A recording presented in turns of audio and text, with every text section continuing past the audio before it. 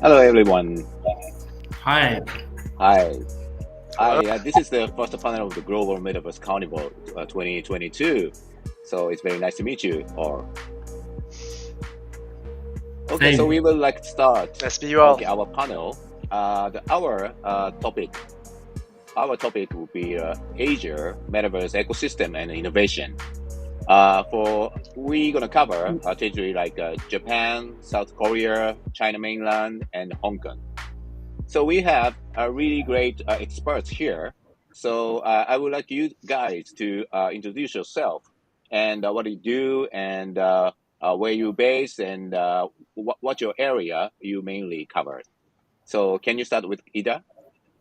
Yes, very nice to be here and good to see you, Taka. I am the Director of Global Affairs at Journey.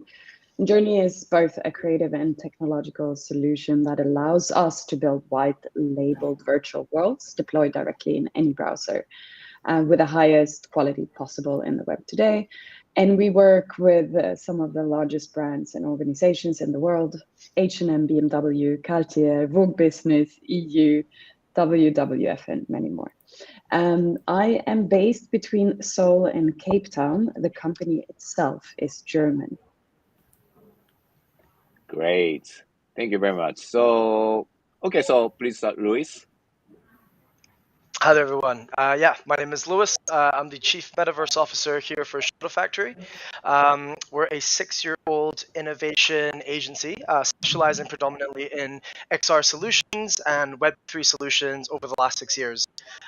We've been servicing, again, a range of sort of different brands and enterprises, all the ways from aviation clients from the likes of Singapore Airlines, all the way down to Fortune 500 manufacturing firms such as ThyssenKrupp, and anywhere in between. Our motto really is just to help companies solve problems leveraging technology. Thank you very much. Okay, so can you start to it, Zeus? Hey, thanks for inviting me to be here. I'm from Output, and Output is a global digital content creator ecosystem and platform. So we serve a lot of the digital creators worldwide, and I believe Ida here is one of our old friends. We've talked before, and despite we have so many creators, we also serve them to collaborate with Chinese brands and global brands and Chinese division in them, because we are based in China, obviously. And we've worked with many brands like Nike, Bulgari, Adidas, and many more. They also made a lot of metaverse innovations worldwide. So we are happy to be a part of it and go along the journey with them. So yeah, we do a lot of activation, Web3, NFT, digital fashion, a lot of it. Great, thank you very much. So that sounds really exciting. Okay, so let me start my introduction. So my name is Taka Suzuki. I'm based in Tokyo, Japan, and I'm a CEO of Meta Tokyo, who is we call ourselves as a Web3 entertainment studio. And we cover metaverse development and also the Web3 NFT producing. So, and also we work with the Japanese brand company and also the entertainment and the artists. Also, we produce the activation with the artists like Carrie Pamu. She is a female popular singer from Japan, and also she was performing at the Coachella festival this year. And also recently, I collaborated with the Japanese Buddhist temple called Hasedera for the showcasing the musical experience by the Buddhist chant. So that was a really interesting experience for metaverse users. Okay, so yeah, so that is really exciting to learn more about the what you did and what you see in the future.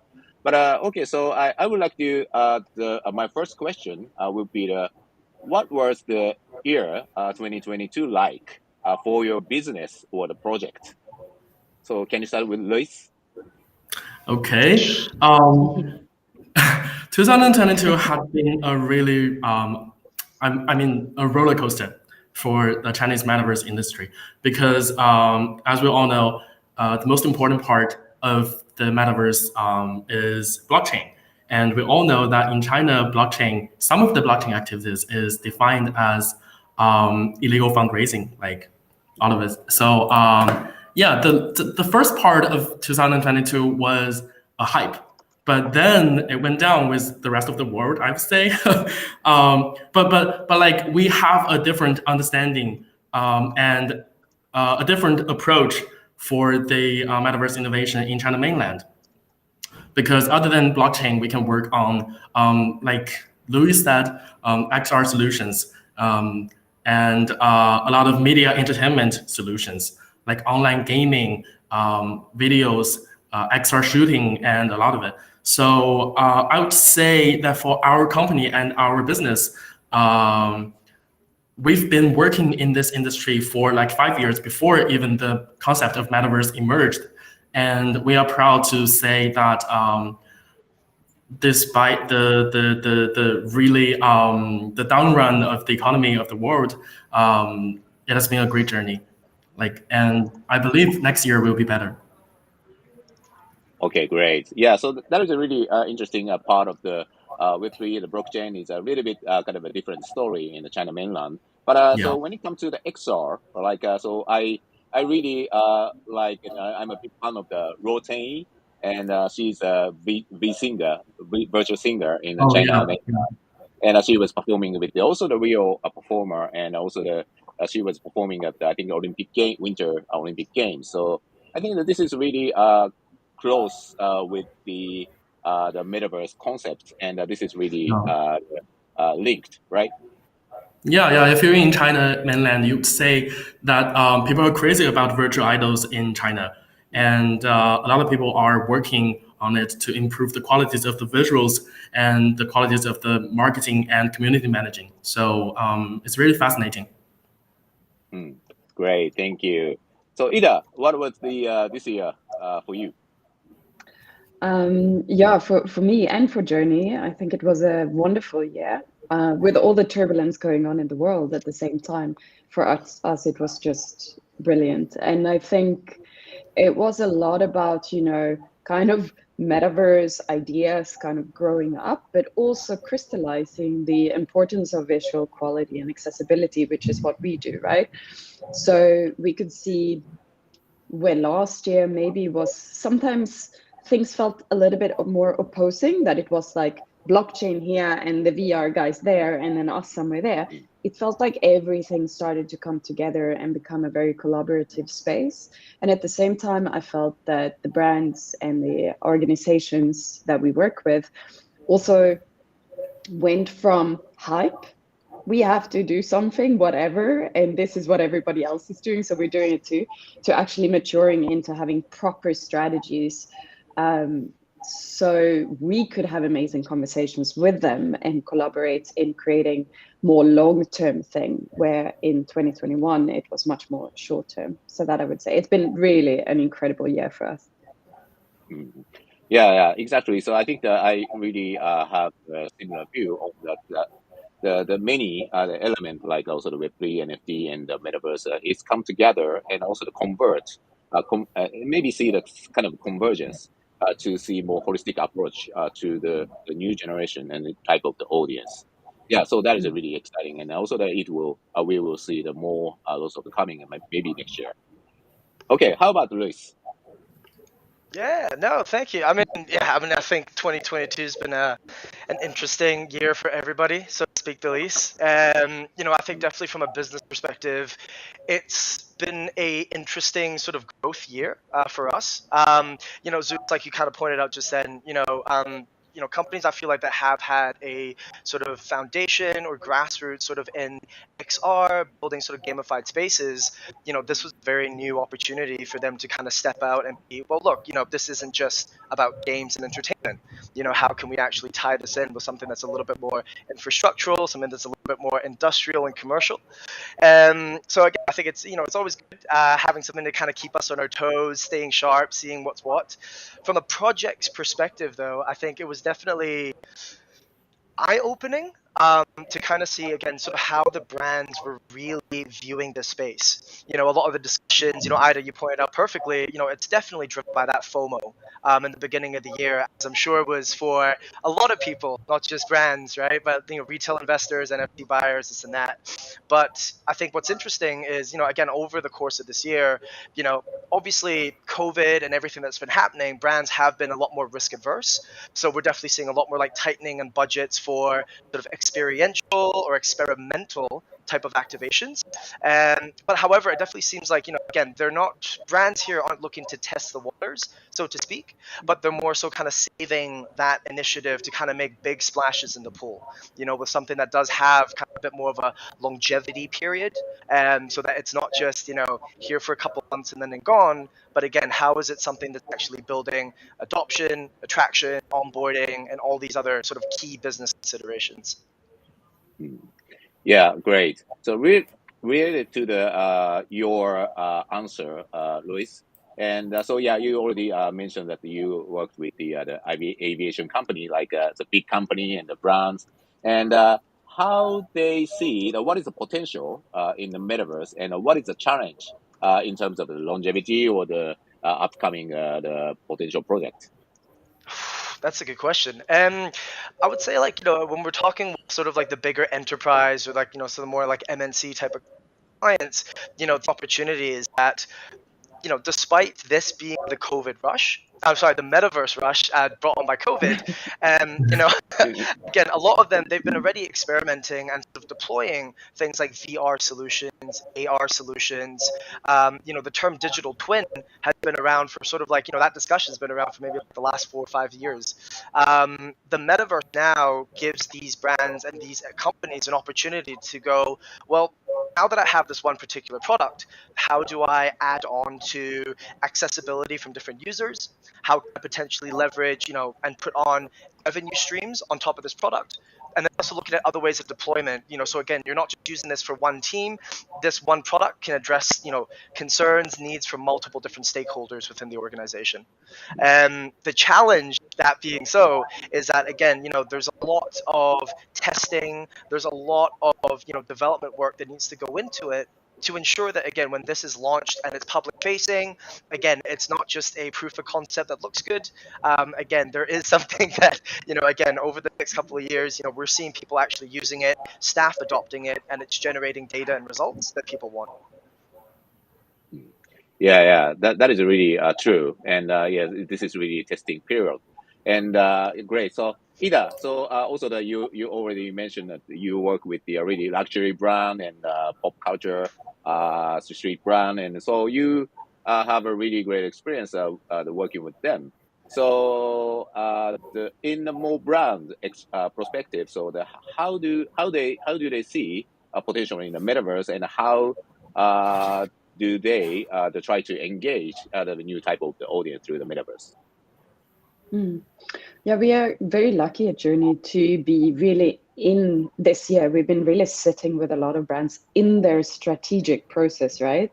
So we have had the opportunity to understand their challenges and what they need to go through. And I see that a lot of them now are figuring out this kind of holistic approach, as holistic as we can be while we're still figuring out what the metaverse is going to be. But one of the main streams is to stay true to the brand representation, where maybe last year we more saw the jump towards the existing platforms.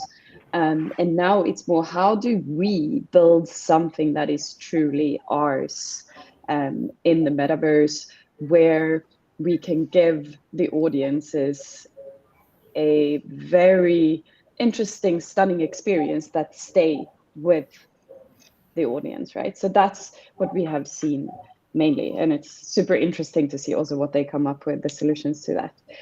But adding to that, what we've also seen is that, brands like H&M, just to take an example, or BMW, you don't have just one audience, right? You range through generations, but also global, etc. So the idea of finding something that is truly accessible, the easy onboarding process where you don't need to have a wallet yet, where the option is there, that we're seeing much more of, which is also very interesting.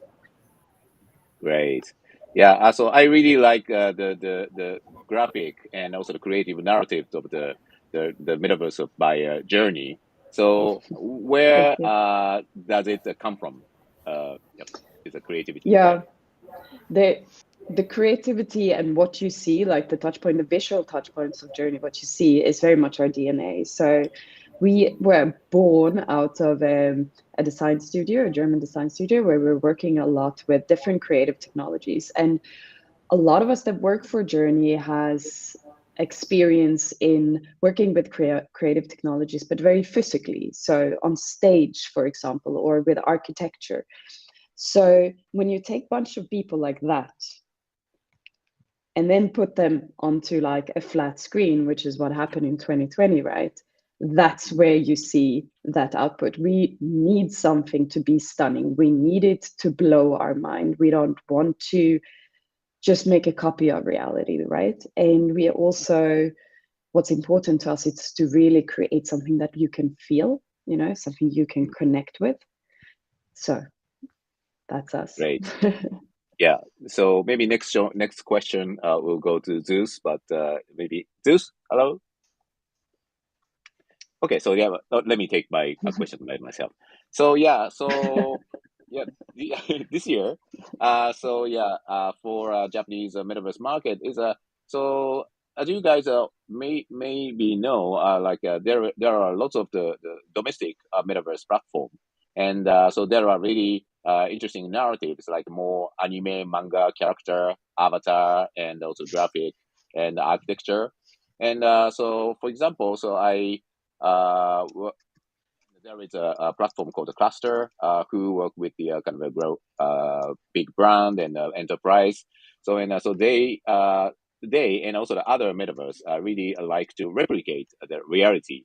So there is the famous Japanese famous the Scramble Crossing in Shibuya. So there is a virtual version of the Shibuya Scramble Crossing in the metaverse, and also there is something in the western city called Osaka, and there is also the key iconic place in Osaka. So there is also the virtual version of the iconic place in the metaverse as well.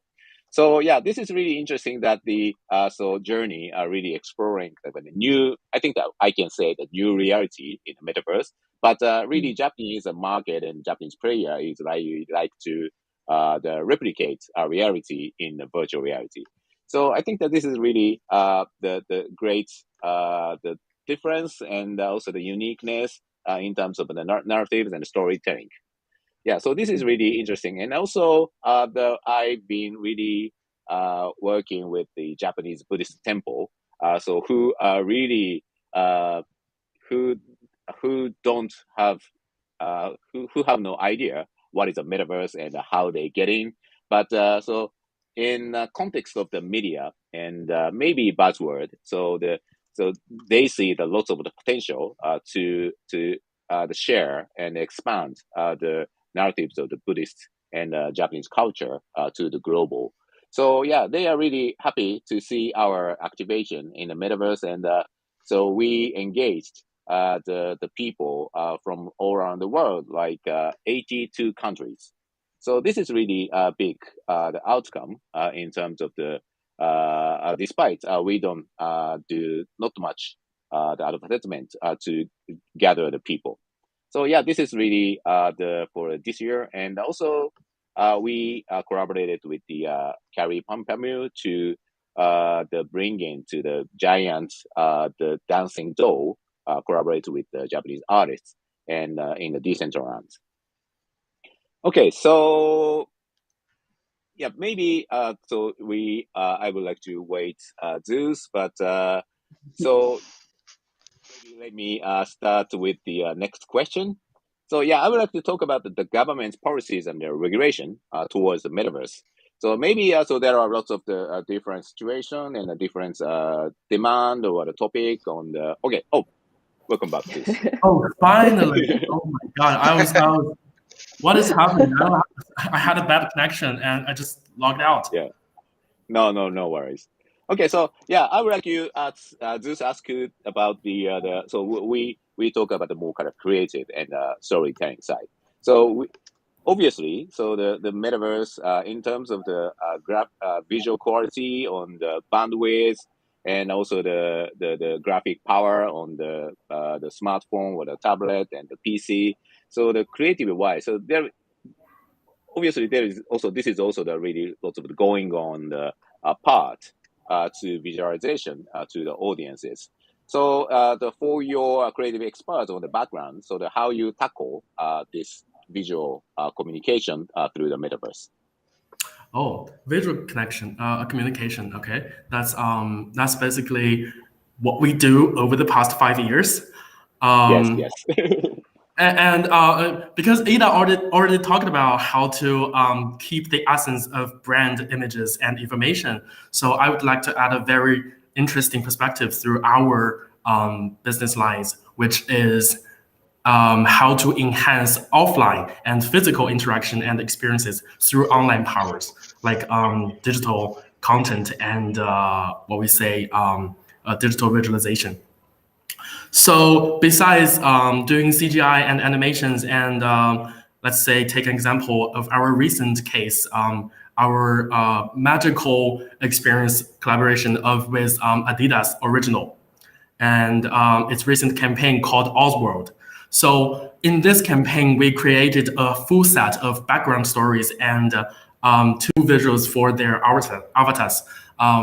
I believe one is called Neo, and it's a boy and a girl. It's a duel. So we not only did their looks, but also we wrote the stories and their social media content, like the whole set.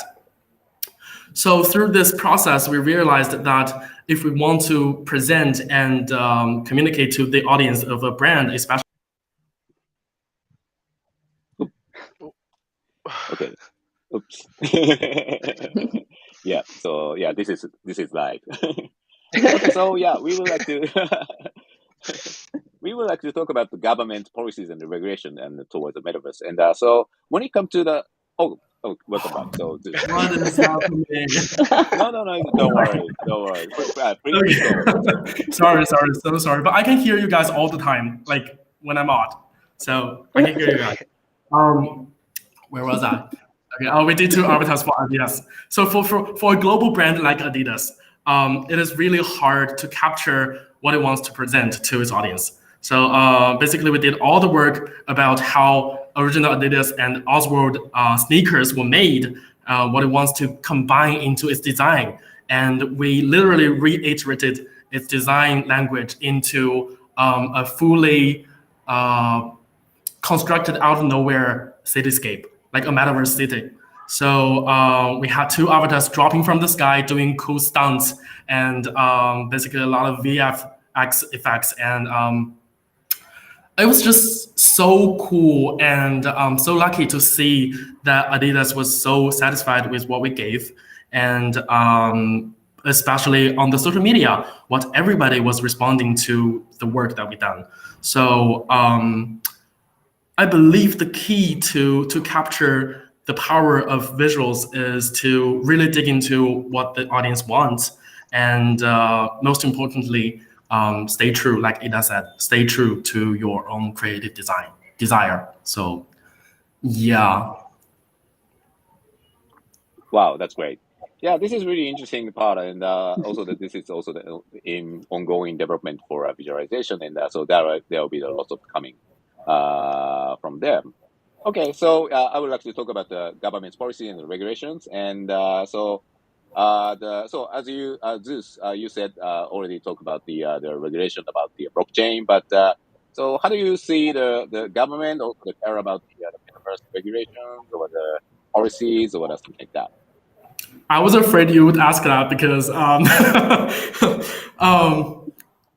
because it's really sensitive to talk about like such policies in China. But I can say that that the mainland has some policies released recently for metaverse development. Like I said, metaverse is not only just blockchain, it's not only VR, it's a combination of all the technology and creatives together. So, for example, July, I believe it's in July this year, that Shanghai, as one of the biggest cities in China and even in the world, released a policy that it is going to invest $1.5 billion into metaverse development, including smart gadgets, our blockchain, which is a little bit different. And video technologies and a lot of it.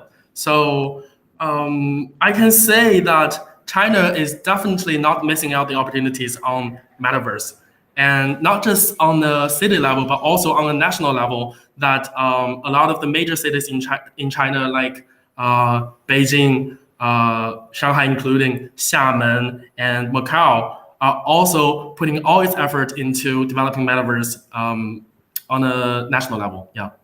But also, I would like to point out that the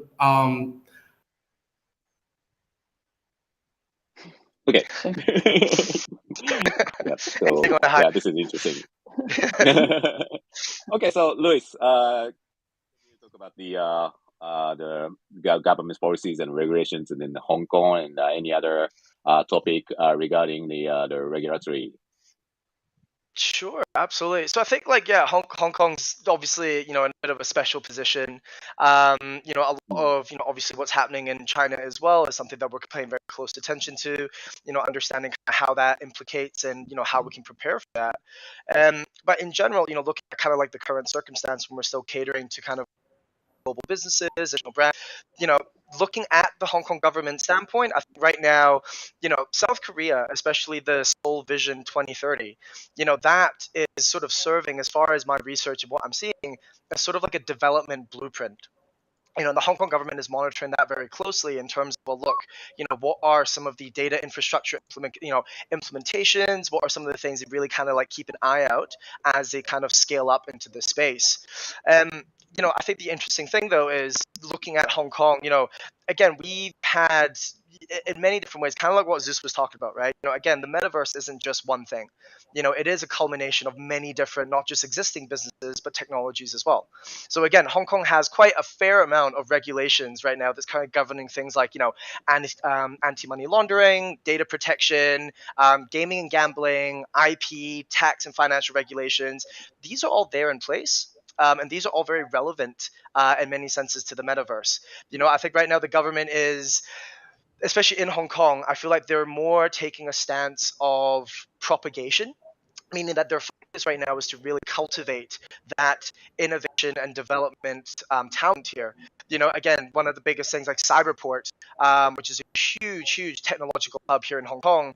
Again, they're constantly giving out, multitudes of different programs, initiatives, incubations to really breed up the startup environment here. Universities as well across Hong Kong, that's where we're actually seeing a lot of these innovations taking early form adoptions. So we're talking things like VR training and things like that. Instead of going straight to the medical facilities, the universities are getting a lot of support from the government to kind of put these into practice, and then kind of understanding again how these individual instances tie on to that bigger sort of metaverse narrative. And also, I would say, from a funding perspective as well, obviously since COVID, the government has been quite active in terms of looking after, the businesses here, providing funds and grants, and we're still seeing that kind of come across even in the metaverse space. So it's definitely a bright future to see where things are going. But yeah, I think Hong Kong is quite in an interesting space, but a good space right now in terms of regulations. Wow, sounds exciting. So yeah, in Japan as well. So yeah, now the government really started to the dig deeper in terms of the regulatory and the policies in terms of the metaverse. But I think that in general, so that is already covered by kind of a digital relevant law or the regulatories. And so this is really good for the business of the lawyer. So they are just saying, okay, so you need to talk about the copyrights management in the metaverse or the licensing about the metaverse. So okay, so maybe we can just cover the existing law. But anyway, so this is, but so we need. I would like to also the address. So the metaverse is already global, like the Ida mentioned.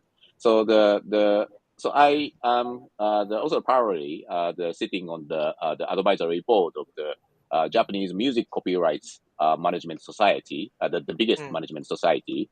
So, and we talk about the how we can the clear the licensing in the metaverse. And obviously, so metaverse for Japan, okay, so we are really good. So we have really already have a guideline in the digital consumption in the metaverse. But so if we talk about the more global, so this is there are some kind of a slightly different concept to how we can clear the license of the music. But so if we talk about the if we the stream the music in the metaverse to Japan and also the Hong Kong or the South Korea, so we need to also to clear and maybe platform need to clear the copyrights license to each country. So that is a really does not make sense in the metaverse era. So I think that this type of the global licensing and also the policy, the gap will be much more clear and also the significant in the future of the metaverse. And also that this is the really big topic for the making the metaverse is more easier to bring more enterprise and the IP and the artists and the entertainment in there. So when it comes to when we talk about the South Korea, so what do you think, Aida? So about the government's policies and the regulations. So I know the platform like the Zepeto is already also the booming, and not only for the South Korea but also global. And maybe from my view, so the South Korea is already they are ready for the metaverse. Yeah, I mean, Korea has, we can talk about that later, maybe the social aspect of metaverse and how ready South Korea was for this and had already done it before it became a global phenomenon, right? But what I find really interesting in terms of, regulations, it's that interesting balance between what you protect and regulate and then also what you support and be a part of building. And as many governments in East Asia, we have this very strict regulation on one side. We're speaking about blockchain earlier and cryptocurrencies. But then South Korea also has a very interesting way of supporting the development, right? And supporting the transition. And we spoke about earlier, somebody mentioned Seoul Vision 2030 and the huge investments into making Seoul the true metaverse city of the world kind of thing. But we also have this division into like a country-wide metaverse ecosystem, which I find super interesting. And there's where South Korea is dividing different cities to have different focus. And this is a strategy that has been used in many different aspects in Korea already. So for example, Changwon will be transitioning from being an industrial city into a hub for metaverse technology. And obviously then there is the support and all of that. Busan is the hub for blockchain technology. And then Seoul becomes this city government with building platforms for how to, create civic interactions with the government online. And they're also working on how do you create interactions between people of government services that go beyond geography and languages, which is also very interesting if you look at South Korea that has traditionally been very close to foreigners. So that is super interesting. And the last point that I would like to mention in terms of regulation, we're seeing development of something like a standard for metaverse ethics in South Korea.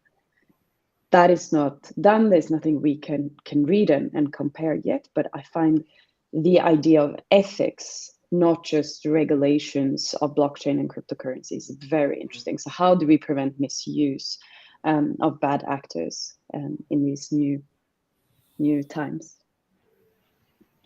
Wow, interesting. So yeah, I think that I remember that there is also a similar type of the declaration, the documents about the metaverse ethics, and also the how which includes how we can make a metaverse better for the people. I think the Kyoto City declare that the type of the document for future. Great. I think that this is really interesting that the metaverse is a really more kind of a direct and also the multimodal communication by the human through the avatar. So I think that this is would be the more important, and also that this should be cared by not only company but also the government. So yeah, this is really exciting to see lots of happening in terms of the government policies and regulatories. Okay, great. Okay, so I would like to talk about the metaverse innovation in each regions. So, Zeus, how do you see the what is the latest innovation from the metaverse or you implement into your activation? Okay. I want to introduce what some of the best metaverse companies are doing in China, and how we share a wonderful relationship and partnership with them. I'm pretty sure everybody knows that recently Unity had a Chinese spinoff. Unity China is now a thing in China. So actually, its office is not really far away from our building, and we actually talk a lot about future developments and collaborations. So not only we participated and collaborated together in our global talent call, open call, which is an affair for recruiting the best quality of virtual avatars and digital fashion. And Unity was in the jury for selecting the best works of the creators that they submitted. So, and Unity is just one of the partners that we can see that are doing excellent jobs in the metaverse cause. So, not just Unity, we also had a very good relationship with NVIDIA China, which we all know is very, very powerful in metaverse. It represents calculating powers, it represents graphic cards, and just basically the fundamental infrastructure of if metaverse is going somewhere. So NVIDIA, we, I see Louis laughing. No, you're right. I mean, look at USD, right? Universal scene displacement. Like, how big of a splash was that? Yeah, exactly. So NVIDIA and we are going to launch a virtual avatar for a Chinese celebrity and doing the whole thing for her. So I can say that we are very confident to create the experience of the next generation for metaverse in China. But speaking of the different aspects of metaverse development, we also want to point out and take an example of our recent case of VR experience of Macau's St. Paul Church reconstruction. So we basically did a digital twin of the ruined church, which only had, I don't know, not really much left. Okay. Come on.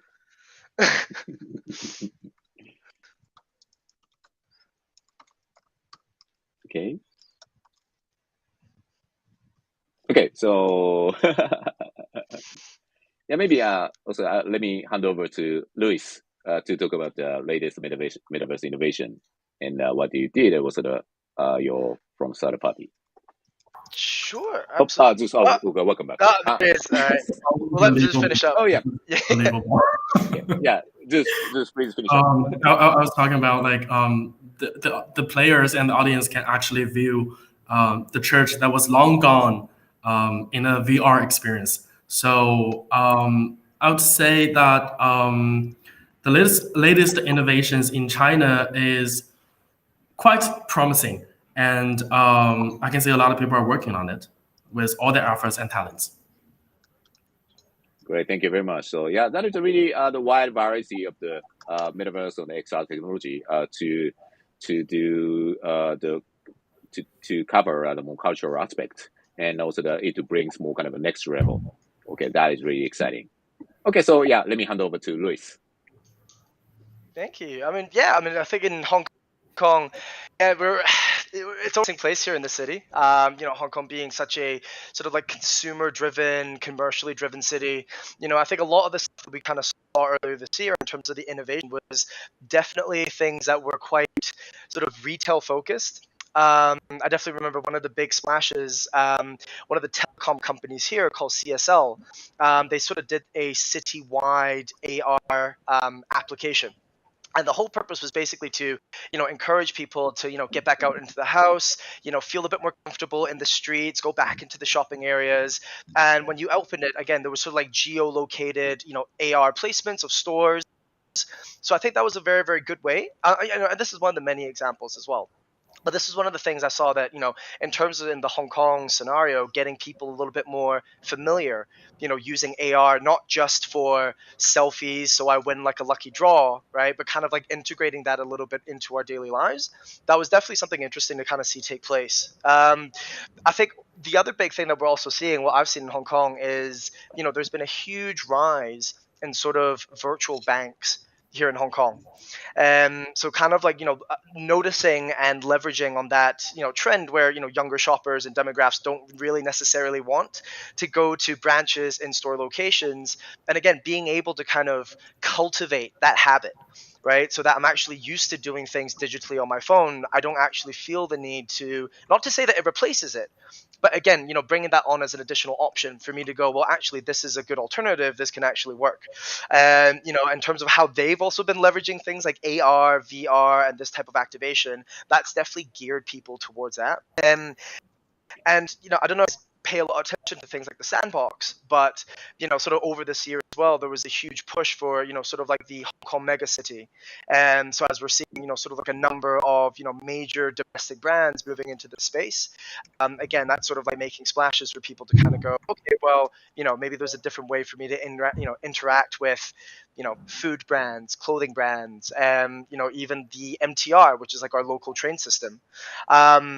I think it's interesting. Yeah, I mean, absolutely, to see everybody put up splashes like that. I think one of the things I'm definitely more interested to kind of see take fruition. First of all, there's a company called Asia Top here in Hong Kong, which is basically a Web3 loyalty company. And again, I think they were one of, a very successful execution in terms of understanding how to leverage NFTs for a CRM purpose, and utilizing that for retaining customer loyalty, which again is something very, very common in Hong Kong. Everyone's used to buying something, getting points, and then points getting me extra stuff. Again, leveraging that narrative to kind of step into Web3. That was definitely a very, very impressive move that they kind of did. And also seeing some more of the government, well, I'd say more of the infrastructural entities here. So say, for example, the Hong Kong International Airport. They've also been quite eager and quite forward thinking in terms of leveraging digital twins, like we talked about before, and utilizing that for internal planning, optimization, growth, and then now looking in again in terms of ways of expansion, how to actually make that a little bit more not just internal facing, public facing, scaling that to be sort of like another version of a metaverse. That's super exciting.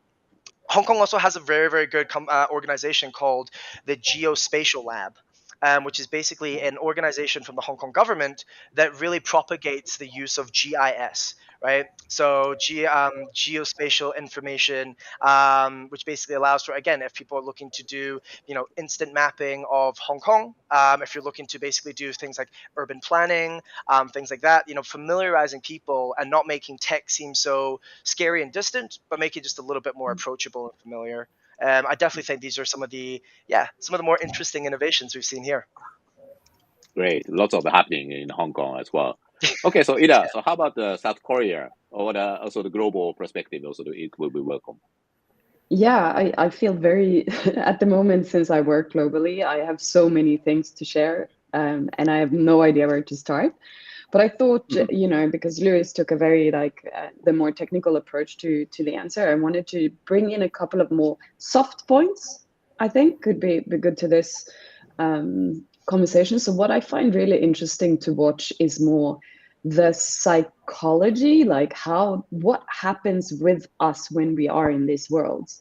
And a few attempts that I watched the last year on this, and some of it, and a really interesting case was done by my friends at IFLAND. The content management team there, they actually had a theater piece, like a participatory theater inside Ifland. And what they did was that they opened the audition for any users to participate. And what they saw was that, just your general person who maybe had this little nudge their whole life of wanting to do something in theater, wanting to perform and all of that, they actually were braver to try it out in Ifland. And the interesting aspects, and this is something that I watched globally as well, with, when we're trying to understand how this digital lives are impacting our physical lives, was that people said afterwards that they actually would like to do something in the real world now. So watching how we kind of can become braver, or maybe go beyond what we thought we had to be and become a bit more of ourselves and express ourselves more, not only in the digital safe behind the face of the avatar, but also physically, something that I'm watching and finding very interesting. And to piggyback on that idea, we did a concert in the Philippines together with H&M. And what we saw in the responses is, again, that link between the physical and the digital and the physical experience. The feedback, now I don't have the numbers. I just came back from vacation this morning, so I don't remember any numbers or anything like that. So give me a week and I'll be back on track. But a really high amount of the participants said that they wanted to have physical merch. That's what they were wishing out of the experience. So I found that really interesting. A digital experience, but you want your physical, band t-shirt, just like when you go to a concert. So those are the things that I'm kind of like watching, apart from all the different cool innovations that Lewis was mentioning as well. Wow, interesting. So yeah, that is really fascinating to see the bridging the gap between the real and the virtual, and also the metaverse and the universe. So I think that this is also the maybe could be the topic for next the theme. But so I would like to mention about the innovation in Japan. So this is I'm not involved in this project, but so there is the company called Pocket RD who is developing the 3D scan for the avatar. So this is not special, but so they are partner with one of the largest artists and the comedian management company in Japan. And then so they scanned as many comedian in Japan as possible and scanned to become avatar. So yeah, I think that in the technical perspective, so this is really like a Ready Player Me. But interesting part of that is, so there are going to be more company or the enterprise or the regional government with the launch their own metaverse. Okay, so the talent agency can send the comedian as the one of the key the celebrity or the key the player in the space, and they can do some stand-up comedy or the talk show or some activation in really many metaverse. Besides that they move out to the nationwide. So I think that this is really interesting use case to if the talent could be crowded, so they would have lots of the opportunity to exposure in the metaverse but regional. And also the other one is also the NFT project I'm producing with called the City Pop Tokyo, which is really the ladies and the boys and the girls with a flavor of the Japanese 80s, 90s, the cultural, the graphic and the visual, and also along with the music and the project for a metaverse. And also the NFT holder can support the each NFT character as talent, and so that they are growing up as a talent or the celebrity in the future. And and now we have a plan to make each the NFT character into the virtual singer or the virtual talent through the motion capture technology, and also the bringing them into the metaverse. And so that is a really special utility for the NFT holders, and so that we can grow the NFT project as a really different perspective. So that is a really interesting the combination between the Web3 and the metaverse. But this is also the really uniqueness of the our flavor of the manga, anime, virtual singer. Okay, great. Okay, so I would like to the final question, and so I would like so it is really December 2022, and also that we're gonna soon have New Year. So the how do you see what is the next for the metaverse? Maybe next year. So the Zeus, can you start? Okay. What's next for the metaverse? I would like to talk about the concept of creator economy. So it's actually the foundation of Output and why we're here. Over the 5 years, we have established a global creator network of more than thousands of creators in more than 20 countries. So we help serve them, but we never feel like we have done enough because they have much more potential and much more creativity, energy to unleash. So and we can see a lot of companies from infrastructure level, from application level, from entertainment, from a lot of things are working to better serve the creators because they are fundamentally the source of everything we see in the metaverse. So in this process, Output wishes to be a global network, and we focus on maybe today we help them connect with brands, we help them connect with whoever need their creativities. But in the future, we would like to offer them assets. We would like to offer them everything they need to create what they want. So. Yeah, and also I would like to point out that despite the down run of the blockchain ecosystem, an independent working on itself and in a very smooth and a fluent way, financial system is very important. So that the creators can hold on to their assets and their whatever they need, their value to monetize, to manage, to just let it flow in the community. So yeah, I think the next year definitely is the year of creator economy and what everyone individually wants in their own metaverse. Okay, great. Yeah, that is really important. And also the downside of the crypto maybe would continue to the next year. But on the other hand, so the company like Starbucks or the other companies or will try to utilize the blockchain for the fan club system. So kind of that. So I think that this is maybe it could be the kind of a new level for next year. Okay, so maybe I would like to take the next turn from a Japanese perspective. So yeah, I think this year, so there are lots of the virtual Shibuya, virtual Kyoto, virtual Osaka. So there are lots of the replicated real place into the metaverse. But there is a really challenge for everyone. That is a longevity in terms of the community. So I think the next year, so the community for a metaverse, how we can build the community to bring more people continuously. This is really a big topic for a metaverse, and also that this is also the relevant to the interoperability, and so how we can brand it ourselves, like also for example, Meta Tokyo in the multi metaverse, like.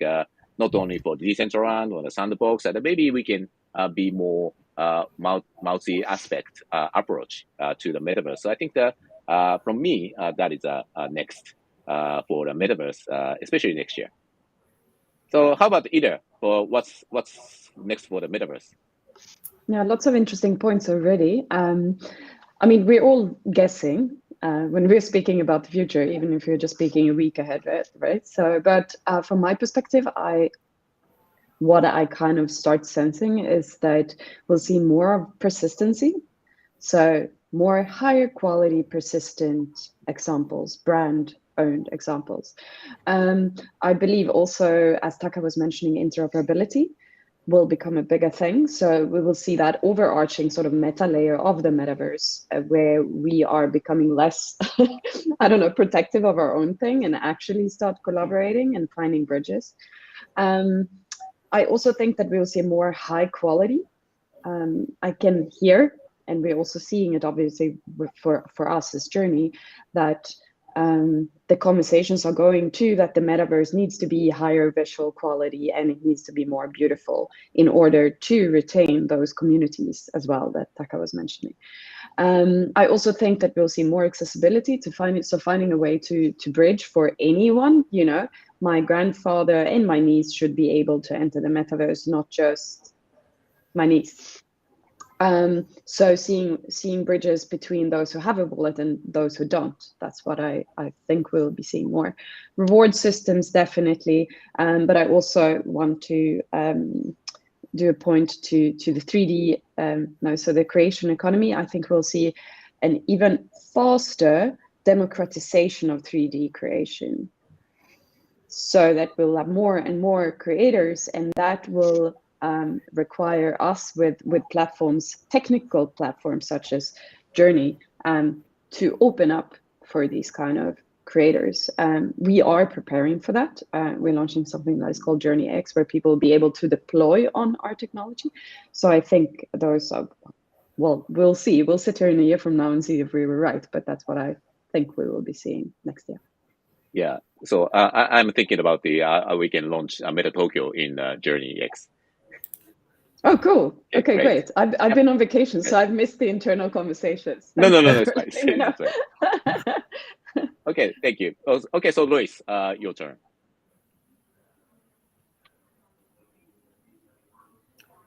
You muted? I can't hear you. No? Your mic muted, Luis? No, he just took off the headphone.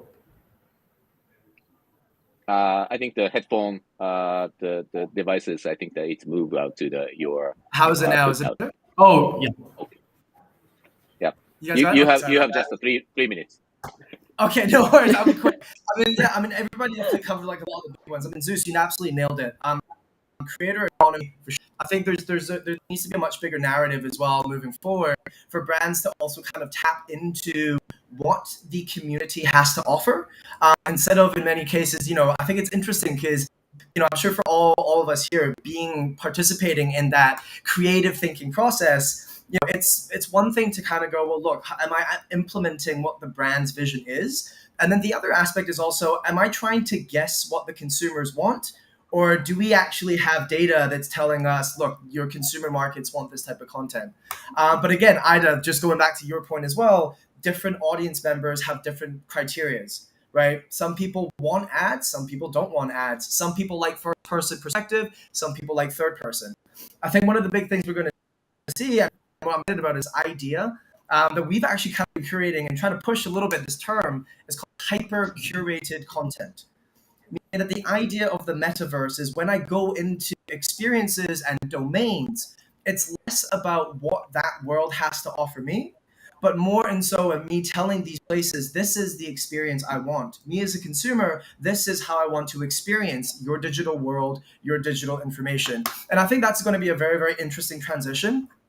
One of the big things for me, though, is, I very much kind of keep an eye on what happened to game companies. Things like MMORPGs that have existed for the last 10, 20 years. What were their growth plans?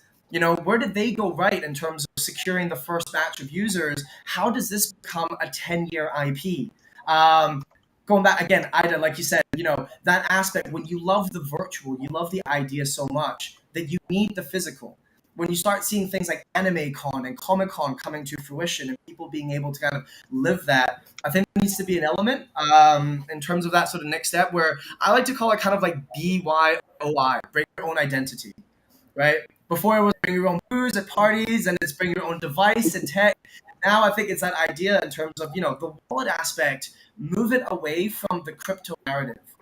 Right? The wallet really isn't just a place for you to store digital assets. If used correctly and if explained correctly, the digital wallet is very much your passport, so to speak.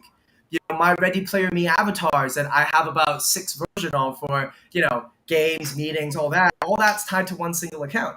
So I think when you kind of start seeing that little bit of you know I way of thinking kind of adopt a little bit more, I think there's going to be a huge boom for it. And lastly, the final point is I am very much keeping an eye in terms of what generative AIs are going to play in the role of production and development. For us again, we have a team of 35, 35 and more of Unreal developers, Unity developers, front end, back end. We build everything in house, so we very much have to keep an eye in terms of where things are heading. Again, I think definitely seeing that whenever something kind of Unreal Engine 5 came out onto the market, people kind of freak out. They flock towards that. Call of Duty, again, 800 million US dollars in the first week because their whole platform was built on Unreal Engine. There's a huge narrative around, look, people are already developing a level of expectation for games and digital experiences. And I think what we're going to see next in the metaverse is, these companies realizing that, look, visual representation and visual fidelity is going to play a huge role in terms of how people experience and how people immerse themselves, whether in VR, whether in laptop, whether in my mobile, through these different digital stories, experiences, and metaverses. Great, thank you very much. So yeah, time is running out, and so we can talk about this for all night. But so yeah, so what we understand is really next year will be far more exciting than this year, and also the metaverse has a lot more potential, and also we have lots of things that are coming out from our solid project. So look forward to next year. Thank you very much, everyone, for this panel. Thank you. Thanks, everybody. Thank you. Thank you. See you guys. Bye-bye. Bye. Bye. Bye.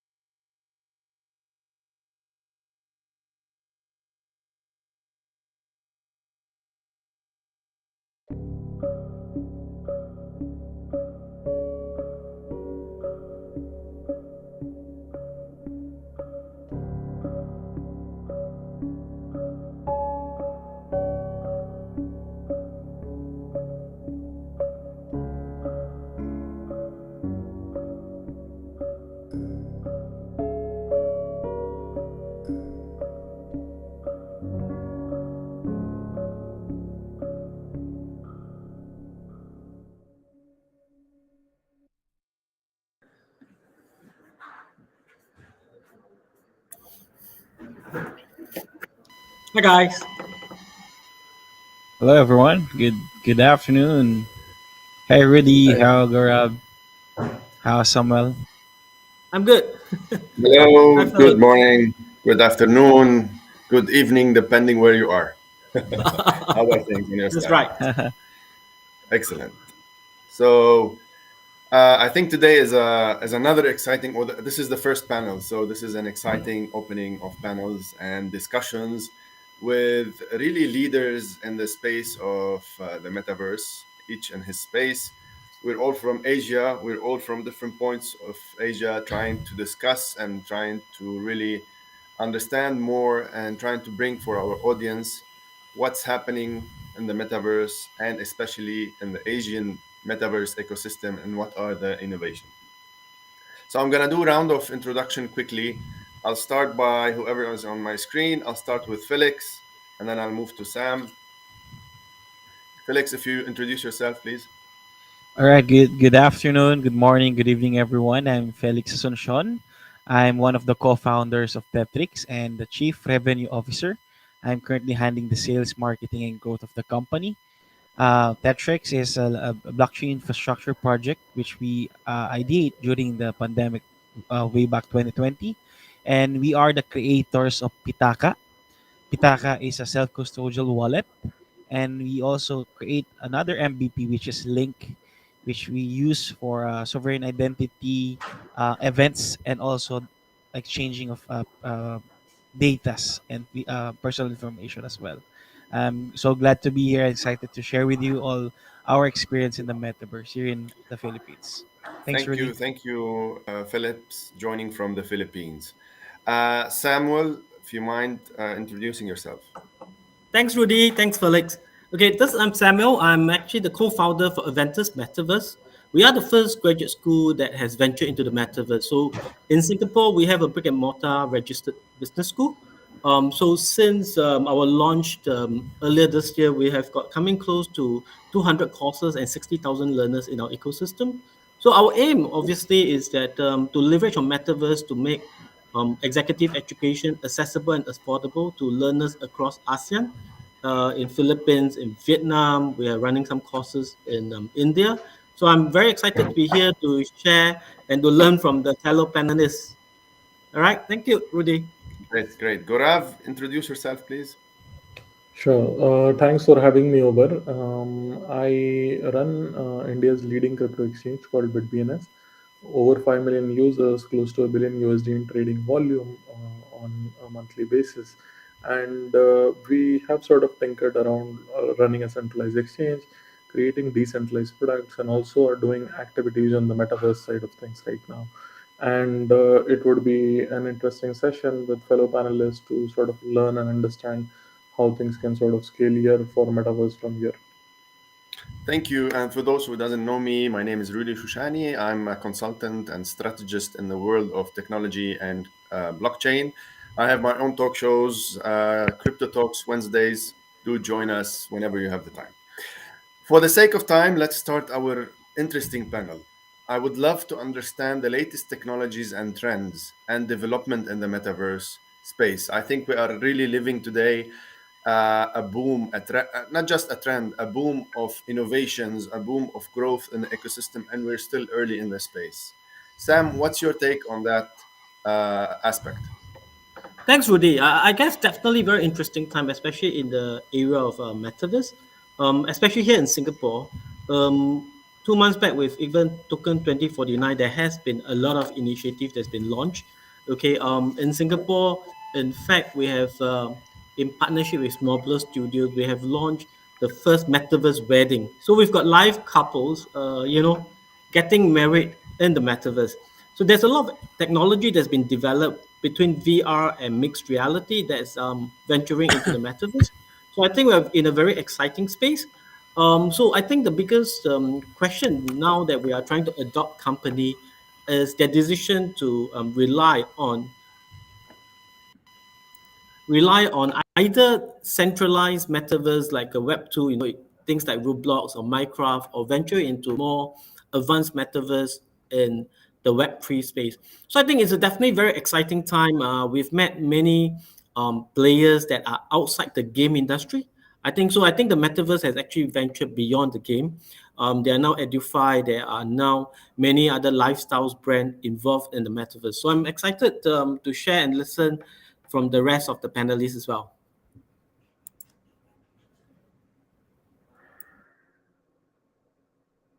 Rudy, you're on mute.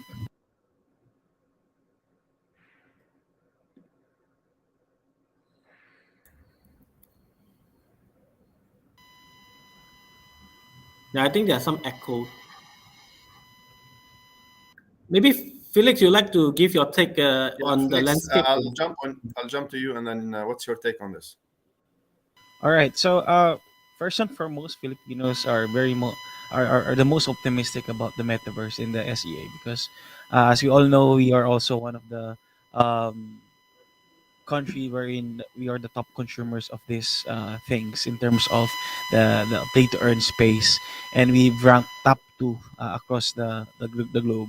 And in terms of the adoption, I'm seeing a lot of communities participating in this space in terms of supporting one another, continuously building amidst the current market state.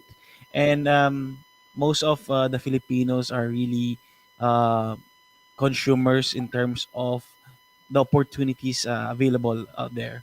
So in terms of the market trend or the latest tech trends, there are a lot of builders currently as well in terms of the talent availability. We've met a lot of builders across our country in terms of um, like creating a virtual island so that we can able to appreciate the beauty of the islands here in the Philippines. There are these developers that have been creating a very beautiful artistic scenery in Bacolod, wherein they showcase this amazing place where and also the culture in this area. And just imagine the builders of this space are actually from universities and schools, and they are being um, mentored by a specific person who have been onboarded on Sandbox. And these are the things that are we are seeing because personally I started my crypto journey 2017, and I'm so overwhelmed and glad that there are a lot of builders across the globe. And looking at the business cycle, the more people build on this space, the more it will be much more stable. At the same time, it will be more optimistic in terms of the current state of these latest trends as well. Yeah. Ready? Sorry, I'm having technical issues with my microphone. Anyway, thank you for your interesting point of view. I'll jump into another question. What are the main pain points of building in the metaverse? Gurav, I'll start with you. Sure. So what we have sort of typically seen with metaverse is because the platform is entirely different, the experience is unique to the user. So onboarding friction is there. There is certain onboarding friction. Some of the device-led sort of activities around sort of VR as well are sort of costly right now in terms of a price point, and we'll see a lot of steep step changes that could sort of happen there. We are though interestingly seeing adoption. So European Union just yesterday conducted a meeting in Metaverse, and there are a lot of other sort of ways in which uh, office meetings have started happening there. Communication for a film set versus a director and actors have started happening via Metaverse, and a lot of these activities are sort of flowing through. We expect that we'll see more mainstream adoption as the onboarding friction reduces and more people get onboarded onto it. Right now, Metaverse would not have more than a few million users. Compare that to the scale of, say, something like WhatsApp, which would have 2 billion daily active users, right? So we have a long 1000x to 1000x journey to sort of go from here, and reducing some of these cost components, structures, and the experience improvements would sort of help us scale from here. Right now, that is the more critical sort of an issue, that there are no existing users, not a significant amount of existing users who have tried Metaverse, and the experience is different on each sort of platform. So standardization, improving the experience, and making the onboarding like quick within 5-10 seconds would be critical to sort of drive it from there. Very interesting, your point of view. And I love the 1000x numbers because I think this is a very big market and then the growth of it. I watched yesterday interview with Bill Gates in 1995 with Jay Leno, if I'm not mistaken. And they were explaining how the internet, what is the internet actually back in 1995. And I think we're living again in 2022, the same question: what is the metaverse and what is that boom of the metaverse, where we're going in the future? So I think that we're very collided in aspect. I'll ask the same question, the pain points of companies building in the metaverse. Felix, I'll ask you that question. Yeah, with regards to the pain points, actually, number one, there's a problem with the connection between the metaverse from the each and every enterprises that are building. Meaning, if I have a an avatar on this specific metaverse, currently I cannot use this on another metaverse, right?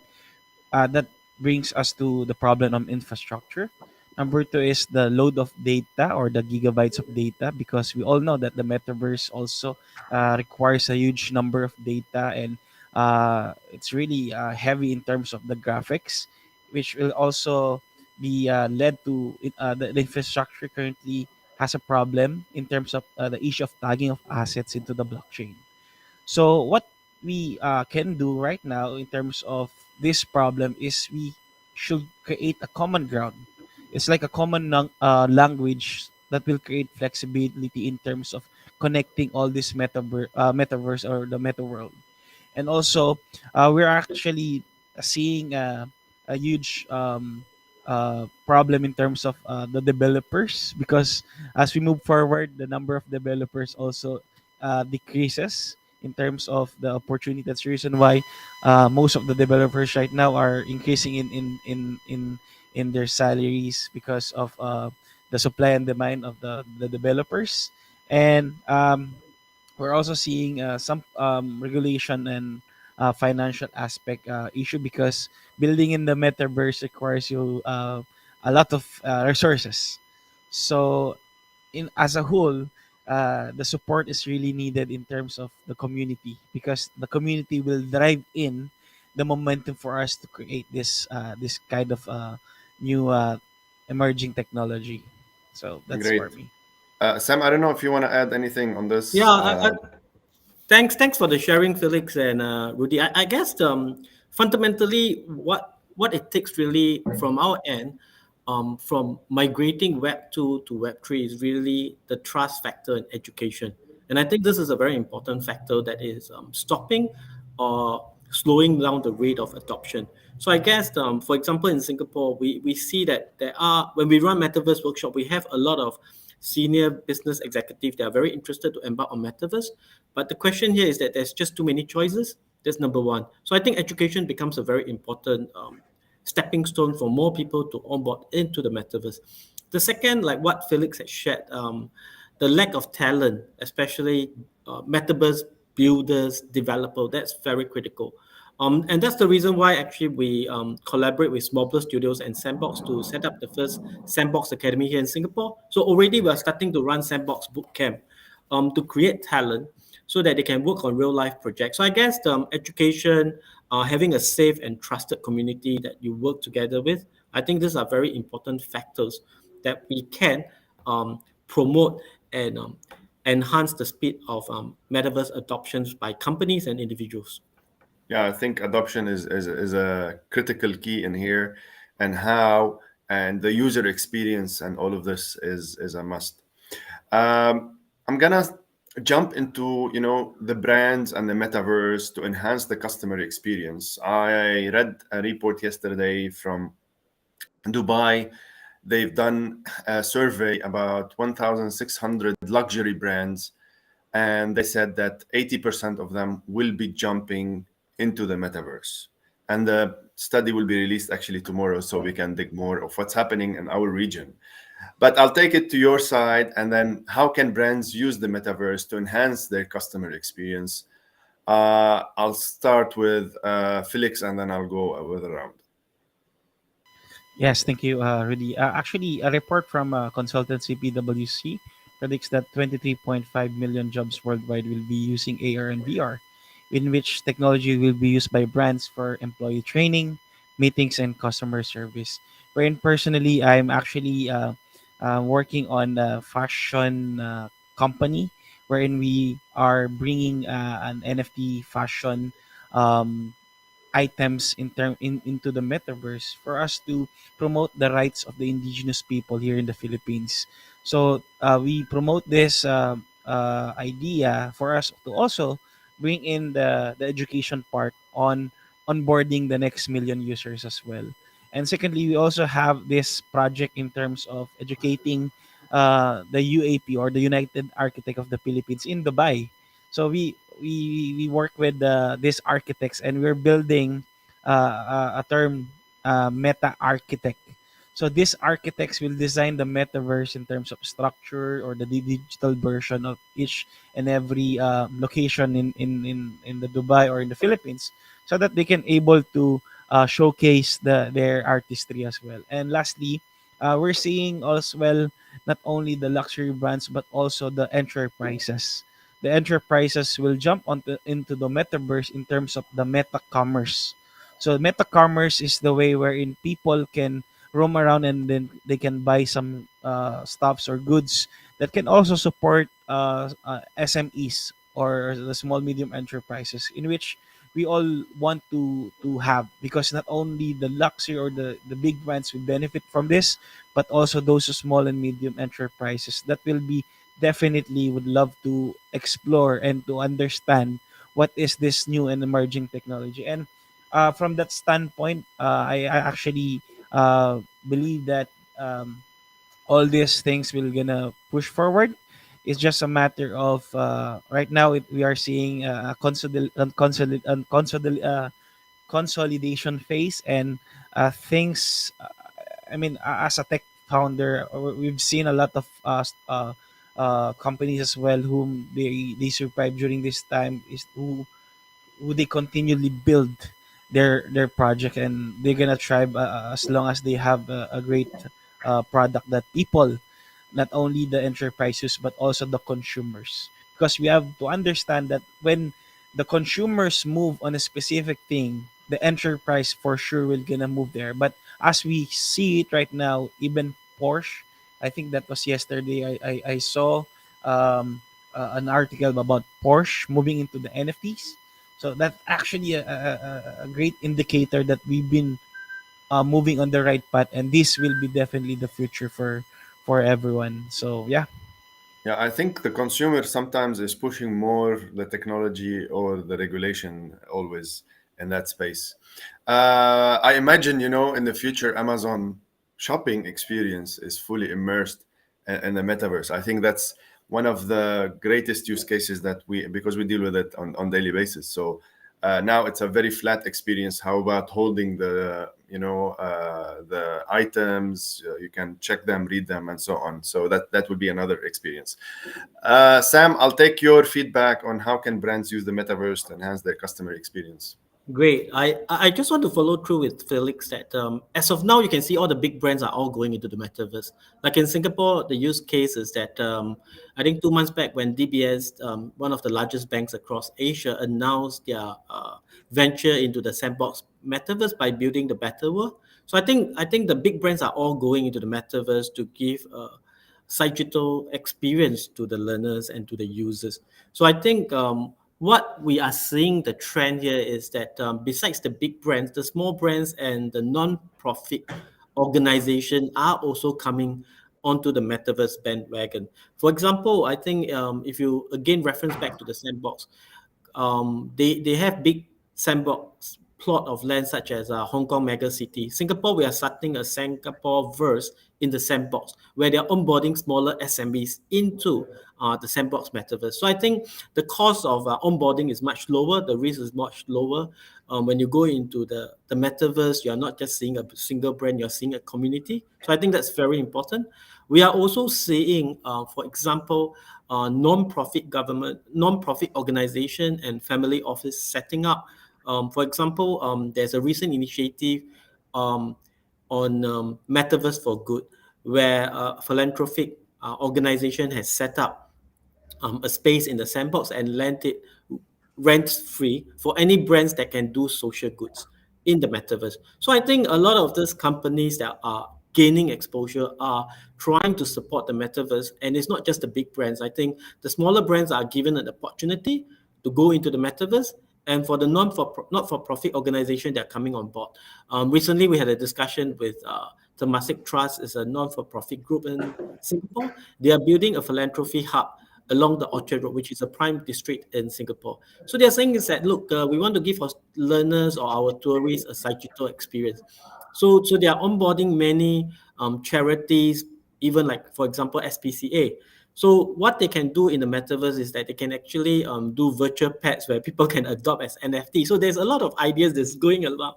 So I guess what we're sharing and what we're experiencing here is that there's many ways to go into the metaverse, and it doesn't have to be a mega project. You can start with a very small project, a very low risk project. And I think that's what is encouraging smaller brands coming on board, because the mass adoption has to come from the smaller brands, because there are a lot more SMEs than MNCs.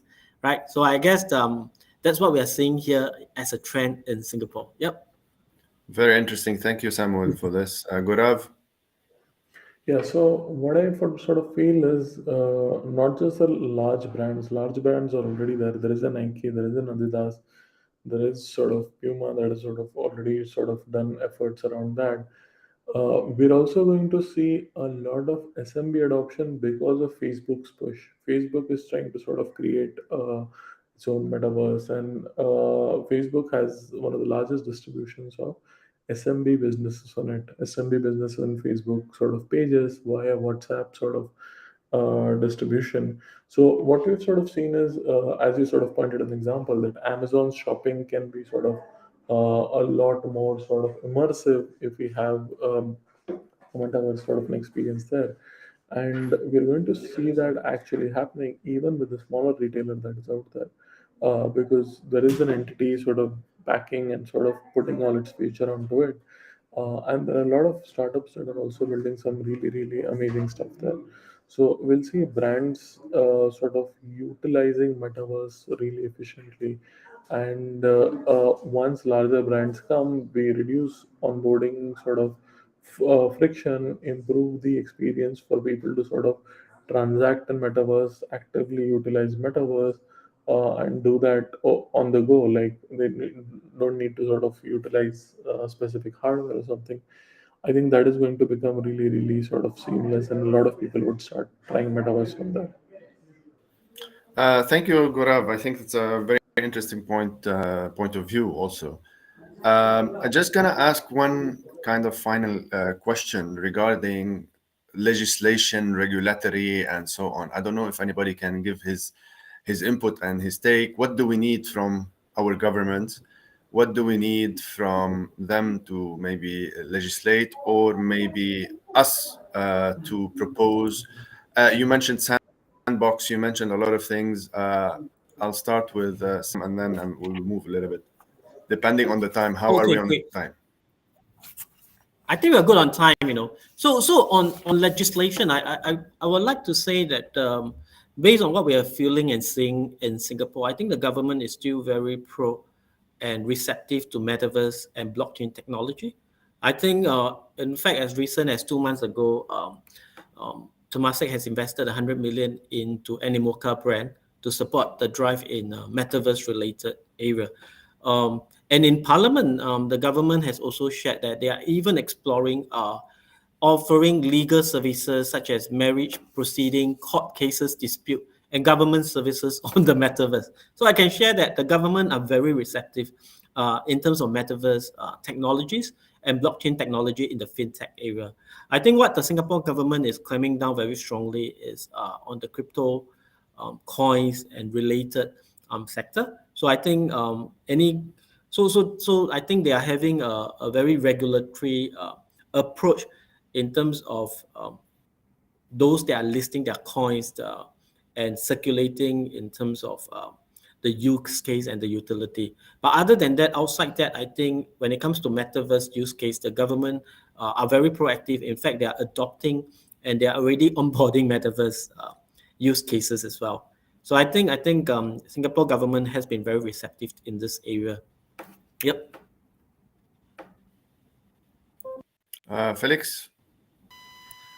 Yes, same with Samuel. The Philippines is also very open, and in fact, our one of the Department of Technology here in the Philippines are working on some tech startups in terms of creating this platform to also reach further education to the users. And the CBDC has actually announced that it would launch a wholesale central bank digital currency project slated for the last quarter of 2022, stating that we may have the potential to improve domestic and cross-border payments and might help boost our country, Philippines, to recover from the ongoing crisis that the pandemic brought here in our country.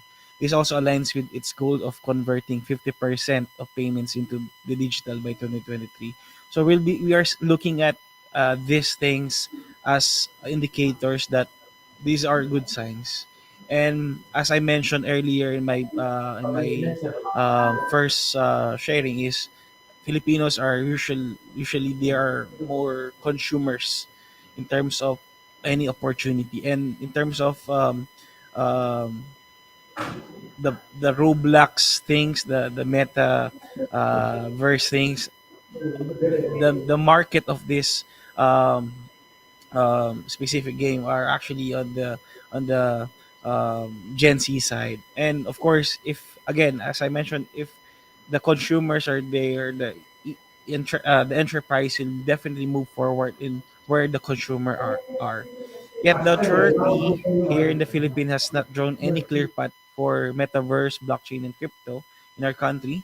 Our legislators, regulators, and market participants have expressed their views, which is remains elusive. So currently, we're still unstated, but it will remain so until the impact of blockchain and crypto innovation are understood.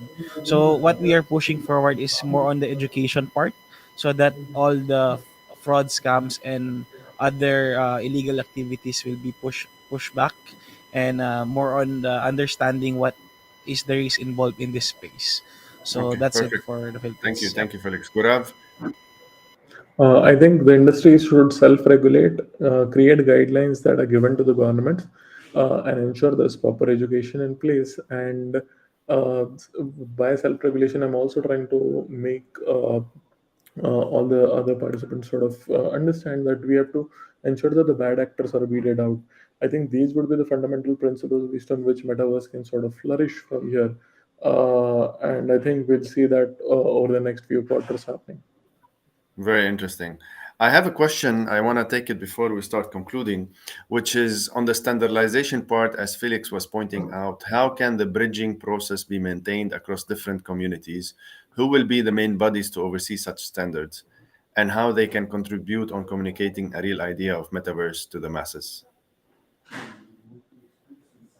I don't know, Felix, if you can answer that.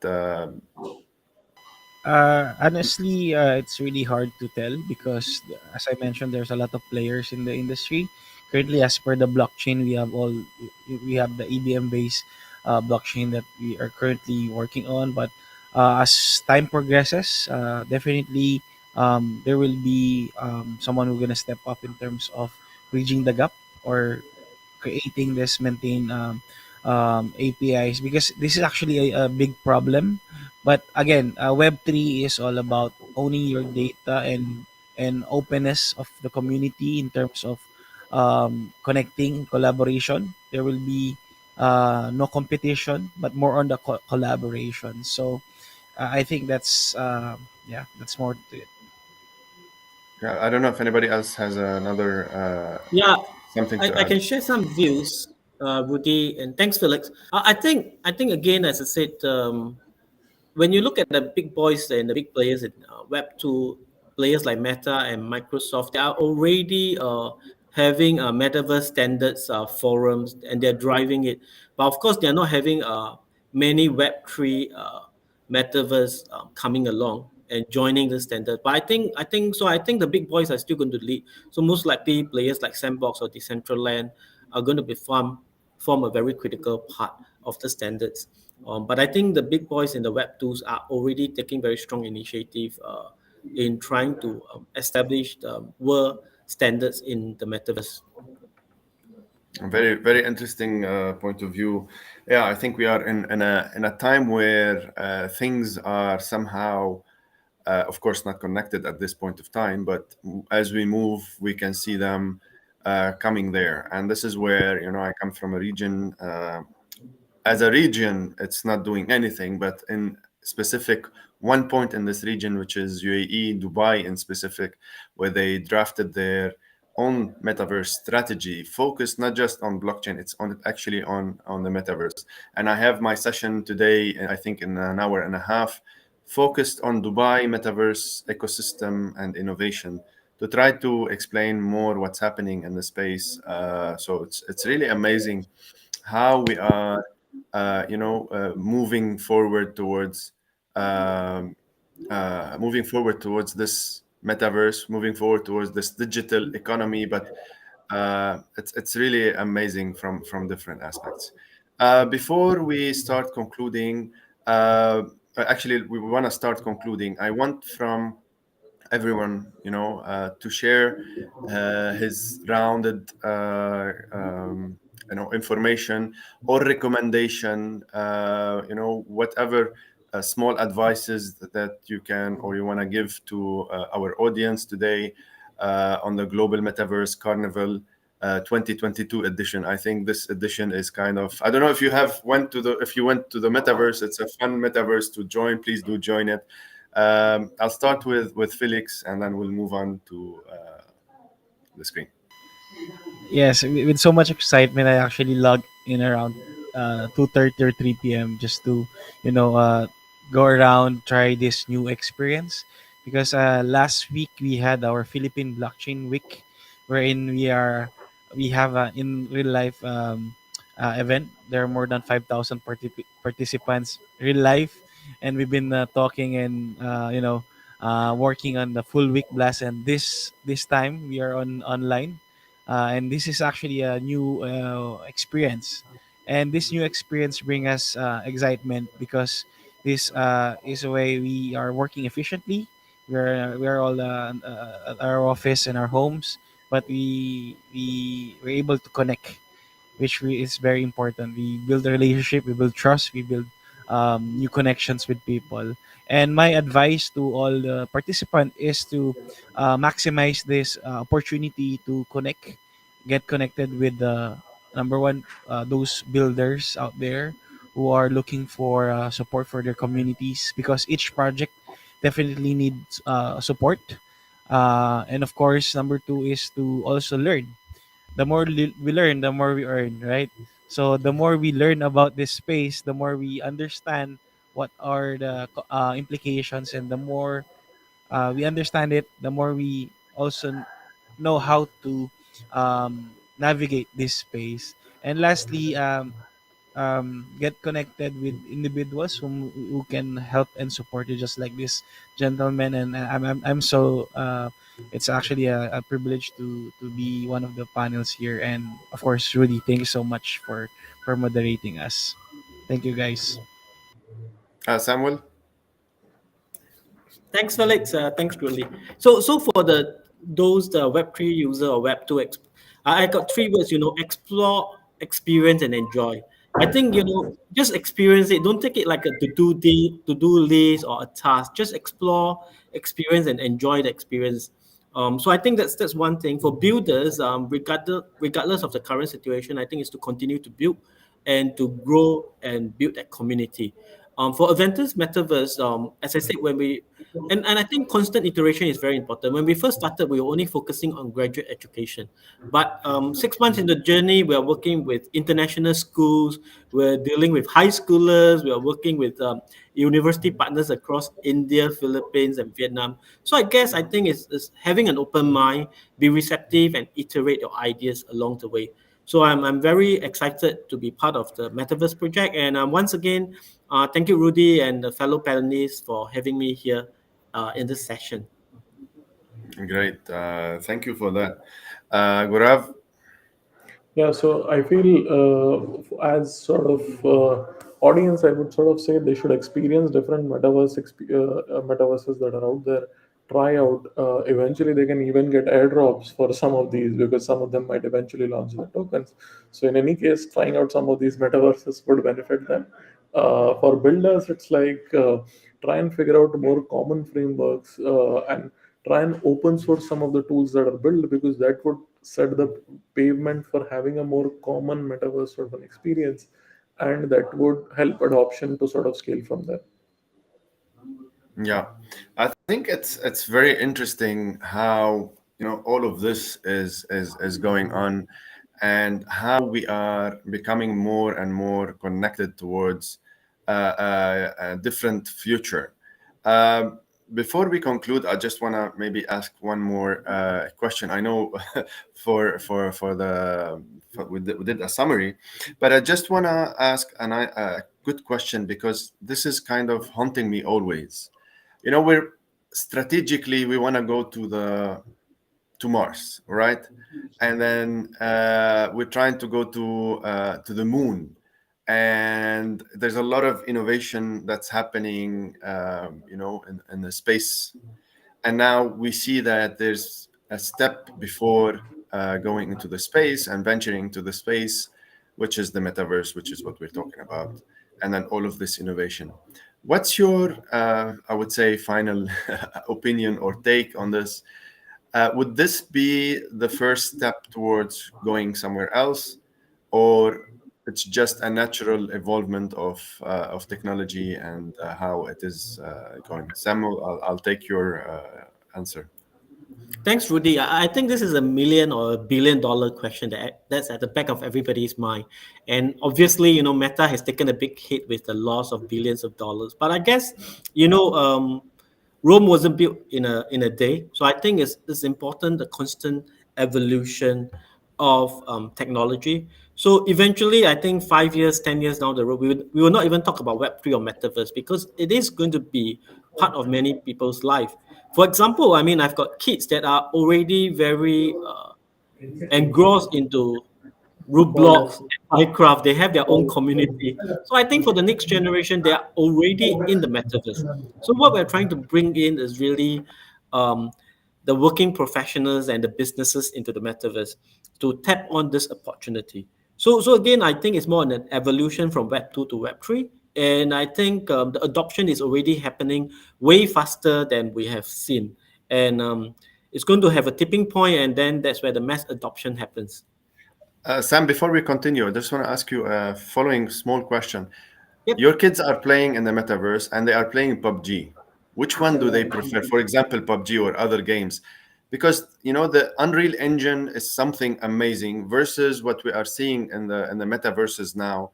We went back, many years, but do they have an opinion on that? Because Very I really want interesting. to. Rudy, back to number one, and I think that's what we are all sharing. Community. To them, it's not how photorealistic, how high definition the game engine is. It's really the community. All their friends are in Roblox. All their friends are in Minecraft. So it's very difficult to move them. It's very sticky, and they're creating their own content. So I think once this kid starts creating, it's very difficult to get them out into venturing into another metaverse. So I think while the graphics are important, they are not very fixated about having high definition. They are really more focused on the community, the ability for them to engage with their friends, and the ability for them to create and share. Okay, thank you. Felix, I'll take your answer on where we are going into this. Yeah, first and foremost, I was a gamer. My co-founders, we met in a game, which is Okay. a MMORPG, and then we were able to build Tetrix. So that was during the lockdown. And as while Samuel is talking about Roblox, I was actually wondering when we were playing Sims, when we were playing Farmville, when we Yeah. were Ooh. playing these games, Ragnarok. Yeah. These are actually games that are already there 10 years, 15 years, 20 years ago, right?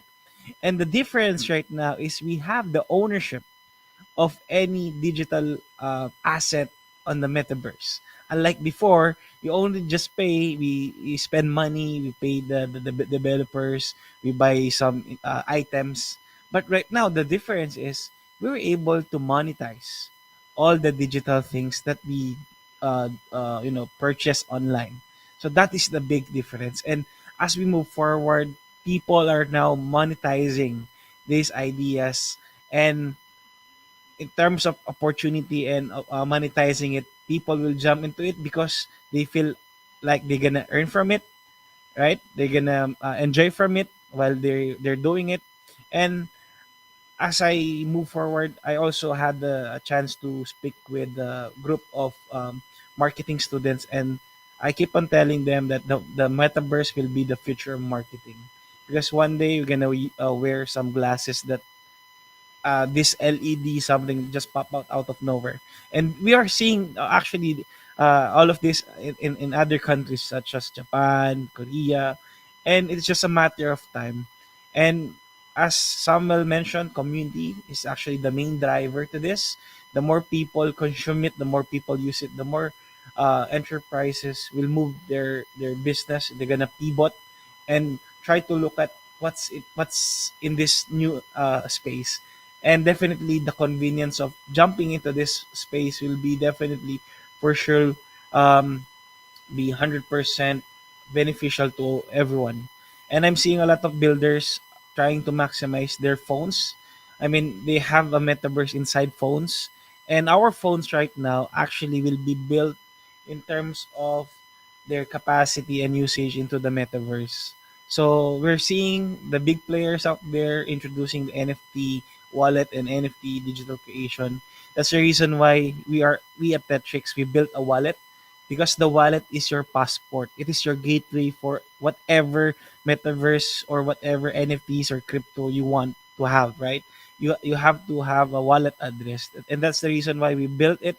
We created Pitaka because we're seeing it a long way, and I remembered the Rob or someone sharing that, or the previous panelists or speakers before, the wallet is not just for your digital collection but also your digital identity. So that's what actually we are working on, the digital identity of each and every person, because we all know that there are a lot of anonymous people out there, and if you are verified in your digital identity, the more trust will be built and credibility will be put on your. So that's what I'm seeing in terms of the future of metaverse. Thank you. It's very interesting also to point out two things that are changed or they didn't exist before, I would say, in gaming and whatever, because the metaverse is not something new. You know, roadblocks have been there for a long, long, long time, and others, of course. Uh, but what we change, what we see the change is, as you mentioned, Felix, is one, the community building. That I don't think we had it in a way where we really wanted to focus on it. We wanted to include the community. Community possibly was there just to play games and have fun and then go out and exit. But now, no, it's about being engaged. It's about joining. And you mentioned something else, which is ownership. And that's something we never had before, of course. And Agree. now, for the first time, using those technologies, that's where we say, thank you, NFTs, somehow. Thank you, the blockchain first. And thank you, Satoshi, because all of this came from whoever is Satoshi. But for us, I don't care about whoever is Satoshi. What I care about is what he created, that revolution towards the future. And one of them is ownership and trust. So ownership, having ownership on in this space, for the first time, you know, we can play any game and then keep your stuff with you. And then this is where the challenges in our question previously and our pain points is, now we have to figure out how we gonna, you know, integrate, how we gonna go use the same ownerships that we have in one platform and then take it to another platform. There are some solutions there, but we're still in the infancy of this space, Mm. and how we gonna utilize it, own it, change it, in what, from one place to another. Was it on this blockchain or that blockchain or this bridge, or, you know, there's a lot of things to be built upon. And this is where I speak about the opportunities always of the Web3 entrepreneurship space, where they have to jump into this. And this is where you mentioned, Felix, as maybe your policies are not there, and maybe the government are not there, maybe so many things, but you're jumping into the education part. And education part, I hope it entails also the development and being an active community in terms of digital economy, because your country can, or your the people inside your country, not the government, can start being productive and contributing to their personal and digital economy of the country on a global scale. Today, you don't need to be located in Dubai, you don't need to be located in New York or any part of, you can outsource all of your services and try to provide global services wherever you are. All you need is your mind, internet, and a laptop. I think this is very exciting times, in my opinion. So kind of that's where I wanted to ask. We're going to, Mars and so on, but there's a lot of innovation that's happening in this space now, and we don't know, what are the next innovation. I sat down with Facebook engineers. They don't know what's happening within the next 10 years. They are still maybe figuring out the same as us what's going to happen within the next 10 years. Maybe we'll see it happening in 5 years' time. Nobody knows, because this evolution is so fast that it's really crazy. So with that, I would like to really thank every one of you from being with us. I don't know, Gaurav, I think he jumped. I would like to thank every one of you. Each and every one of you is making the metaverse better. Was it from creating Tetrix or Aventis? Each in his space. Each one is trying to bring something, a gap or a need, or something that didn't exist. So we have a small question. How do you see the metaverse supporting climate change action in terms of awareness and tracking? All right. So may I chime in on this? So yeah, actually we are an advocate of this climate change here in our company Tetrix. When it comes to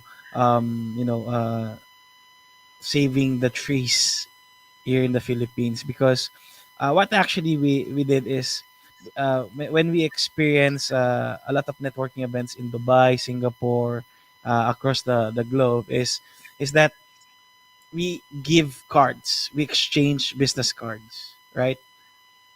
So when we saw that problem, the more cards you print, the more trees you cut, right?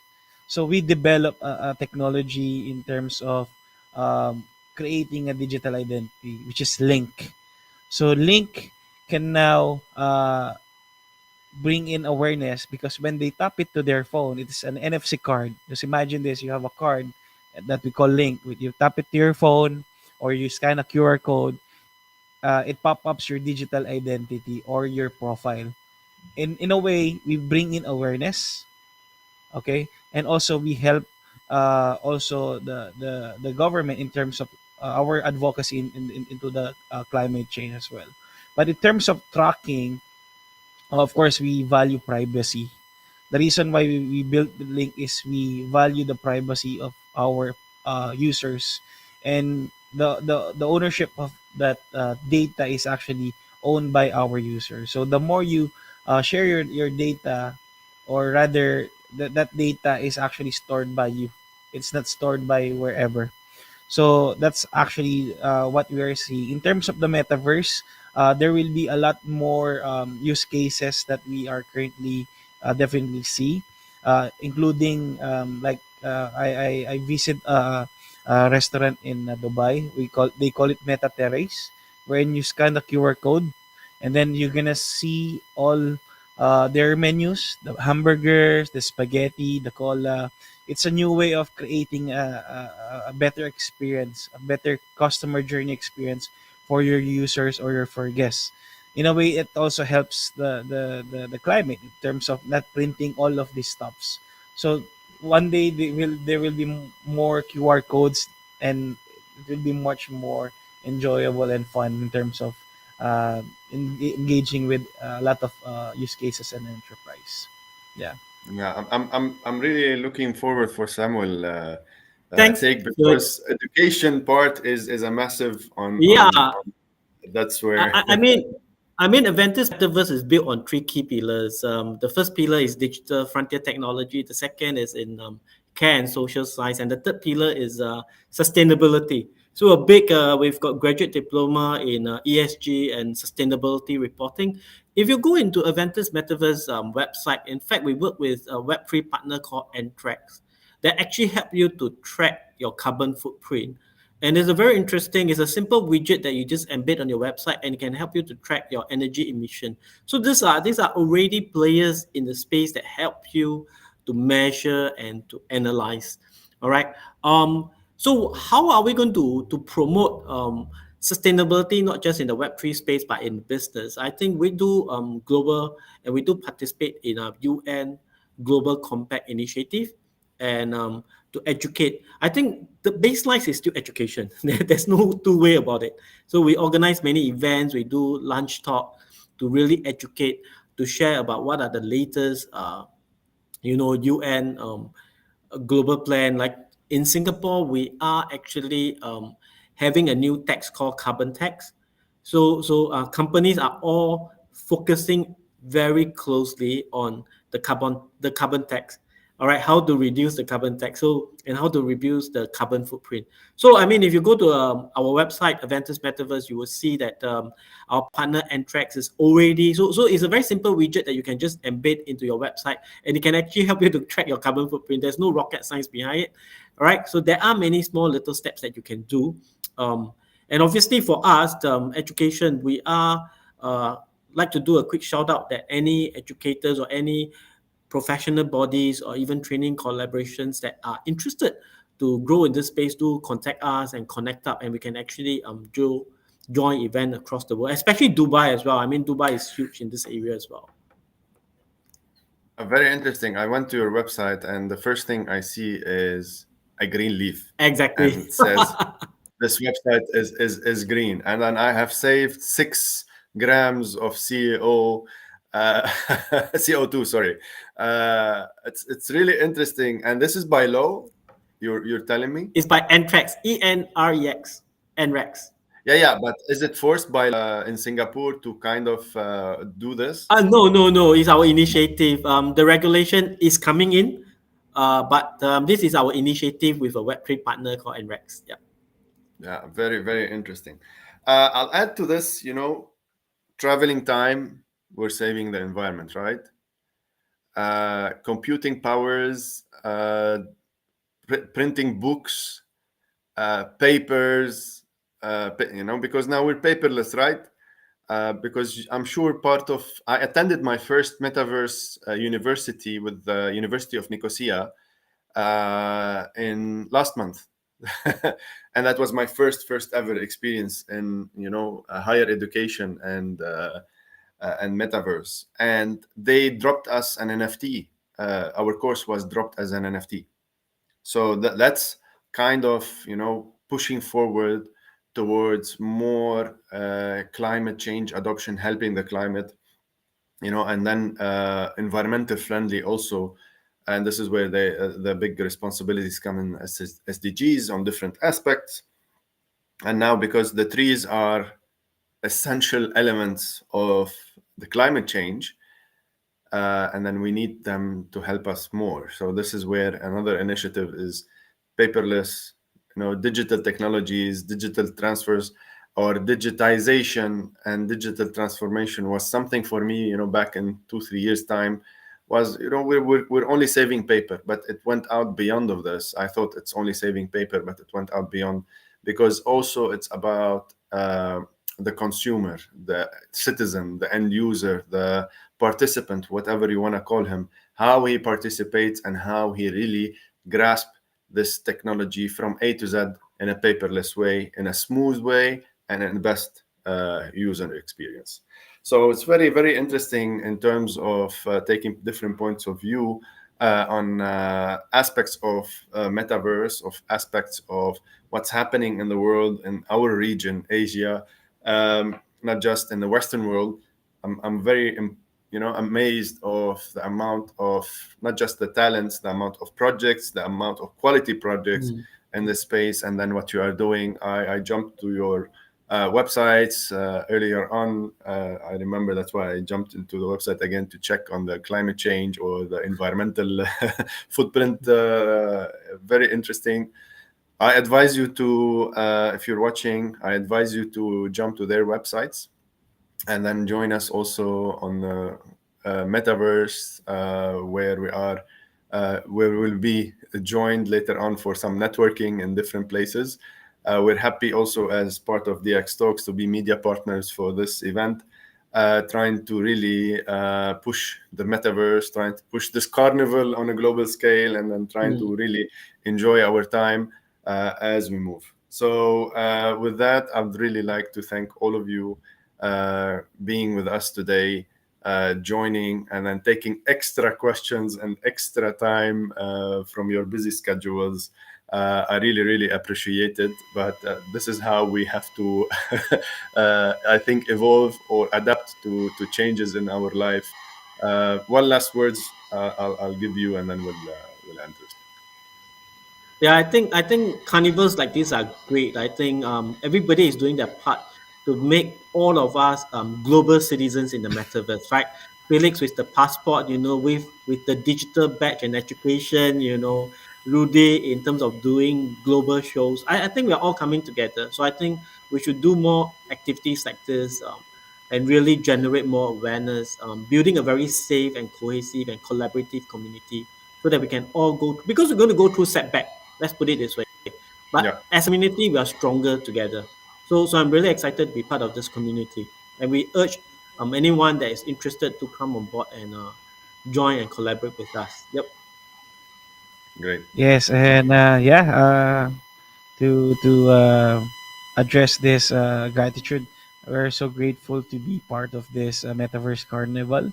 Actually, it's our first time to actually have this kind of experience, and we look forward. And as we commit to this group, we are actually bringing more community here in terms of whatever we can work out, not only in the metaverse but also in the real life event. So we look forward you to visit the Philippines as well, and we're happy to host you here. So thank you to all the organizers and Rudy, of course, Samuel, for a great day for this amazing topic. Thank you I so would love to much. jump to that part of Asia, and hopefully, I will do that soon. And then you'll be the first people that I will be talking to. Yeah, you'll Sure, be sure. most welcome, Rudy. We'll show you around. No problem. Yeah, yeah. Thank you. So, if you want to know more about what's happening in Dubai on part of innovation, on part of the ecosystem, please join me exactly in 1 hour, and I'll be also with you to explain more what's happening in Dubai. So, with that, I'd like to thank Felix, Gorav, and Samuel for being with us today on this platform. Excellent talk. Join our social media and join us on bramble.live/space/metaverse carnival, or join us on Zoom. And our social media, we have shared all of the links. And if you want to jump to Metaverse Club, also, they have shared their links. Do join us. Thank you. Thank you.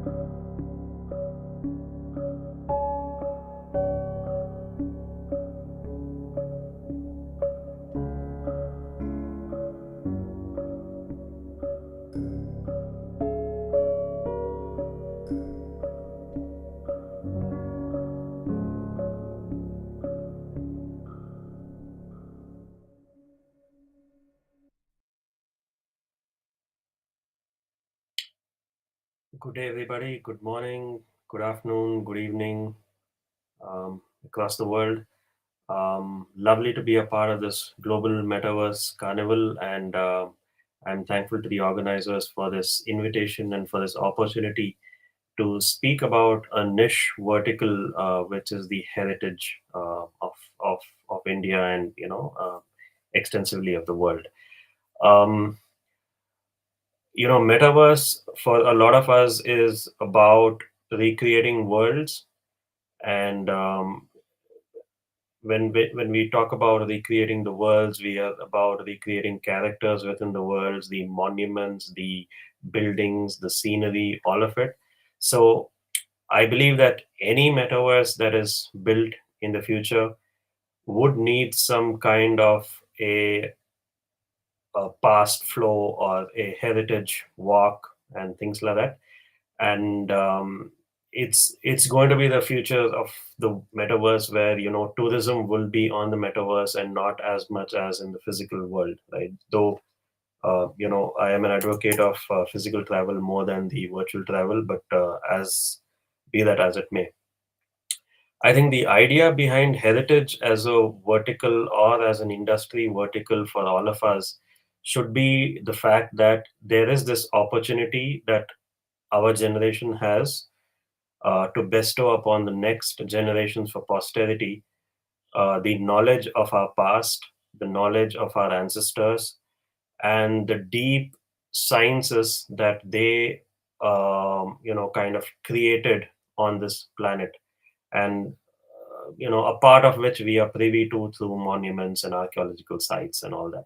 So I think that's the opportunity that the metaverse presents to us, and we believe that the way to the future is through the past. We are all on a mission to marry the ancient with the modern, look at the best of ancient monuments, so to speak, ancient technologies, and look at them through the modern technology of the metaverse and blockchain and virtual reality, um, artificial intelligence, and a whole bunch of other technologies like haptics and olfactory sensors and stuff like that. So I believe that heritage in India is very, very special, largely because of the fact that tourism in India has been grossly untapped. A couple of statistics: the annual tourism revenue of India is less than a single day of tourism that Bangkok receives. Tourism revenues, I mean. That's a startling statistic, given the fact that it's one of the oldest civilizations that we are talking about. It's one of the longest active civilizational species of humanity that is in existence, and therefore it befell upon us to kind of bring this out into the world and create this whole niche of heritage tourism for the metaverse. Um, you know, when a lot of us grew up, I think part of us was into gaming and part of us was into reading and comic books and stuff like that. We believe that the metaverse provides these opportunities in the digital realm. We are in the process of creating games and heritage. We are in the process of creating book-based experiences in virtual reality, so that it becomes a topic of interest for the kids, and they have this thirst to know more about where do I come from, and what's so special about where I come from, right? And so the heritage vertical presents us with that unprecedented opportunity, where it is going to be democratic, it's going to be shared, it's going to be a creator economy as far as the assets are created out of these heritage tools. You could take 3D objects, 3D printed models. You could take 3D objects in the virtual world. You could take selfies or whatever, personalized content spaces. And therefore you get to learn more about these aspects, which otherwise you will learn only through the internet, or even before that through books and manuscripts, which are hard to get by. So I believe by making access to heritage simpler and easier and entertaining, there is a huge potential of a market worldwide that can serve the purpose of educating the future generations for posterity, the value and the meaning of what it means to be who we are. And that's very reason why our startup is called Who We Are. We are a fledgling startup. We are from India, and we believe that it's a purposeful mission that we are on, to look at putting heritage in all the metaverses, in whatever metaverses that come about, because along with entertainment you need some kind of rooting, you need some kind of cultural grounding, and this is where Who We Are comes in. And I also believe that with the current issues in the internet, Web 2.0, with the social media, with the various algorithms, playing havoc on streams like Twitter and Facebook, and leading to a lot of addiction, and games that are designed to die or to kill for, etc., etc. I believe the onus is on us to create a metaverse that is ethical, that's responsible, and that is sustainable. And that is the greatest gift that we can possibly give to the next generations for posterity, so that they have a far better life and a far better quality of living than maybe all of us put together. And I think that is where the whole conundrum of metaverse, what should it be? Should it be completely commercial? What should the construct be? I think the policy decisions, the policy making around metaverses is as critical as the content of the metaverse itself. And in terms of policy research, in terms of rules of the engine or rules of the world that we will create, I think that is also something that we can look back to our past, look back to our ancient manuscripts, look back to our ancient edicts, so to speak, and dig out some gold from there to see if that can be something that's incorporated into the modern metaverse, right? As an example, there are these encryption algorithms that we have all over the world. There are certain encryption algorithms that are made out of some of the ancient scriptures, over here. So that's the power that we have in the knowledge nuggets that our ancestors have left us. I think it's up to us to dig those, golden nuggets, to mine those knowledge capsules, and see if that can be catapulted to make the metaverse a bit more ethical, a bit more functionally viable, and a bit more sustainable than what we have envisaged as of now. So I will leave it at that. I hope many of you who are listening to this have an inclination towards doing something for the heritage or history of your respective nation, of your respective ancestry. And I think there is going to be a barrage of a market that's coming our way. And the more that we talk about this, and the more that we think this through, I think it'll be better for the future generations and for the metaverse at large. Because along with entertainment, there's education. Along with education, there is knowledge. Along with knowledge, there is wisdom. Along with wisdom, there is something that we can look up to in the future as far as humanity is concerned. Thank you for this opportunity. Thank you for the time. And I hope this has been of value to some of you. I look forward to networking with you in the coming days. And I am deeply grateful for the opportunity again. Thank you so much, and have a great event. Thank you. Thank you.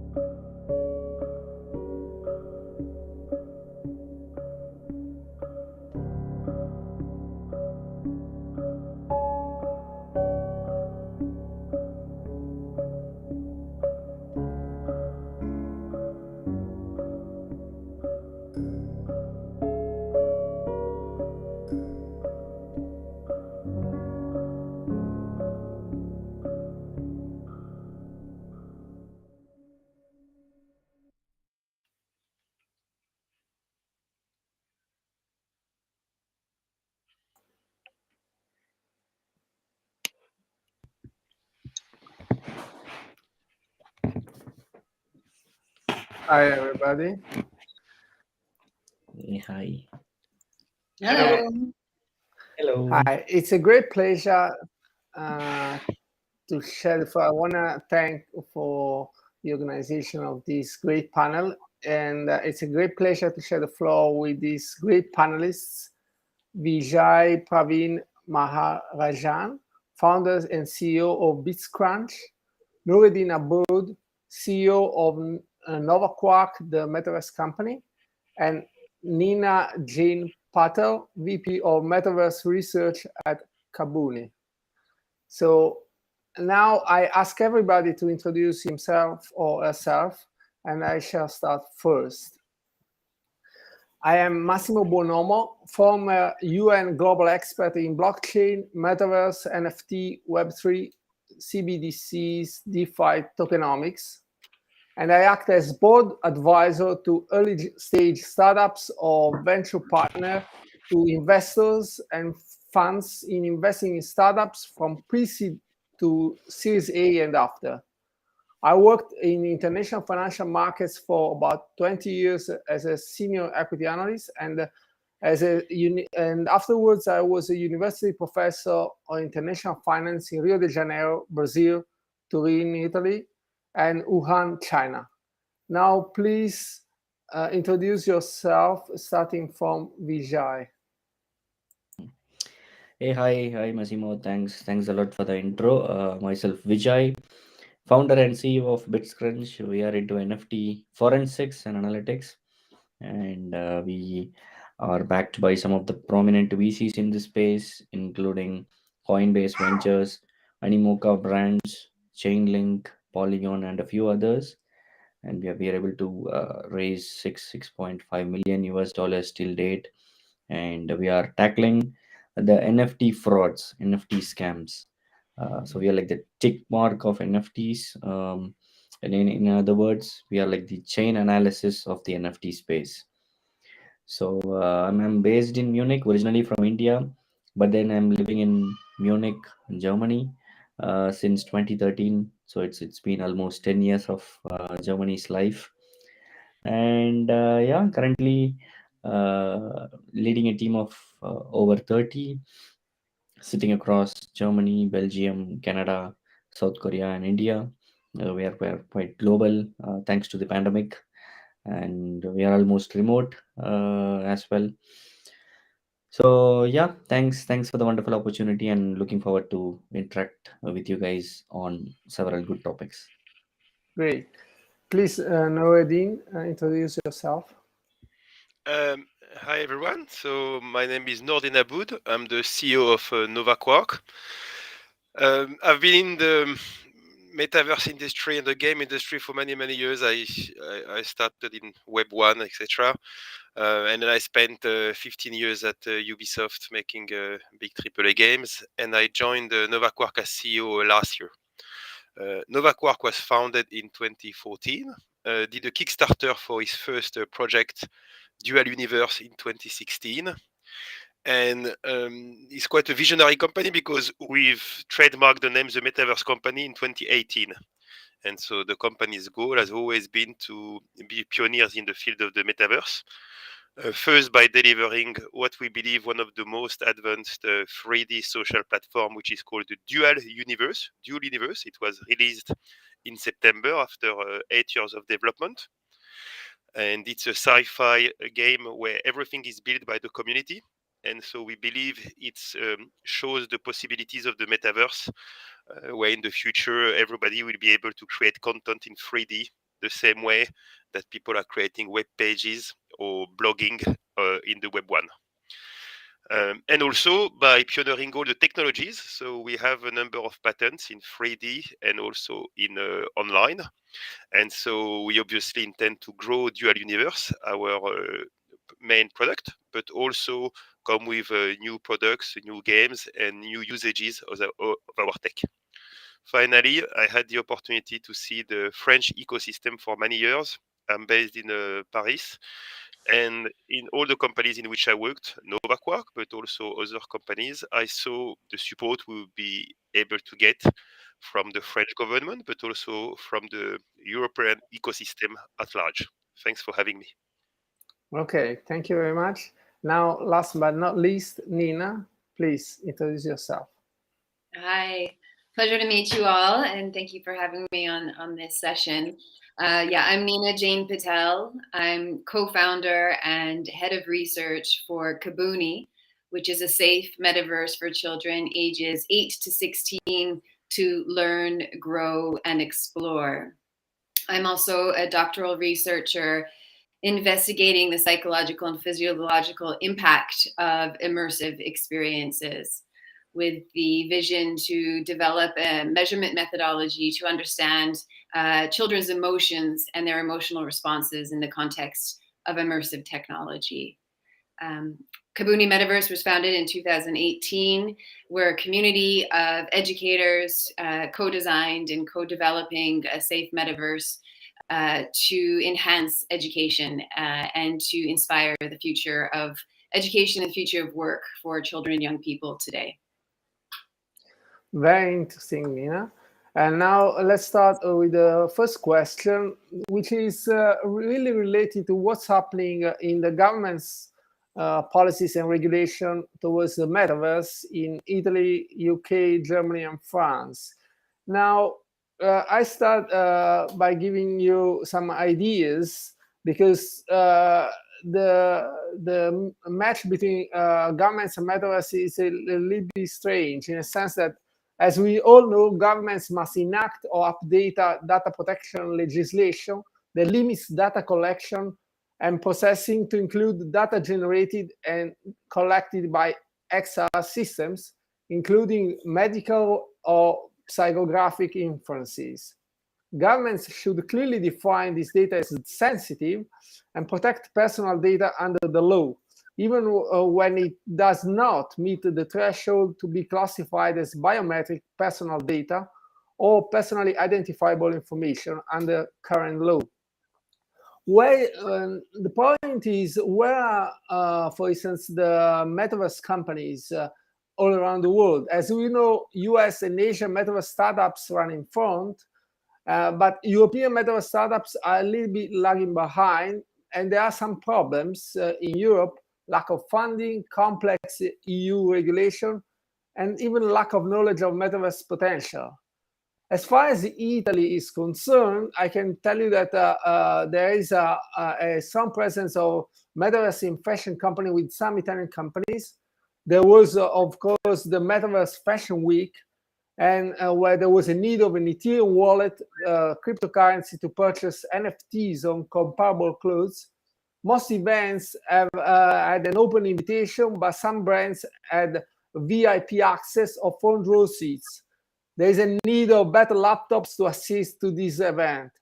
Now, why in Italian companies should use Metaverse? This is very interesting, and I suppose it applies in some other countries as well. First of all, costs, because any single digital campaign for a fashion company involves at least taking 50,000 photos of the new models being launched.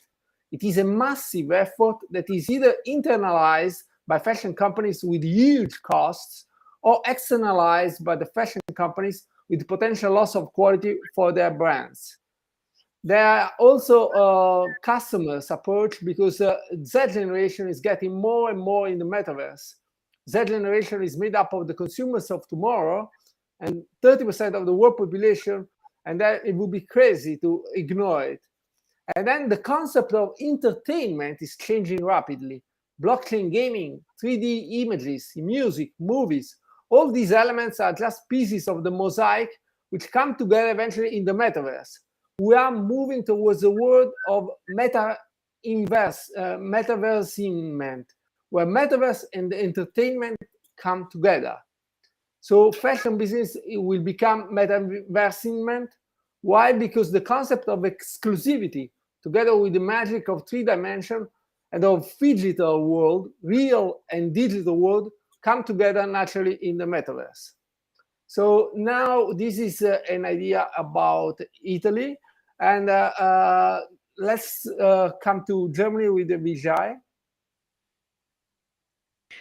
Yes. So while talking about Germany's progress towards metaverse, it is Exactly. mostly the sporting brands that are making a lot of money as well as noise to tell something about NFTs that are doing really well in the global market. It has to be Adidas and Nike, because Nike bought RTKFT NFT marketplace. Adidas has also has its own collections and doing a lot of uh, NFT mints regularly. And then just recently, some of the automobile giants jumped into Web3 world. To name that, Porsche just announced their NFT launch, and Volkswagen also has its NFT metaverse wing. So I wouldn't say the problem, but then the showstopper is the GDPR, like you mentioned. The general data protection regulations here in Germany is also very strict, and Germany is a country that also takes data privacy very seriously. A lot of companies have paid huge amounts in ransoms because of data leakages and data misappropriate data handling. So that is one of the reasons why people are a little bit skeptical at the beginning, and that's why you see lesser brands stepping into Web3. And with what Nike, Adidas, and now Porsche, Volkswagen is doing in this space, I hear an echo. Maybe somebody needs to mute. Yes, indeed, there is an echo. Okay. So I believe in the coming months and years to come, the government also plans a better regulation when it comes to adoption of NFTs, which are like the pieces, like you mentioned in the metaverses. Like in metaverses, a sofa could be an NFT, a digital, a car, a shoe, or whatever that could be an NFT. And for us, we are looking at it from an NFT forensics perspective. So we are like the NFT police, we are like the NFT army. And for instance, I had a chat with the German member of parliament some time ago, and they were also exploring using NFTs in the government itself. So the current government is also exploring more options when it comes to technology, and it's a good sign that they are doing this fast adoption. But time will tell. I mean, it's too early to Sure. take a call on the government's take. Maybe Nuruddin, maybe you can tell us about what it looks like in France. Sure. No, please. Thanks. So I think the big topic is what definition we use for the metaverse. As we can see just in our panel, um, Vijay insisted on the Web3 and on the NFT side. Nida was talking about the specificities of the the metaverse is managing, that is focusing on a specific group and to make it safe. And what we're doing has usage outside the gaming world, but at this stage, our main product is, to be very clear, a game. So depending on the definition of what we take for the metaverse, being, let's say, more or less strict, I don't think we get the same answer. So I'm going to give you my feedback, which is, let's say, linked to the definition I'm following, which is um, my personal position is that anything that moves the internet into 3D is a step towards the metaverse. It can imply NFTs, it can imply Web3, it can imply VR, but it's not necessary. So I keep it very simple. Web 1, it's basically blogs. Web 2 is Facebook and social media. And Web 3 is moving the internet to the 3D. So if I take this very large definition, obviously, if I look at what the government is doing, I consider actually that France has always been quite pushy in this field. And I'm going to take specific examples. For instance, in the field of gaming, Canada was very famous for creating lots of tax rebates. And actually, in the last 20 years, many companies moved to Canada in order to leverage those tax rebates. But actually, a few years ago, something like 15 years ago, actually to be very precise, 17 years ago, France started its own policies. And now you can consider that France is nearly as aggressive as Canada when it comes to tax rebates in that field. Obviously, there are still some differences, and obviously, Canada has other specificities being close to the US. But if I strictly look at the angle of how France has helped the gaming companies in the last few years, I can see that France adjusted quite strongly its approach, and now there's a lot of support from the government. So if I take this specific example and try to make it larger, when I look at how much support the technology is getting in general, France likes to think, I don't know how it's perceived outside of France, but in France, there's a belief that lots of French technologies and scientists have some value. So the government usually supports and backs quite strongly IT and tech in general. And finally, specifically to the field, and now I'm going to narrow down the definition of metaverse to really Web3. Really, when I look at NFTs and all this field, yes, recently, as you know, Macron was re-elected, and he always had a quite strong stance towards industry, trying to open up France, which is a political stance, and some people think it's a good idea, some people think it's a bad idea. But one thing is sure is that he makes lots of efforts meeting companies. He was in the US a few days ago meeting Elon Musk to debate about Twitter. And so they made a lot of announcements, and a number of people in the government actually said that they will do anything possible to create Web3 unicorns. However, to be very open, at this stage, those are more goals, things that were said. And I'm part of two think tanks, including one that is really about Web3. And so I personally believe that in the field of Web3 in France, but I think in general in Europe, there is still some lobbying to be done and some explanations to be done, because as we can see, even with experts from the metaverse like we have different definitions, different approaches. So just imagine how it is for the legislators to navigate through all the different points of view. Sure. And now, Nina, please give your ideas about it. Yeah, this conversation coincides with the current online safety bill that is being reviewed currently within the House of Commons and the House of Lords here in the UK. And it has been said by regulating bodies that the current online safety bill as it stands can extend into the metaverse, specifically around online harms, specifically for children and young people, in the context of what's illegal in the physical world is also illegal in the virtual or digital world. And so extending some of the policies that are put forth in the online safety bill into the metaverse is entirely possible and somewhat optimistic in the context of children and young people. There are a lot of gaps and holes within what is proposed in the online safety bill, and those are being discussed in organizations and regulatory bodies such as Ofcom and the Information Commissioner Office, ICO as well. And there are a lot of kind of rumblings within the online safety industry here, specifically around trust and safety, around how to advise and support government and regulators to understand the context of the metaverse so that we can better prepare this time round, and learned from some of the mistakes that we can all accept that we made in the advent of the internet, and then Web 2, and now as we're moving into the 3D aspect of our digital engagements, what kind of questions we need to start asking ourselves.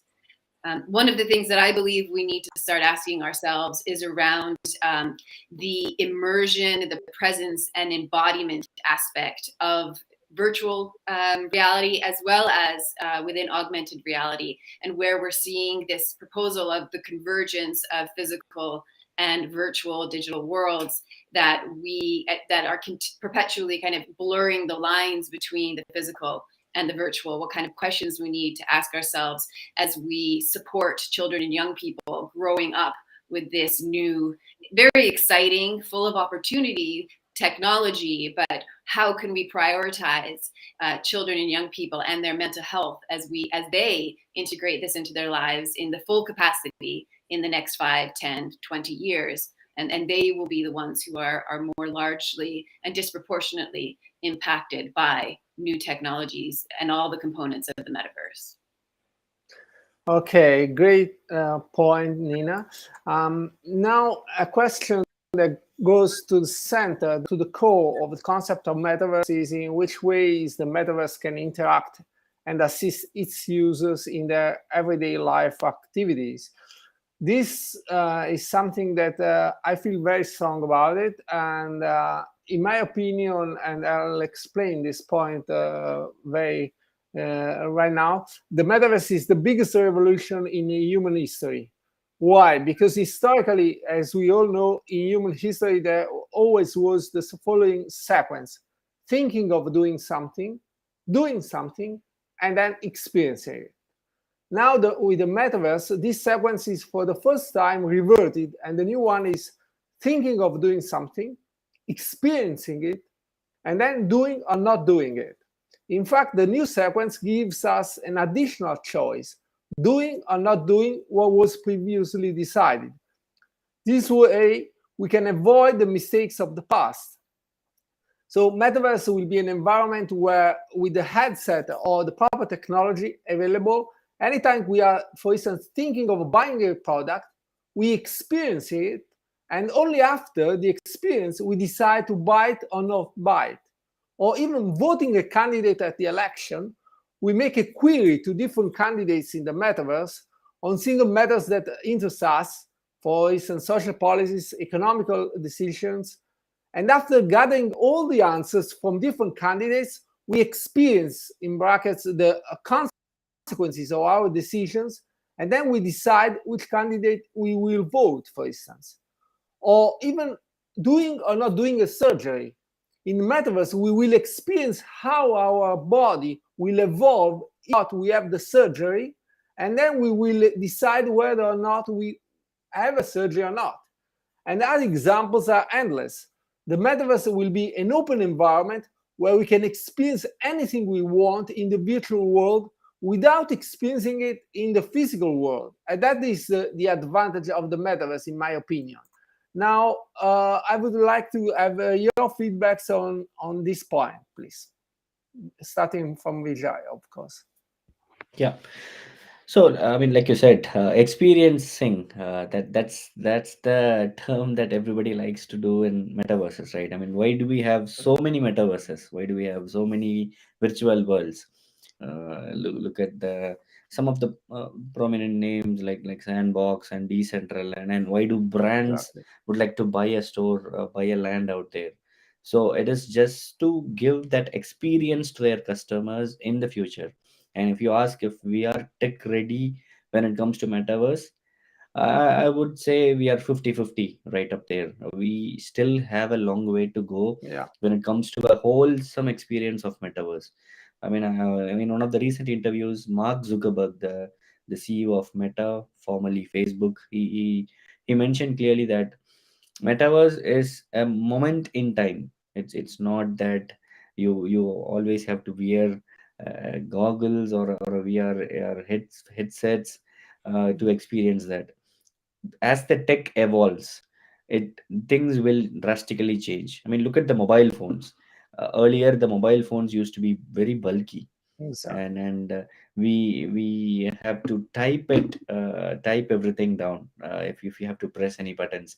But now look at the evolution. We have uh, really a weightless phone. It's like very like a few hundred grams, and everything is touch screen, and the evolution is similar. And the earlier phones used to have few megabytes of memory, but now look at it. Even with the smaller phone, we get terabytes of memory.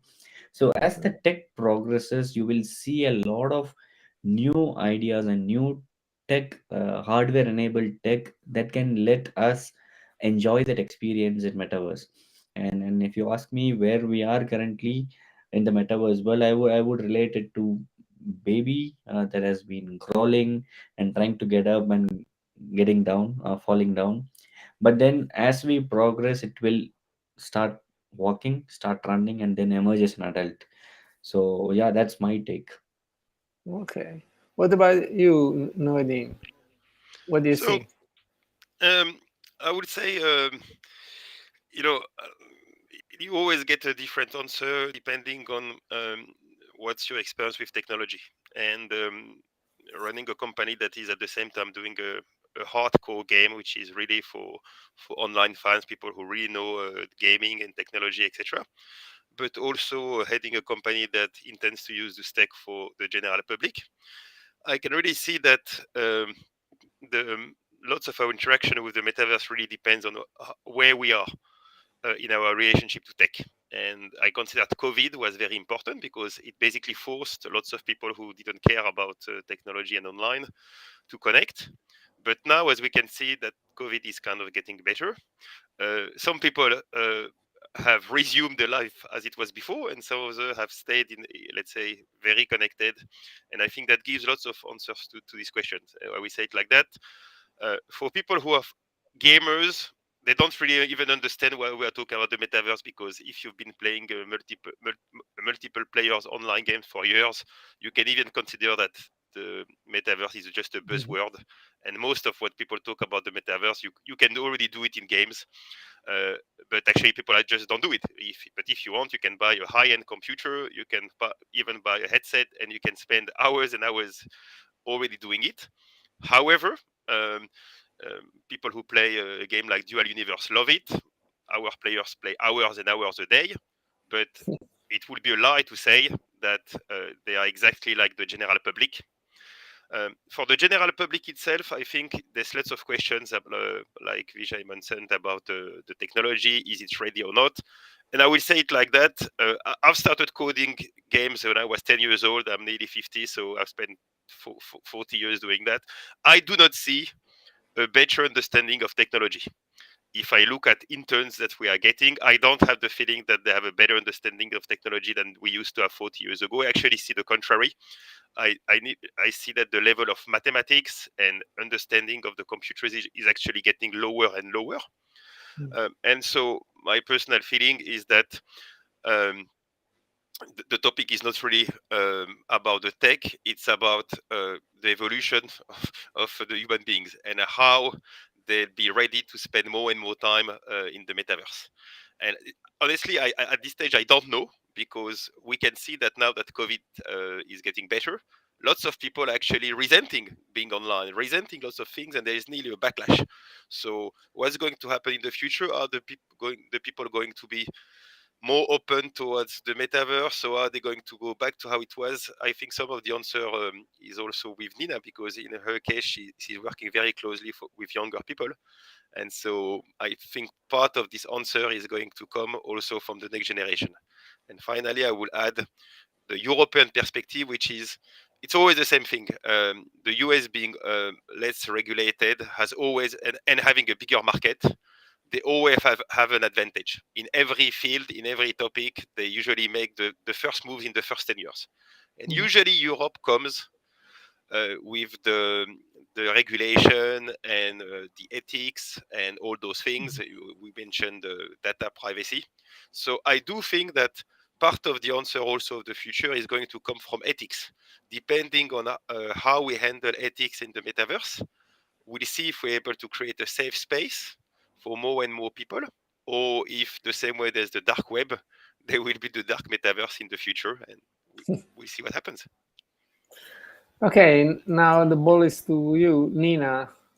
Give us your feedbacks on that. Yeah, I'll start by quoting a gentleman who's considered to be the grandfather of virtual reality, Dr. Tom Furness, and his quote is, the metaverse, immersive technology, is just like the atom splitting. We're at the cusp of very powerful tools like fire, and we as a society need to decide how we want to use the technology. What are we going to do with it? How is it going to support us, and how are we going to put safeguards in place so that we don't get burned or do more damage than good? And I think at this point, we're at a very pivotal point in what we envision as the future of the metaverse, what we're predicting, what might unfold, what is possible. And I think we all agree that we're at a pivotal time where this is about to happen, and we're all making our predictions. But at the same time, that powerful aspect, the atom splitting, is about how do we use this technology intentionally to support and elevate society and uplift children and young people and marginalized community members within our society, so that they don't get left behind and that they don't get more damaged and traumatized by their digital experiences in the future. And if we continue on the path that we have with the current state of social media, sorry, Noradine, but this current state of gaming and the aspects and morality and that it brings to aspects of society, then the metaverse is going to be driven into this dystopian, fear of a future that we're all afraid of. And we have an opportunity right now to make some decisions and to make some choices that steer this in a direction that optimize the technology to support us. And one of those aspects of society that can be uplifted by the technology is education.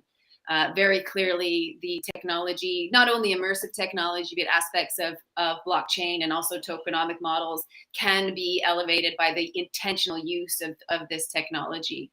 And support children's lives, their academic journeys, support them moving into a future of metaverse so that they understand it, so that they are able to engage with it intelligently and intentionally. And today is the opportunity to do that and lay those frameworks and foundations into the ground so that we can build from here in. And I'll leave us with my own kind of, my quote is, what I see for the future of immersive technology and the vision of the metaverse is the opportunity to dance with our pixels, so that we're no longer confined to our smart devices or our desktops or even our gaming console, but we are now engaging with the virtual digital world from the top of our head to the tip of our toes. And this is very exciting. This brings out, how human beings are supposed to interact from top of the head to the tip of the toes, instead of on these devices hunched over and physiologically adapting to the technology. Now we can open up our 360 experience with the virtual digital worlds and synthetic environments, and bring to life new ways of communicating, new ways of interacting. Travel in time, travel in space, travel in history. There's all sorts of really amazing opportunities available to us if we get this right. And if we do our jobs right now as the decision makers in the current world, and set our next decision makers up for success. Sure, Nina. I think we are getting to the core of the concerns related to the metaverse. When our next question is exactly how to view cybersecurity and ethics in the metaverse. I'll give you my feedbacks on that, because the risks, as the possible outcomes are very positive, but the risks are also big. As we know, the potential, the metaverse, in the metaverse, there is a potential for hackers to gain control of it. In general, governments have been sluggish in their approach to cybersecurity concerns, such as the rise of artificial intelligence-enabled misinformation, including videos known as deep fakes. There is a potential for deep fake issues that make you confused about discerning reality from the metaverse. And then deep fakes are used to trick users into giving away personal details to convince them of something happening that is not or is not true. The amount of data captured in the metaverse and the importance of that data is huge. That's why there is a need of regulation to protect our data. Virtual reality systems work by capturing extensive biological data about a user's body, including pupil dilatation, eye movement, facial expression, skin temperature, and emotional responses to stimuli. If we think that even spending just 20 minutes in a VR simulation leaves 2 million unique recordings of body language, that is a huge amount of data that Metaverse captures. And also, users wearing a full body tracking suit can have a Caesar, as it happened in the past in a VR chat session. So the potential is huge, but also the risks are huge. So, Vijay, what do you think about that? Yeah, I mean, there is a saying, every coin has two sides. So as we progress on the metaverse side, as we progress on the technology, as more and more people get on board into the metaverse, there is the other side as well, where people try to exploit the technology, the people. They try to scam. I mean, you know what has been the case over the last few months. The almost since June this year, it has been a lot of bad time for crypto. But those are not exactly security related, cyber security related, but it's also the human perspective, like the human element that comes into the whole metaverse, crypto and NFT stuff. So I see that the problem here is also education, where people lack education when it comes to NFTs and metaverse. And in the coming years, we need more and more people to be educated in the right sense, where, like, let's say firms like Binance, Coinbase, and others, they have already taken a lot of educational initiatives, where they give a lot of information to the people out there. And also with this sluggishness from the government, like you mentioned, it is also it is also hard for let's say people to frame certain cyber security layers on top of what has been built. So I see that the education has to be given more. A lot of people, a lot of companies are focusing on building, but at the same time, if equal importance is given to education, where a lot of students from schools and colleges are educated on what is good and what is bad, and what are the ways that you can build well, right? I mean, we need to have that tram line between the good and the bad. Maybe over to you, Nurudin. So I think we are here coming at an agreement between what you just said and also what Nina said. I think in the end, it really comes down to education. And yes, probably we are going to define education in a different way. You mentioned what you said about understanding Web3, NFTs, etc. Nina mentioned also what it means in terms of ethics. I personally go stand on this simple position, which is I consider that the more people understand the technology, the mathematics, the easier it is. To a certain extent, technology is the closest thing we have to magic, but also because many people don't understand how it works. I've decided not to put some of my energy into understanding how a car works.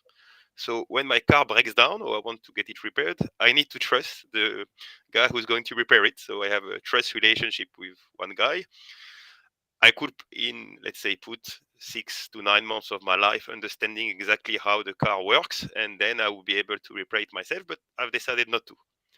However, in the end, those issues only impact my life sometimes, maybe every 2 years, my car breaks down, but it's not a very important topic. On the other hand, when it comes to technology, if people don't understand how computers work, how AI works, how cybersecurity works, in fact, they are in stress every day. They don't know what is information. They believe into deepfakes. They don't know how the banking system goes. They don't know about NFTs. And I personally think that there is a disconnect between how right now not understanding technology cuts you away from most of what is happening in nowadays world, and how much energy we put into this. So as the father of two kids, um, I can't stop myself from making sure that even if they speak many languages, even if they have lots of interest in many things, I consider it's absolutely important that they are very strong at maths and they really understand how computers go. Because I consider that if you don't have a deep understanding of how computers work, nowadays it cuts you away. And if you talk about, for instance, deep fakes, uh, said like that, it seems very scary. And yes, we can see all the impact it can have on politics. However, it's like everything. There's always a measure and there's always a countermeasure. So if you know how to use a computer, in 2 seconds you can check the fake, you can see where the mistakes are, you can see how it's done. However, you can only do this if you've invested energy into this. And if you're like me, you don't know how your car goes, you're basically going to believe anything your car seller is going to tell you. On the other hand, if you've invested energy into understanding deeply the technology, you just consider that deepfakes are just one other way of cooking people, but there's many of them. So I think as a way of agreeing, all of us, no matter what is our definition of education, I think we all consider that it's an important topic. And it's also maybe, I say maybe, an angle that Europe can play because of the variety of education systems we have. All the countries have their own approach. This variety and diversity can maybe bring us a different point of view on those topics than, for instance, the points of view that you can have in the US, which just by nature being one country with one education system has probably less opportunities to create diversity in terms of thinking. Sure. What about you, Nina? What is that? Yeah, I think diversity in the creation of any platform moving forward needs to prioritize all the people and extend inclusivity beyond the walls of the building and the community which it currently serves, knowing that the intention of the metaverse is, and to make it a compelling place for us to spend our times, it has to open up its doors and invite more people in. And in order to do that, needs to be fit for purpose and be trusted and safe in order to do that. And I think it is a double-edged sword currently, because as you rightly mentioned, Massimo, biometrics and data is a huge possibility within the context of the metaverse and new technologies, and it is also a very kind of scary aspect of it, because the use of those biometric data points makes the metaverse, the immersive technology, a more compelling and authentic place to be in, because all of that eye tracking, that facial recognition, the GSR, the heart rate, the breath rate, allows our avatars to reflect us more authentically in the immersive environment, in the synthetic spaces. And that is what's going to make the metaverse on a larger scale a more compelling place for us to spend our time, so that when someone who isn't accustomed to gaming or hasn't been educated puts on whatever the hardware looks like and goes, oh, okay, I get it now, this makes sense, this is interesting, I can see what people are talking about, because we put out ads in the world, or Meta puts ads out there that make the metaverse look a certain way in terms of its fidelity, and then you put a headset on and you're like, no, there's a mismatch there, and so people take the headset off and won't put it on for another 5 years.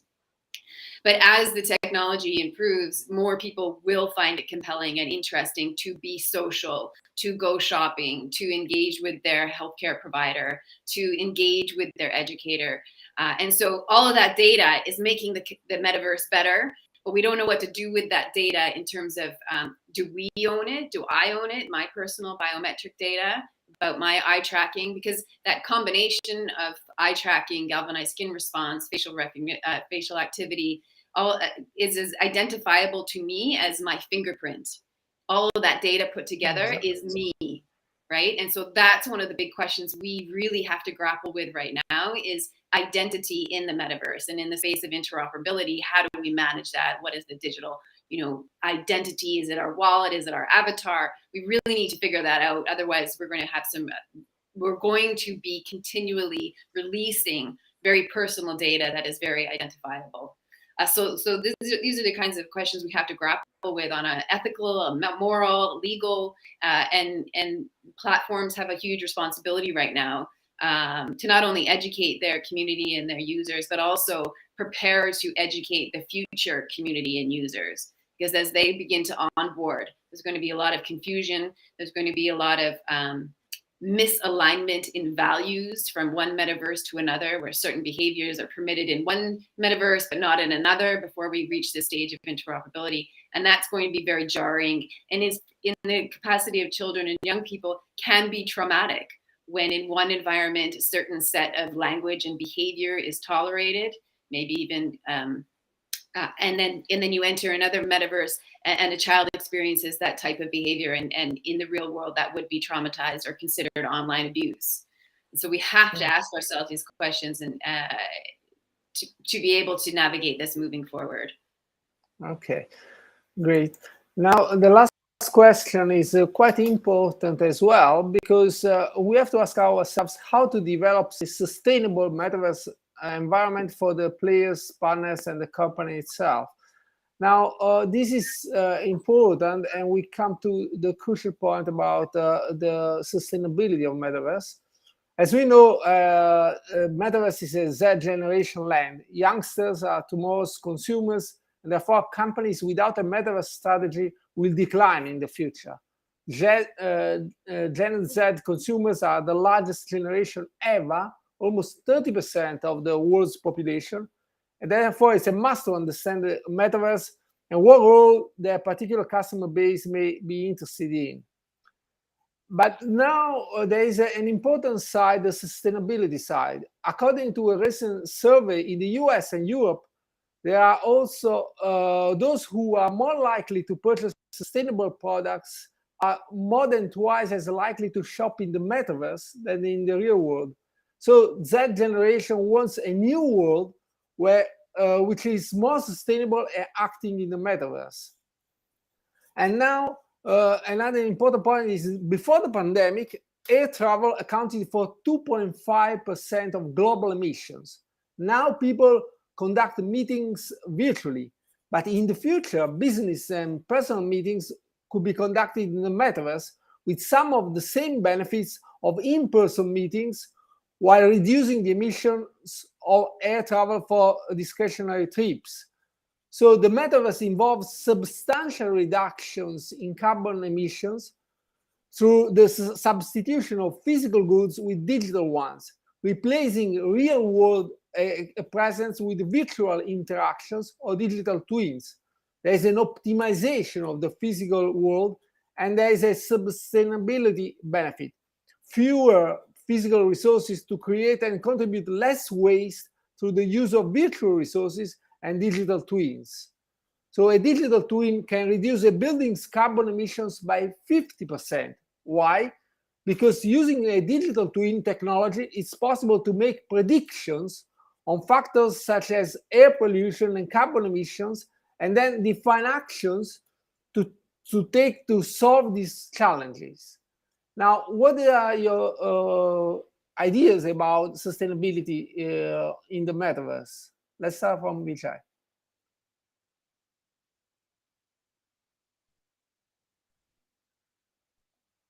Vijay?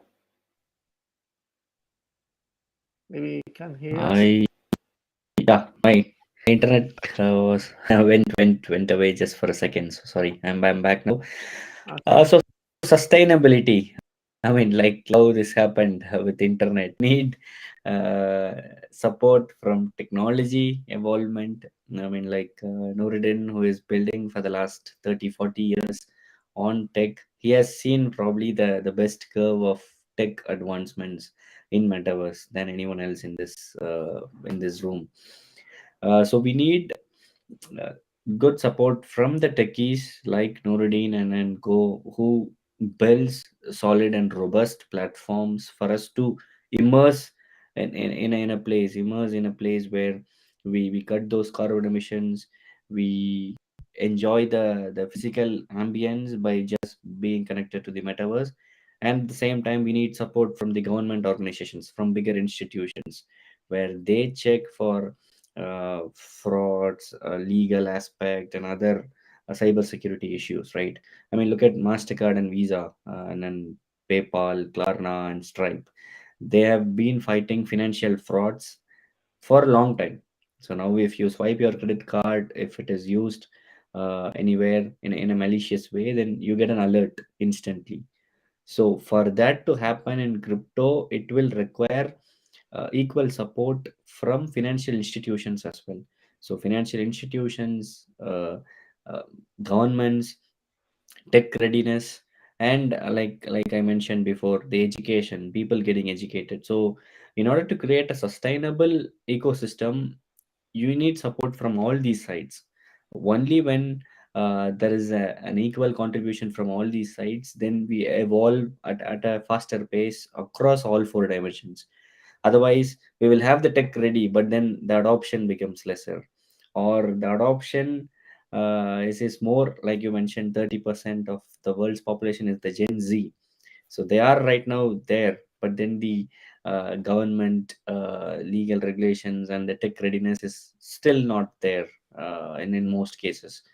So it has to be hand in hand with each other. But I would say the next coming markets cycles will determine how this will move forward. Thanks. Okay. What about you, Noradin? What do you think about the sustainability issues? I think we can answer a little bit to this question just by being the four of us in this meeting. And personally, I think that the quality of the exchanges we're having right now, the four of us, is not reduced by the fact that we are not in the same room. I personally feeling that the topics we're discussing, and even how we know each other a little bit, just because we've spent a few minutes together, is probably 99.9% of what we would get if we'd been in the same room. However, many people disagree, because what did we notice during COVID? People accepted it because they were really afraid of getting sick, etc.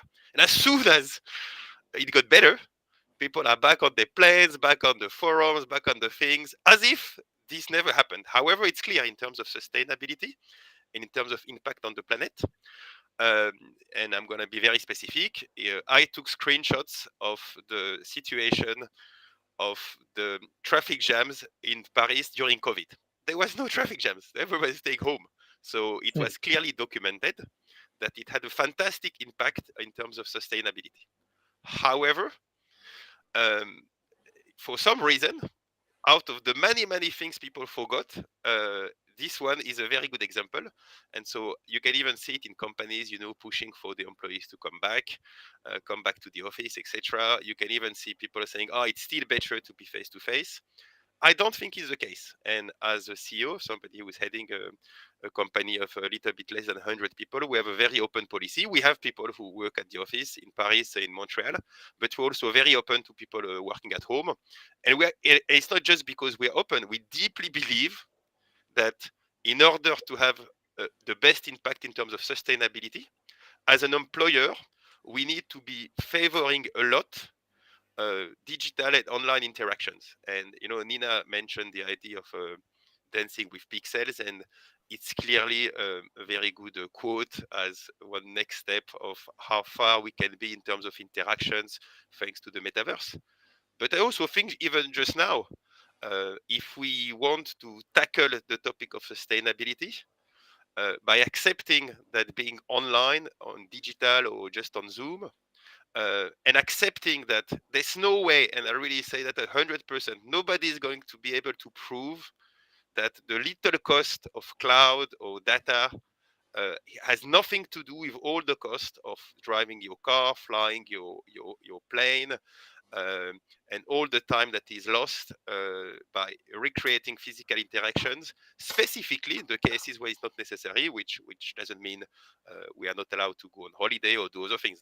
But when it comes to being efficient, and again, if I look at today's call, I personally believe that we would have gained nothing by being in the same room, and I'm happy that we're able to contribute to reducing global warming thanks to this call. That's good. Good point. What about you, Nina? Yeah, I think about this in terms of, what the metaverse offers us is accessibility, and that's a really key point in terms of education, because we can deliver quality education through the metaverse, providing equal access to University of Oxford or Cambridge to someone who doesn't have to travel to be there. And so the world opens up and provides more access to some of these institutions that historically and traditionally we wouldn't be able to access. And I think that's a really key feature in the industry of education, but also in work, exactly as Nourdine has stated, around meeting people's needs of how they need to manage their work-life balance and creating that opportunity. And I absolutely agree that our conversation, I think, is actually more intentional and specific via the use of technology than we would have been kind of in the same room where we would have struggled with some of the social aspects of pouring coffee and having a croissant while we're trying to have an intelligent conversation. I think we really need, as I keep saying, intentionally use technology right now and really drive it toward those areas where we can solve sustainability issues, where we can solve accessibility issues and access inclusivity to the technology, and an advocate for more people to be in the conversation and to become more educated, not enough to be able to fix the car when it breaks down, but that you're in the room so that when the conversations and decisions of how the technology is going to be shaped and the decisions about how it's going to be used, so that we're in the room so that the system is fit for purpose and that we're not developing yet another infrastructure that only works for a very few top percent of society. More people need to be in the room to drive the conversation towards sustainability, accessibility, inclusivity, so that we have good technology solutions, not only technology that fits a very small set of the population. And that's a key driver into using any technology for good. Okay. Now, as a question, I will ask ourselves what the future of metaverse is according to, and what would you expect, or what would you hope it happens in the metaverse? As we all know, metaverse has been defined the next generation version of the internet, a virtual world where people can socialize, work, and do pretty much anything similar to what they do in the real world. It's a world where just about everything from work to and school to entertainment and basic day-to-day living will happen digitally. An individual can tune in the metaverse in the morning and stays in the entire day, and using a virtual or augmented reality technology. Do we like it or not? And more than that, Z generation people, youngsters, already seem to like it a lot. Are we going to the right direction? And if yes, as I think so, what should we think about the risks as well? Please, Vijay. So metaverse, I mean, if you ask, I mean, I have a very strong conviction towards metaverse, because whatever metaverses that are going to come up is going to have a lot of NFTs out there, and we are into NFT forensics. So we are going to see what are the good trades, what is the wash trading factor, what is the actual price estimation of NFTs. And if you ask me, yes, I have a very good conviction towards metaverses, and that is why one of the reasons why we are building BitsCrunch, which is an infrastructure layer that can support metaverses to evolve. Uh, we work closely with MasterCard. For instance, they picked two startups from Europe. One is BitsCrunch and one is Spin, in finding out the malicious trades that are happening. Okay. Just what about you, Nourdine? to So, on my side, what I would say is that I think we touched some very interesting topics, and our discussion was larger than specifically the European ecosystem, and we can see that there's lots of challenges and opportunities. However, as far as I'm concerned, and this is really just a personal point of view, I'm gonna remember the little child I was when I started coding games in the 80s and reading books, all the famous books that created the cyberpunk movement, and a series like The Peripheral on on Amazon is just an example, but even the word metaverse is coming from a cyberpunk book. In the end, for me, this only matters if there is entertainment in the end. I think it's good to work in business. I think it's good to look at all those topics, but I think that human beings, if we can be summarized once we have food and social interactions as people who want to have fun. And I personally hope that in the end, we can generate quality entertainment. And funnily enough, that's the part which is not that clear, because right now, if you ask gamers if there's a link between the metaverse and the games they are playing, many of them say no, because for them, a game is just launching your PlayStation and you have good graphics and all those things. And as soon as it's social, it's online, the quality is not there. So I don't know if it's going to happen, or I'm not even sure it's going to happen while I'm still alive. But again, as a little child that I still remember, I still hope that in the next few years, all those opportunities are going to materialize in high quality entertainment. Nina mentioned dancing with pixels. It can be dancing games. It can be adventure games. But as far as I'm concerned, once all the business is done, all the ethics topics are discussed, and we've made everything to be diverse, I hope that we can generate fun for as many people and crazy stuff that I can't wait to see. What about you, Nina? Yeah, I think that for a person to engage with this new technology, it has to add value to their life in some capacity, whether it's entertainment, whether it's education, whether it's social engagements. Each individual will determine that for themselves. And perhaps it will be, if we get it right, it will be all aspects of our lives. But I think that and people will find their own paths into the metaverse. Right now, predominantly, it is through gaming that people are entering the metaverse, or what potentially might move into the metaverse. NFTs are also tangible right now in the context of how people engage with the technology, and cryptocurrencies as well are kind of an entry point into the future of components of what the metaverse may or may not be. And I think people will find people's voice will, tell us where they find value in the metaverse at the end of the day. And that will, obviously show in terms of the business models and the infrastructures will reflect that. And I think there's just not enough people right now for us to really see where the value is and where society will be elevated in the context of the metaverse. And as Vijay said, it's early days. It's still crawling, it's standing up, it's falling back down. But make no doubt that the metaverse is coming, and it is going to change our lives in capacities that we don't even yet comprehend.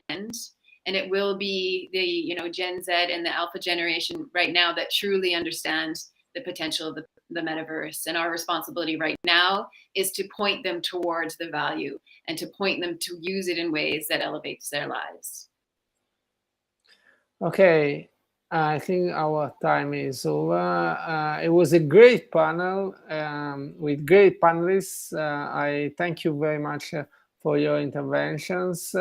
And we all hope that Metaverse will make our lives better and more comfortable and more sustainable as well. Given the climate change issues that are coming up more and more, we hope that will end with Metaverse maybe. Thank you very much for everything, and stay safe. Thank you. Thank you. Bye-bye. Bye-bye.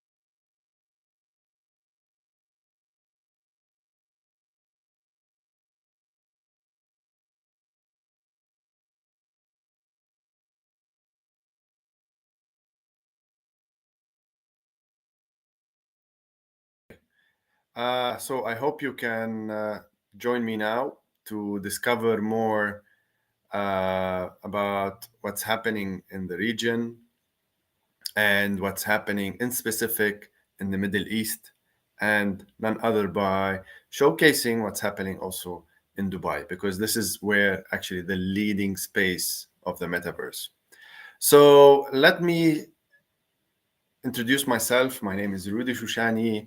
I've been in this space for 7 years now, but in specific on the metaverse for the last year and a half. Discovering more and more and trying to preach and trying to make business use cases available for more. I'm into the consultancy side, so I have my own talk show every Wednesday. Do join us in that space. Let me share my screen so we can start. Here we go. I don't know if you can see my screen.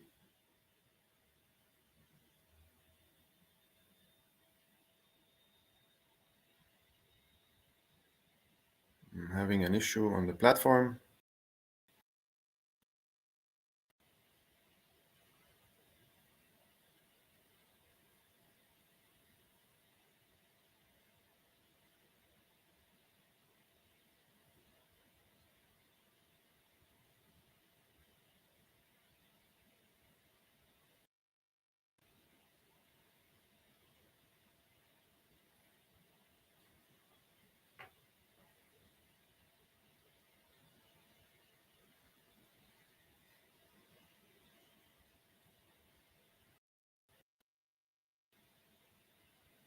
Okay, so we're back. I don't know what happened.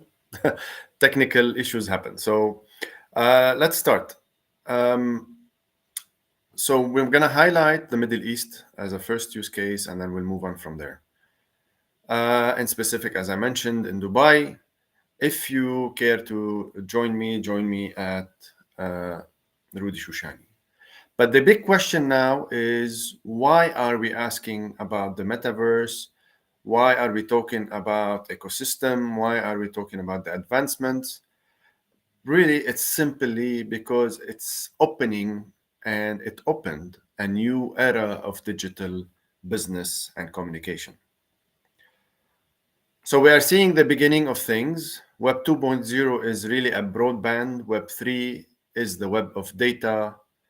And the metaverse is the new era of 3D internet.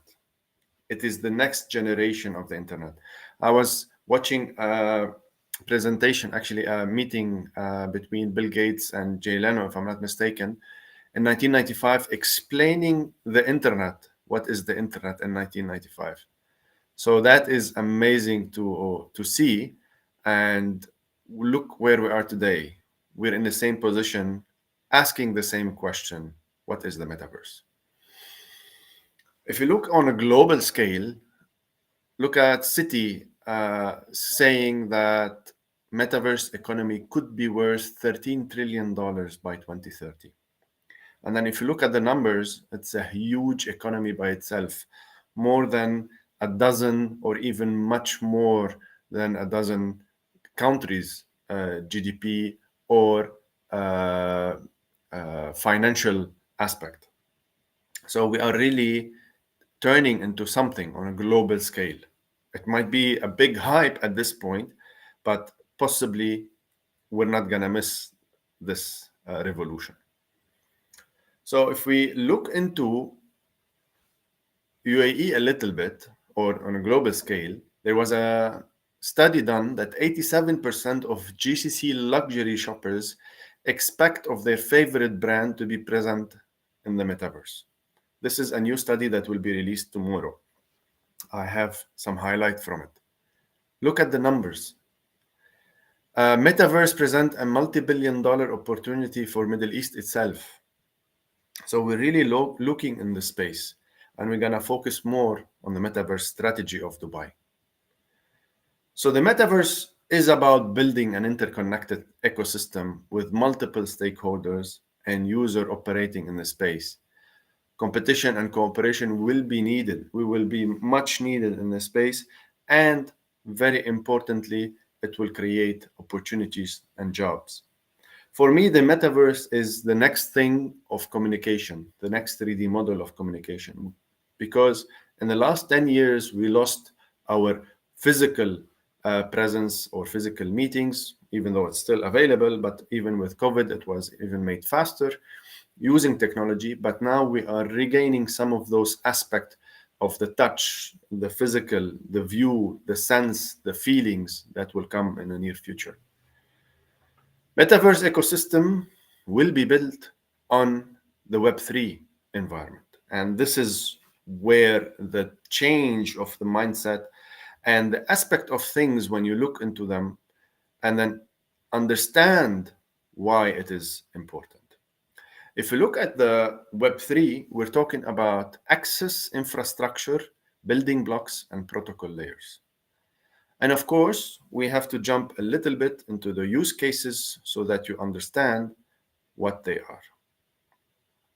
If you look at the use cases on the metaverse, we're talking on the Web3 in specific, and then later on the metaverse, we're talking about the gaming, we're talking about content creation, we're talking about NFTs, financial services, and decentralized autonomous organizations. All of this is working on an access layer using wallets, browsers, and aggregators, and how much we can develop on those spaces.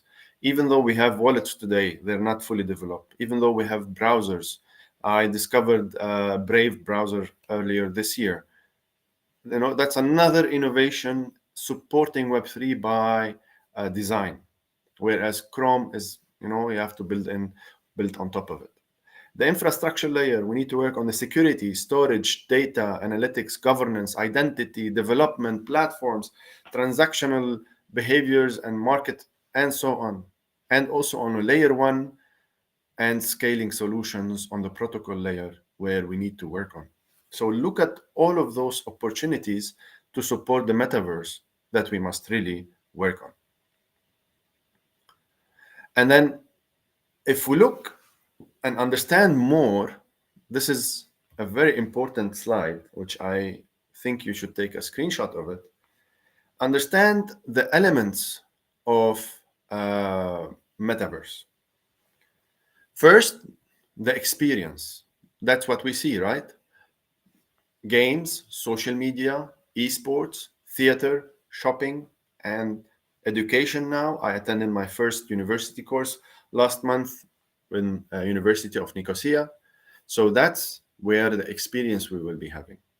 Discovery, ad networks, social curation, rating, stores, agents, creator economy, design tools, assets, workflow, and commerce. Spatial computing is tremendously developing. 3D engines, virtual reality, augmented reality, XR, multitasking, the user experience, decentralization. This is where we're talking about the edge computing, AI agents, microservices, all built on the blockchain aspect.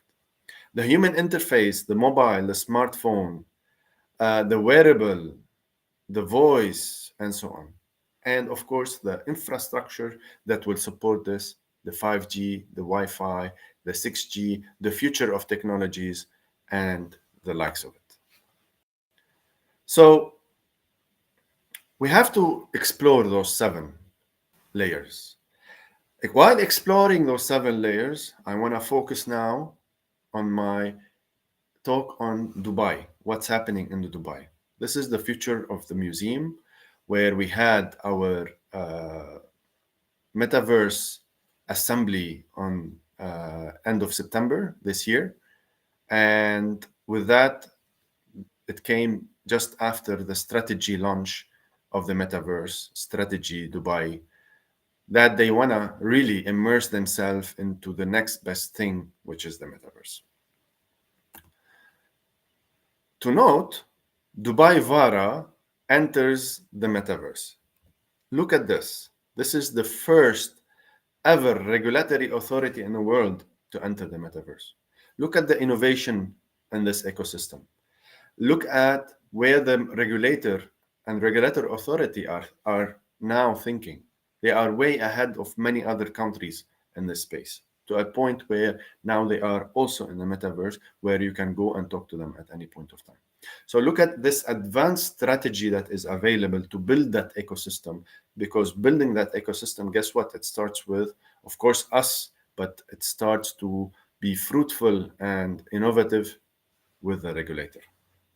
If we focus on the metaverse strategy, which Dubai aims to turn into one of the world's top 10 metaverse economies, as well as a global hub for metaverse community, they want to share their experience with others.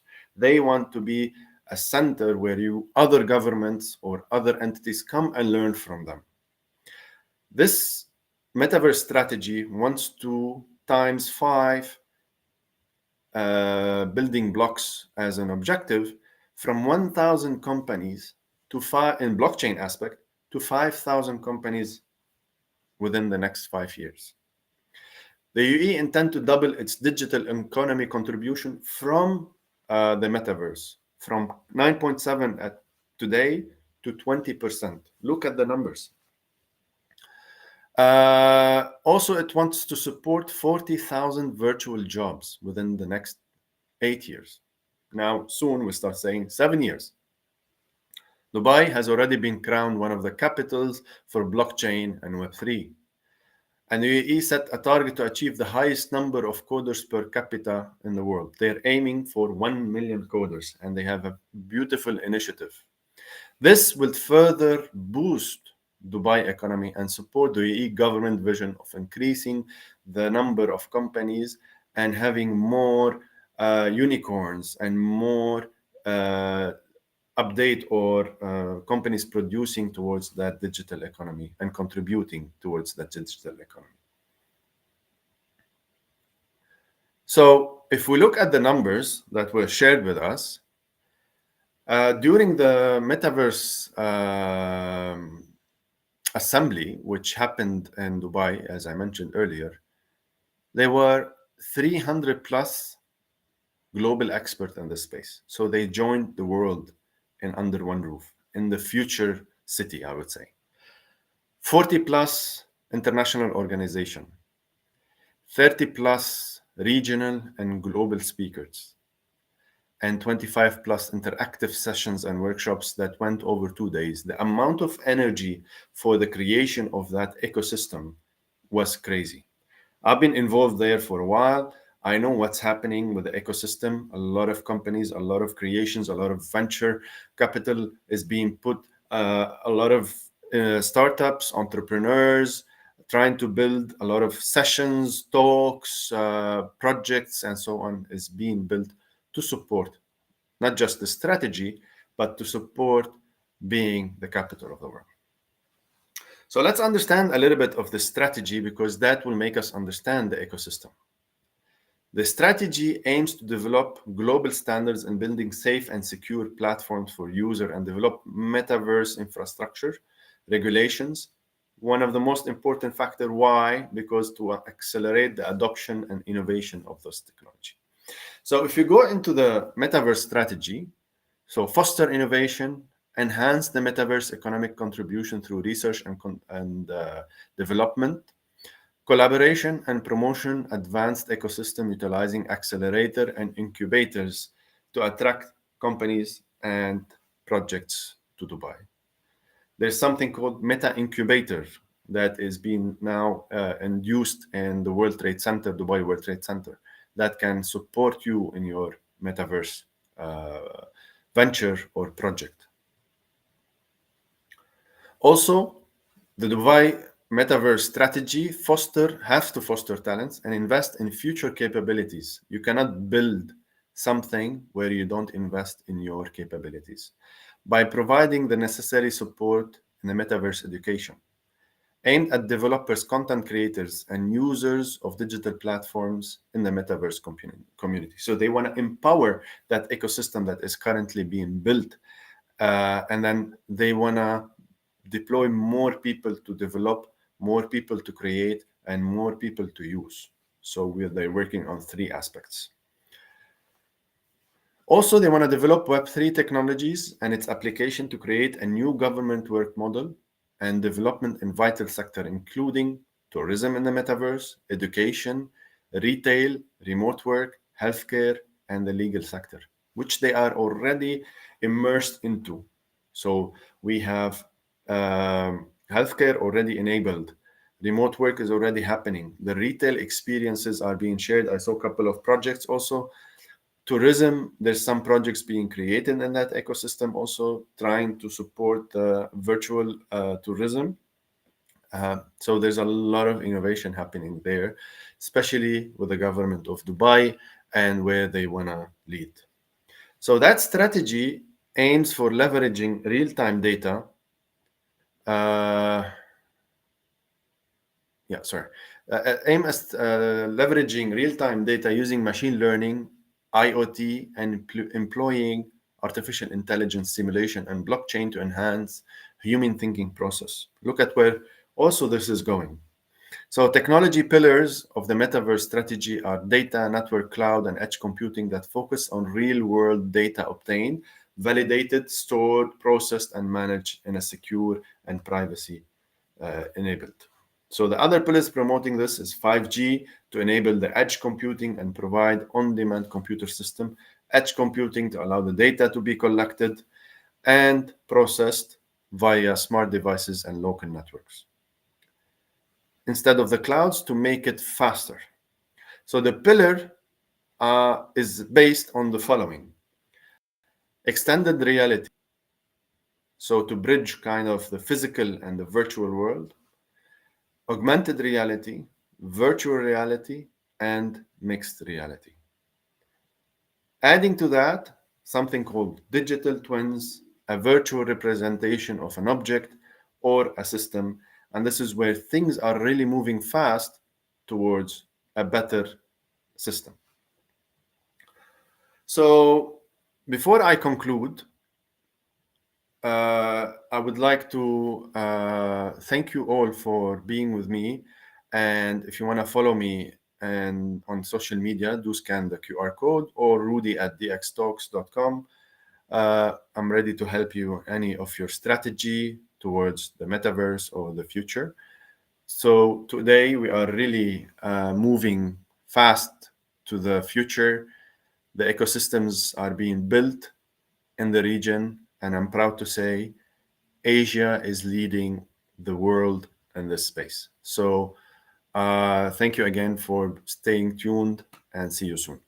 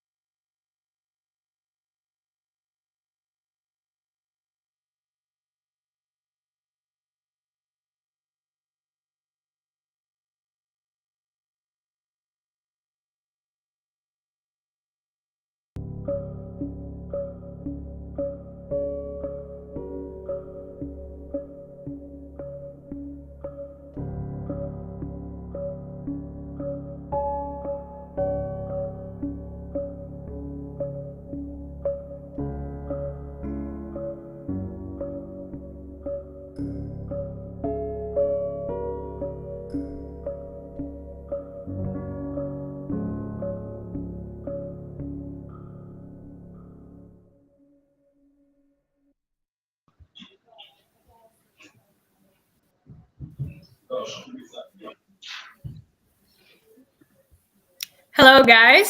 So today we would discuss European metaverse scene and as well the state of innovations and technology in the development of metaverse in European regions.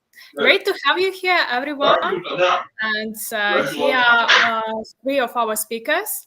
Harrison Seletsky, who is head of growth and strategy at Metafluence, and in Bali, CEO and co-founder at Mixed Reality Rooms, and Sam Halley, CEO and co-founder of NFT Trade.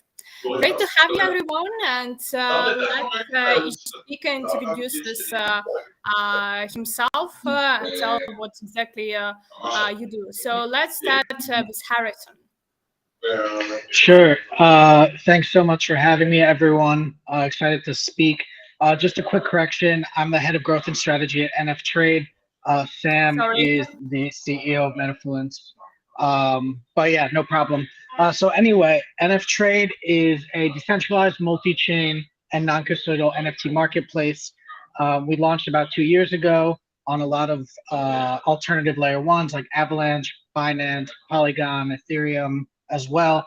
And today we've done about $100 million in NFT sales volume across all of our chains. As the head of growth and strategy, I'm charged with most of the forward-facing aspects, so business development, partnerships, and marketing. And yeah, really excited and continuing to build the infrastructure for the NFT space. Thank you. Sam, what about you? Awesome. Yeah, thank you. Thanks for having me. So yeah, I'm one of the founders of Mixed Reality Rooms. Ultimately, kind of what we're specializing in is metaverse experiences for B2B marketers and helping them use these experiences to engage or connect with new prospects or like upsell within existing kind of customer bases.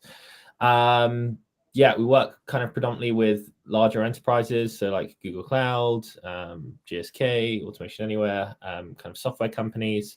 To give you an idea about that, prior to building Mixed Reality Rooms, I was building an experiential marketing company that built activations for the real world. So like mind control, beer pouring robots and gesture controlled champagne pouring robots.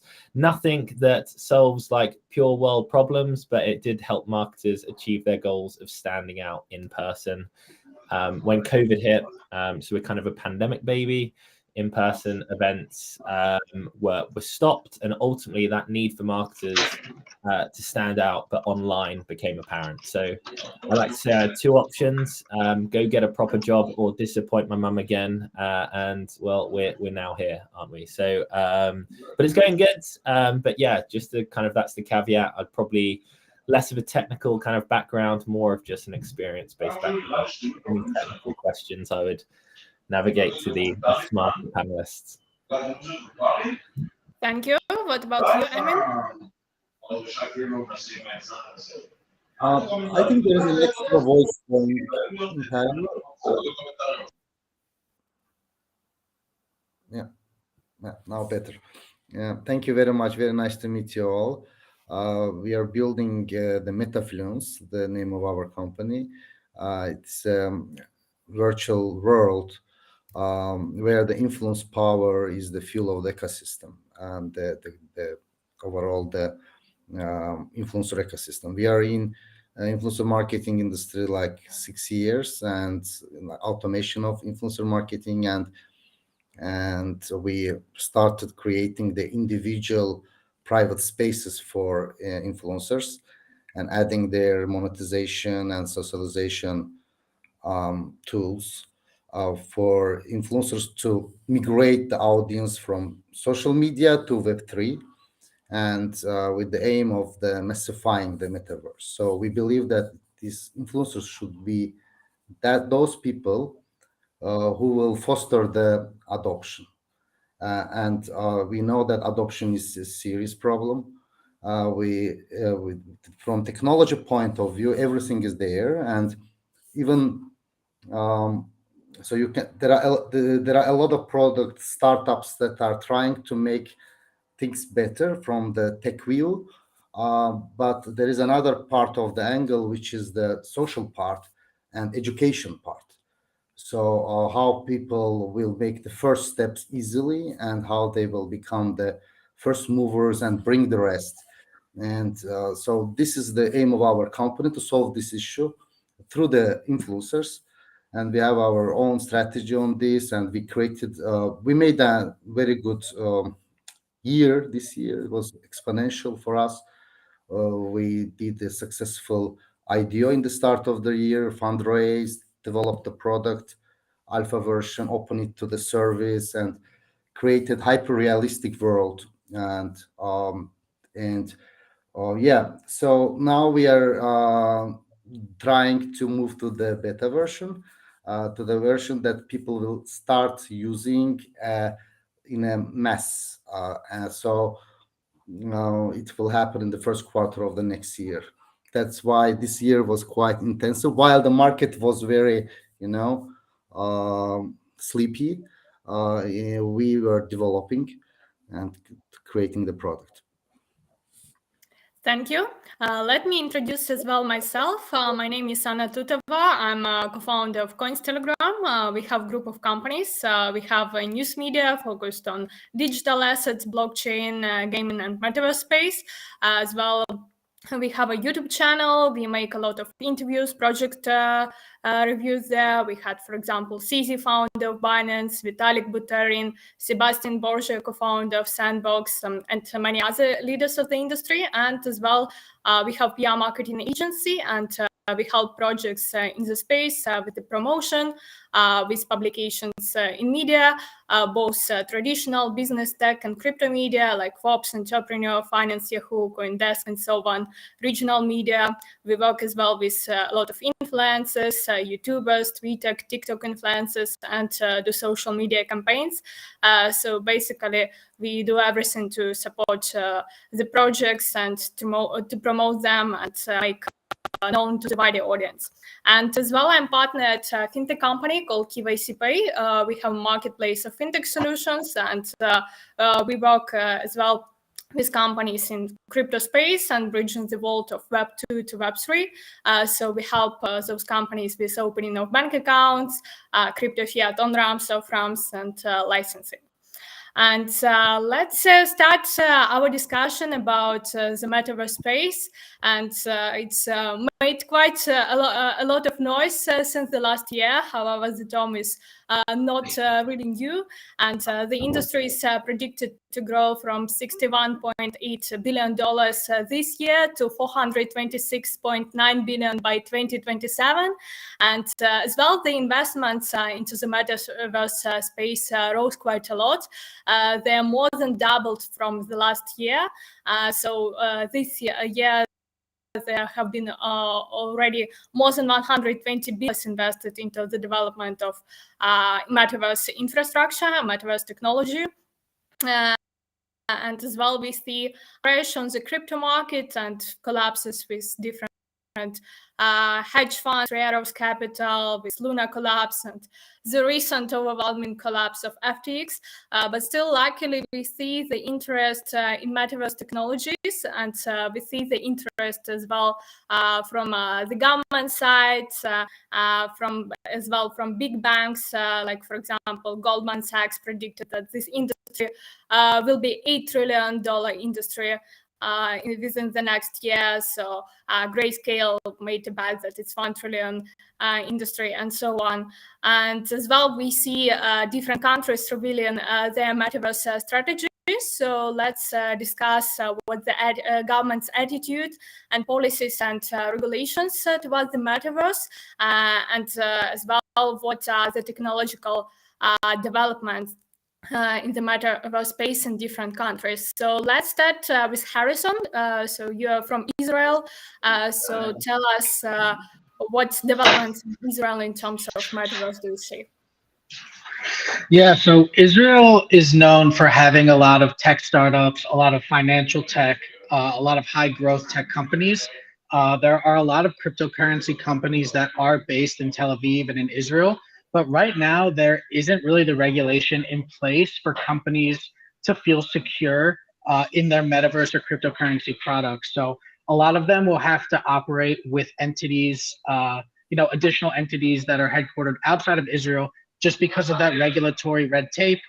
We don't want users, to feel unsafe, and our governments are kind of forcing us to be as conservative as possible there. So we're still waiting for clarity in terms of what we can and can't do as an Israeli company. And this has forced us to, think outside the box and operate in some capacities outside of our Israeli entities when it does come to dealing with crypto assets. So I think from the metaverse perspective, a lot of those in metaverse or in world assets aren't considered securities. They'll be digital property. So there will be, less regulation needed compared to a security asset, although we still do need that clarity. So right now we're definitely in a limbo and, waiting for our regulators to catch up. Yeah, thank you. I thought there was as well even establishment of diplomatic mission of Israel in Korean embassy in Metaverse. that's quite interesting, especially that Korea has quite a big bet on Metaverse. What are your thoughts? I mean, you mentioned that as well. You operate in Middle East and India. What are your view on those regions? Yeah, we see huge interest from all industries into the metaverse. So, banking industry, well, they're trying to reach out us and to make calls and like explain us the ways that explain us what's happening, what we can do. So, banking, GSM operators, fashion industry, uh, top companies as well as startups are thinking of the business opportunities in the metaverse. So this is the main question, main hype that's going around, and this topic is interesting for everyone. And in terms of Turkey, we see again the startups that are creating virtual worlds.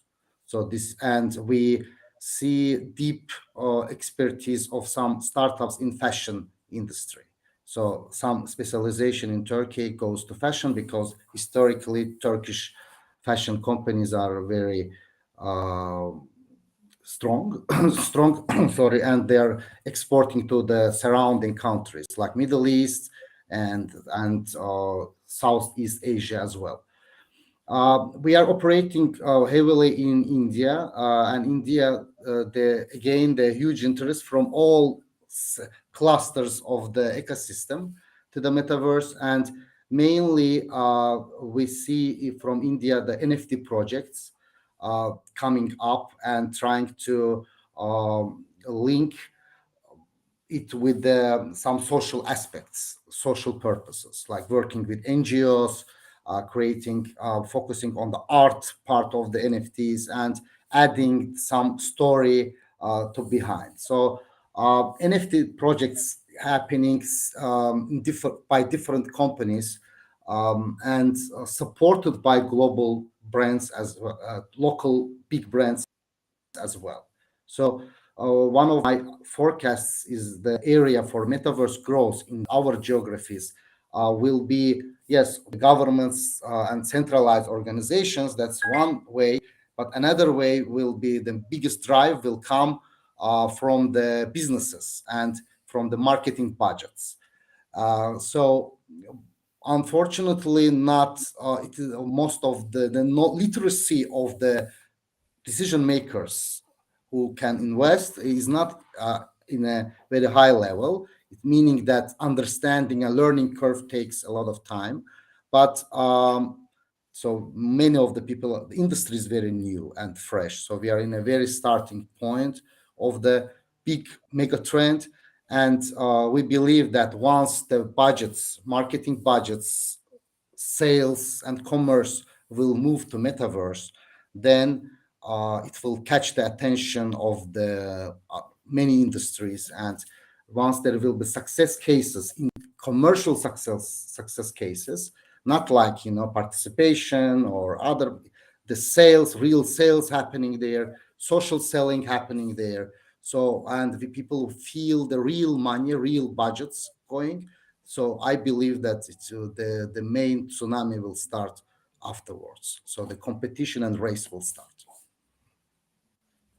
Yeah, thank you. As well, I've seen that in Turkey is considered to be now the country with one of the highest adoption of crypto, and I see the videos of people from the conferences. Even at some conferences, the president is present.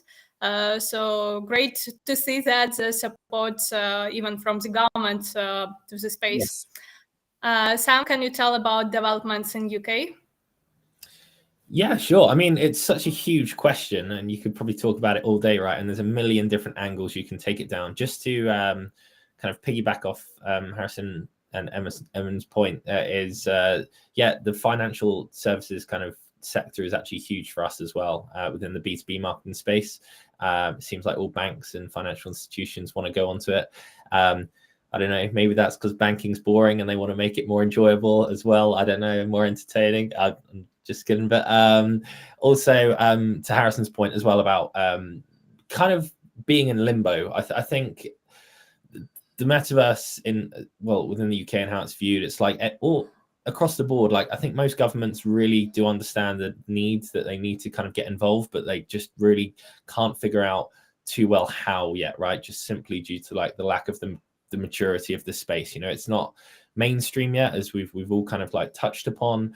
And when it does become mainstream, then the kind of real it's not about the visual space, it's about like the human behaviors happening in the space, right? So you've got kind of the main themes are like financial, storing assets in virtual worlds, and like the interpretability. How can you track the transfer of assets across worlds? What's that going to do to like tax and all these things? Like call me a socialist, but I quite believe in tax. I like hospitals and roads and all of that stuff, and if all the values kind of get installed in these virtual worlds, how do you kind of moderate that?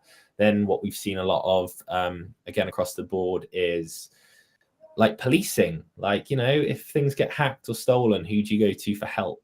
And then kind of like the third view, I think, from which is becoming more and more popular, and I think they are releasing new rules because they don't want it to be so free reign or user moderated.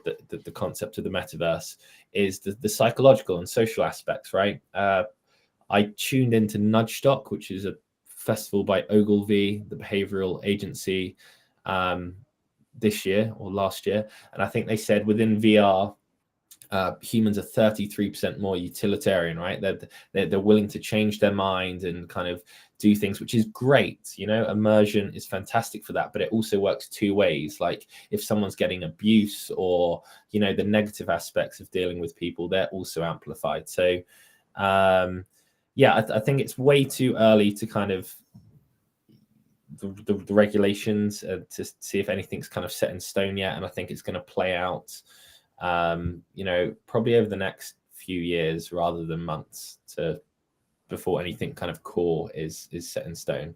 The UK as a whole, though, a bit like what Harrison was saying, the UK as a whole is actually a very good startup ecosystem. They invest a lot of money into helping startups get going, SCIS, EIS schemes, which is fundraising. And I think especially during COVID, there was a big push to fund companies that help connectivity online. And even though the pandemic is somewhat, over, and the world has kind of, open for business again, human behaviors have stayed the same, right? So psychologically, people realize they can do work from wherever they are in the world. So there's still going to be a need, and I think the government understand this, there's still going to be a need to invest in a virtual ecosystem and infrastructure. Yeah, that's true. And I've been recently to UK, and I would say that I see it probably one of the most developed countries in Europe in terms of being pro-crypto and trying to adopt some regulations. And as well, I know, for example, Lisa Cameron, the member of House of Commons, and she started before Crypto and Digital Assets, all parliamentary group, and she's as well on the Metaverse and Web3 parliamentary group. And I see some of the members of the parliament are so open to innovation, so open to learn more and try to understand this industry to help to adopt the technologies. And I'm originally from Ukraine, and Ukraine as well has been always known as quite a developed country in terms of innovations, IT developments, and as well it's number one in terms of crypto adoption, in terms of percentage of population who holds crypto. So more than 12% of population in Ukraine holds crypto, and especially this number rose as well due to sad reasons with the war. In terms of regulations, probably it's not really a time for the government to focus on the metaverse stuff. But generally, Ukraine is crypto, and as well in February, crypto was legalized in Ukraine, and we saw that it became quite a powerful tool for crypto donations.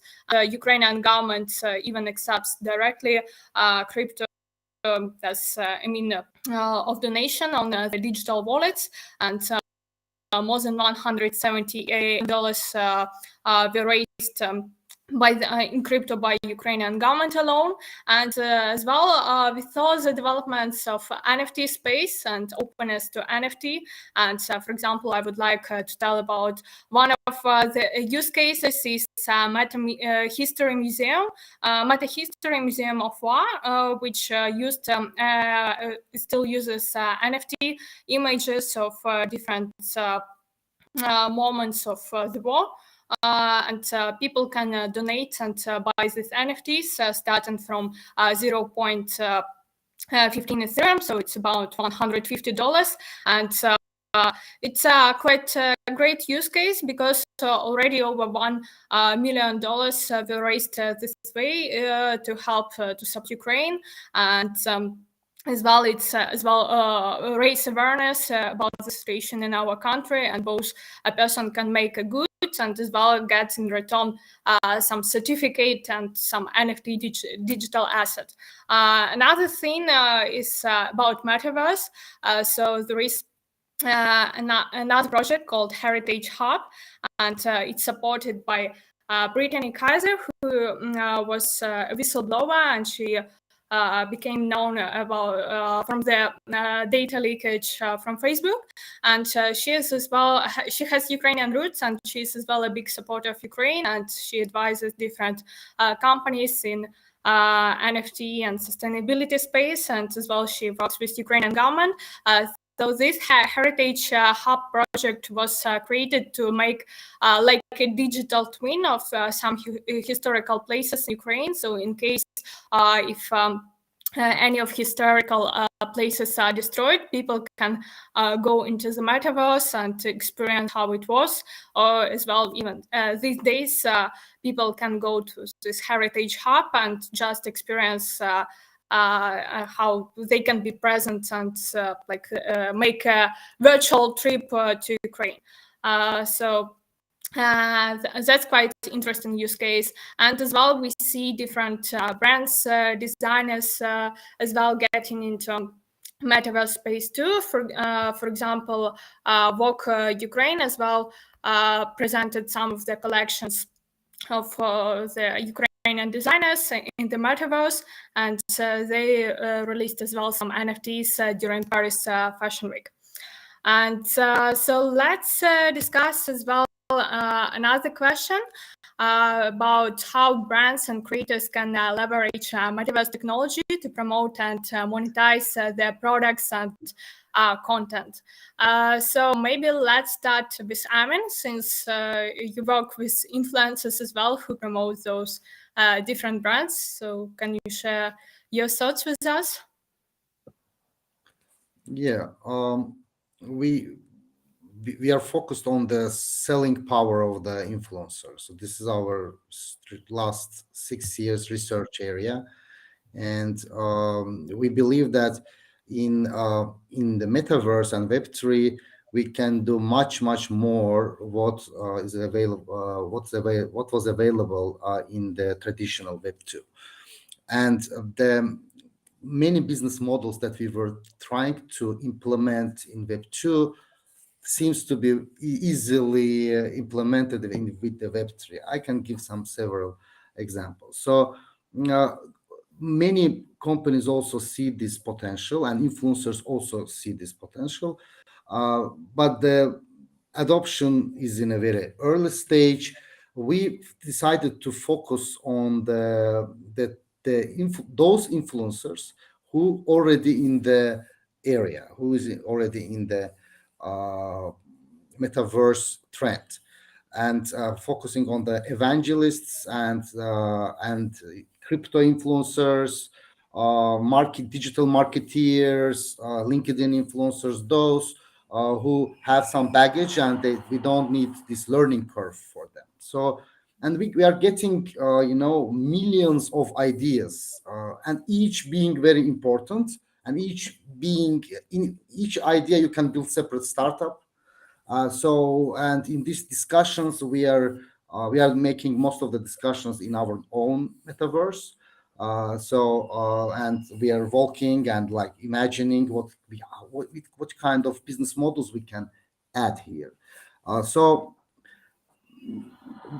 I can say that those companies who will become first movers now and try the metaverse, NFT, Web3, and make small experiments and start building the community now will eat fruits in a big amount in 2-3 years. So once there will be a big wave coming, they will have already the most important thing, the experience and the community. So it's all about building the community. It's all about involving right people, having the right people in the start and growing it exponentially, but having the right filters there inside. So in our business model, influencers are those filters actually. So they bring their people, they bring them to their houses. They are playing the role of the natural filter of the people coming to our ecosystem. So, and with this logic, we are trying to educate both parts, both influencers and brands, and involve them in the development process as well.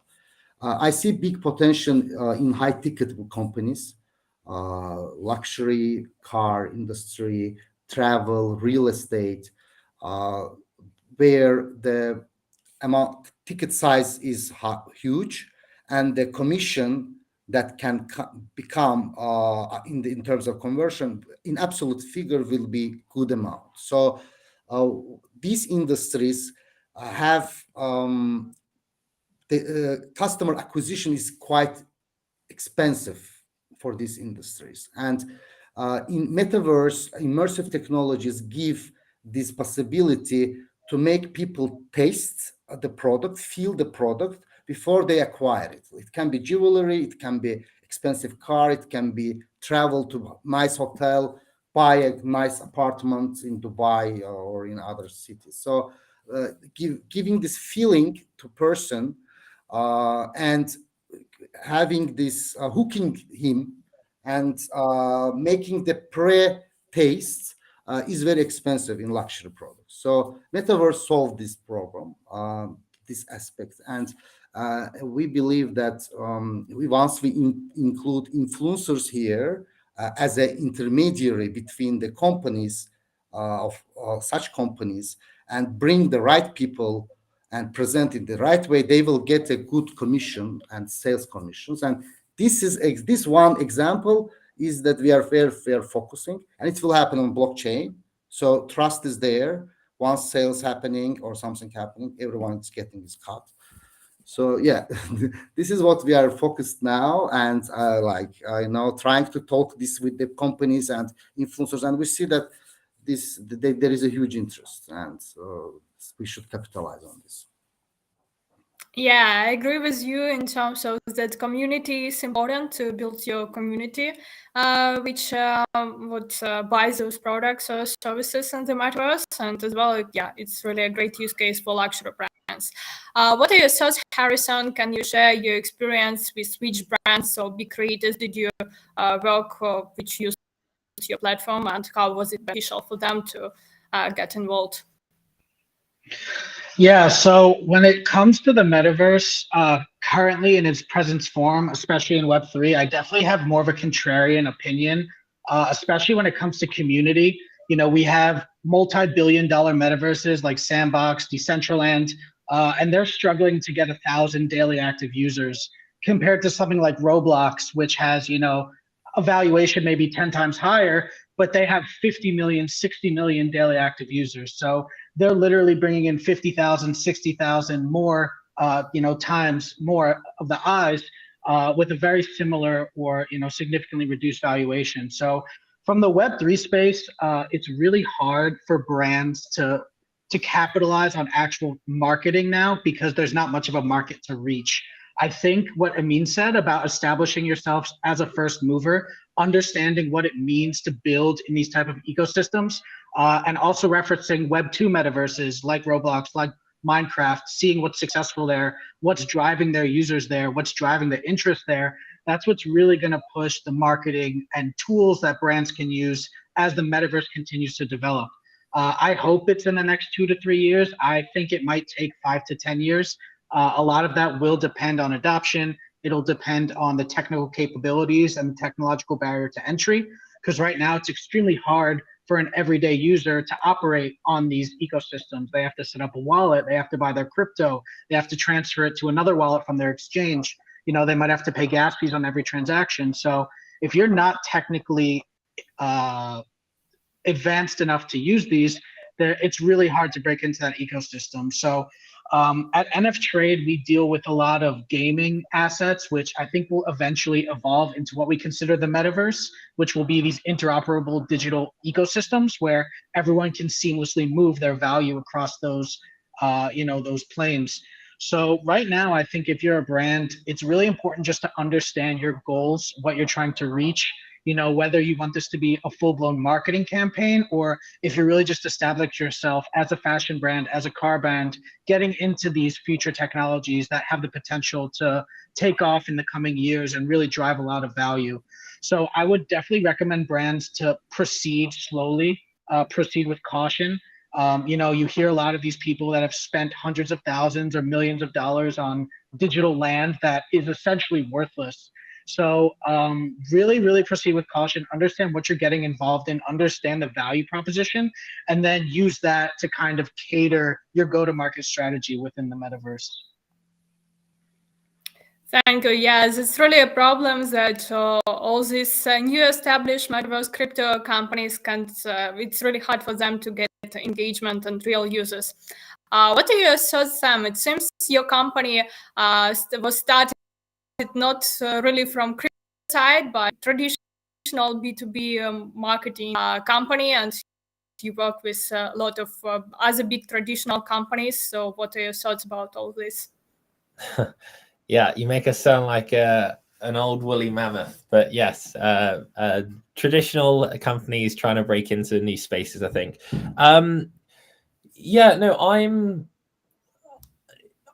from a marketing standpoint, I'm always kind of under the belief of you need to market where your audience is, like you can try and build your own community, but I think there's been a few failed projects recently where they've tried to bring people onto a platform and their audience just isn't there. Like they're on Instagram or TikTok or whatever it is. It's much easier to market when the audience is already there. So instead of trying to curate your own world or build your own world, build for a B2C brand, it makes more sense to build into a platform, I think, like Roblox or Minecraft, where there's already kind of all that user flow there. In terms of like use cases and things that we've done, we've done all sorts of different things. We've built a dinosaur museum, which had two use cases. One where paleontologists were teaching like kids about velociraptors and things and T-Rexes, and it was wicked, and they were running sessions in there, like these immersive education sessions. We also linked it to their e-commerce store so they could go out and buy products. It kind of works. I think what Harrison said was quite interesting. Something that I think is different to what normally happens is that I think B2B companies are actually going to take the lead in entering this space sooner than the general kind of B2C population. And I just think that's what Harrison touched on. There's so many like not barriers to entry, but so many learning points people are going to have to kind of overcome to fully understand it. Whereas B2B companies and how we operate, it's kind of like a Web 2.5 rather than a Web 3 aspect at the moment, but it's taking those in-person kind of events that they're currently doing and bringing it into a 3D environment. So you've got traditionally, you can create an infinite ways to make an ad, right? A 2D ad. You can now create like infinite ways to create 3D worlds, and you can bring those two together to create like even more infinite possibilities that tie into data visualization, which we're seeing is absolutely huge with companies, like a before and after going in and experiencing that. But yeah, I think that to kind of sum up, the main way and what I can speak about the most is we're not trying to be everything for everyone. We're trying to just work on the strategies, the fundamental strategies for B2B marketers. So we've got different experiences for different stages of the funnel. So top of the funnel, look, a top of the funnel experience when you're trying to engage a new company looks completely different to a customer marketing experience where you're trying to upsell within an existing business. But yeah, I again, huge question. I think the influencer topic was covered very well. Again, there's going to be that element to it, just like how B2B companies do partnerships and do things like this, like joint webinars, share content, do backlinks. All of that's going to take place kind of within these 3D environments. Product launches, general interactions. Yeah, I'll pause there. I think that was a very confused answer, but yeah, probably should be more clarity next time. Thank you. And from my side, I would comment that I quite agree with Harrison that the adoption of Metaverse is still like some years away. And I see all this participation by big brands and different creators in Metaverse is rather a PR stunt or maybe from educational point of view. So even like JP Morgan got into Metaverse as well, and they're saying that they just like they wanted to test it, and as well it's a good PR thing too, because then all these brands get free publications in all the biggest media that they got into the Metaverse. So that marketing works in that way. And as well, talking about the adoption of the Metaverse, let's discuss the current Metaverse infrastructure development, like, for example, cloud, 5G, and etc. So let's start with Harrison. Yeah, so the metaverse infrastructure is still in its infancy. I still think we're, very at the very beginning of what's possible.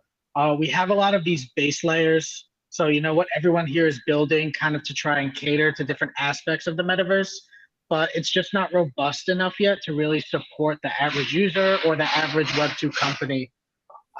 So yeah, I think the infrastructure is still one of the most critical parts that needs to be developed. The payment rails, the wallets, the actual usability, within these games. A lot of the technology is available and a lot of teams are building it, but it's pretty complex to build these types of ecosystems. So, it does take time. We've personally been building for about 2 years. There's a lot of other NFT marketplaces as well as metaverse companies that have been building for longer. And a lot of us are still dealing with these same problems of adoption and usability.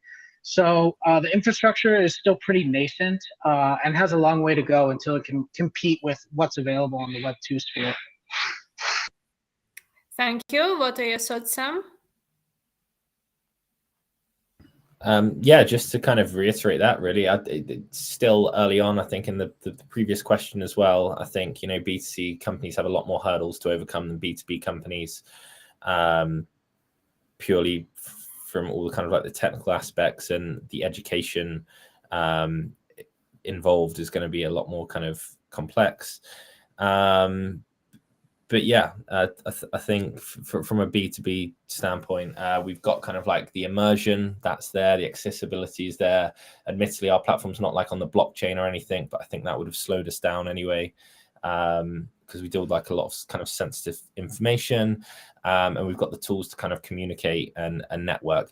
I think what I would love to see, in the future, and I think this is maybe I'm just riding the excitement off ChatGPT kind of hype over the weekend, is to kind of incorporate AI into building different worlds for personalization. So I think that's probably coming sooner than we think in our space anyway. But yeah, still a long way to go.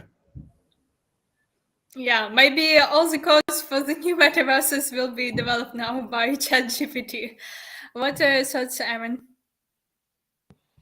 Yeah, unfortunately, we cannot, talk more answers, say more answers to your question. That there are serious infrastructure projects going on, and it's a top priority of the government, etc. So this is not like this, and I can understand this. The centralized structure like a government and decentralized Web3, Metaverse. These are two controversial things. So, like ideologically, there is a problem, and I think governments are trying to find a way how to become the part of this movement, but at the same time, the core things are different. So for that reason, I think still the main drivers will be um, not governmental, but the corporate moves to here, like banks, GSM operators, as I said previously, the biggest drivers of the innovation in the countries, which who has the big user bases, and theoretically all the communication channels and touch points and the teams and budgets to make this transformation and to foster the adoption and educate the people. But again, according to my experience, there are few years ahead. First, these companies to understand this in a team, in the boards, and yeah, we are still there. That one person in the top management is enthusiast, and the 5 other people are asking questions, and he's now learning to teach them. But once the more use cases are coming, again, the real money is there, so it will change everything. So we have to all find the ways to the commerce in the metaverse. So how the commerce, real transactions will happen, which worlds or tools, whatever, will make this easier. They will be those who will drive the ecosystem. Thank you. Yeah, and in terms of the question of the speed of transactions, speeds of different interactions in Metaverse is probably the question what all these layer ones and layer twos try to solve, try to make a faster solution for the data processing and for faster transactions. But another thing that those should be secure. And let's discuss as well the last question. So what is your opinion? What are the 3 most critical elements of metaverse development? And let's start with Sam. Awesome. Yeah. So first, I think it's been a common theme on this panel: education of like how to use it, right? So what's the compelling vision of how, like, why are people going to arrive? How are you going to tell the story? How are you going to communicate that story? I think that's 101, the most critical thing if we're going to attract people to use this in day-to-day life. So behavioral. My second one might be controversial. Maybe it's because I'm very simple, but simplification of tech. I don't personally think we need to contribute contribute to the promotion of the metaverse. I don't think we get there by adding more features, but rather taking features away. I guess that could also be called user experience. But like, to give you one example is like when we first started, you could go into our environments, look up, down, and around. Great. We actually stripped that back because we found 1 in 5 users actually found that difficult to, even on a computer, use that ability. Now it's great that you can look up, down, and around, and as the population or the new generations coming through are more kind of digitally kind of savvy, I guess, and can use these controls, great. But I think a lot of it's there, and I think it's simplifying the use case rather than making it more complicated or optimizing technology that's already there. Third one, legal framework, maybe. Again, I don't think it's halting the progress. And again, we can discuss that. But I think the governments and stuff will try and get involved a bit more kind of heavily, in the next few years. And I think it will be kind of like, don't really know what analogy to use. They'll come in quite strong and then they'll ease off. But like, yeah, I think to address kind of like humanity as a whole, it's important that we, have something in place so that the whole kind of people are being nice to each other, or that can at least be kind of regulated better. Scams are happening less often. and financially, it's a model that works for both online and in person. So they would be my three. I would say from that point is probably there should be the same regulations as to online privacy and online behavior on the internet. What are your thoughts, Emin? I think Sam outlined the thing that I wanted also to touch. The simplification is the key, I believe also, and for like mobile usage and the coverage is important for scaling the metaverse products. And this I totally agree. Another thing is which I believe is the exclusivity. This is one of the core of our project. Also, we believe that the new type of socialization, avatar to avatar communication, we call it inside the company, is something different that we are used to. And we found out in real life events in our metaverse that people are once there are exclusive number of people, small number of people attending some party, like up to 200, let's say, not more, the communication between the people becoming more sincere, open than if it would 1,000 or 2,000 or 5,000 people. So and when there is someone who gathers them and the one who like guarantees the level of the people, it's like private parties, and that is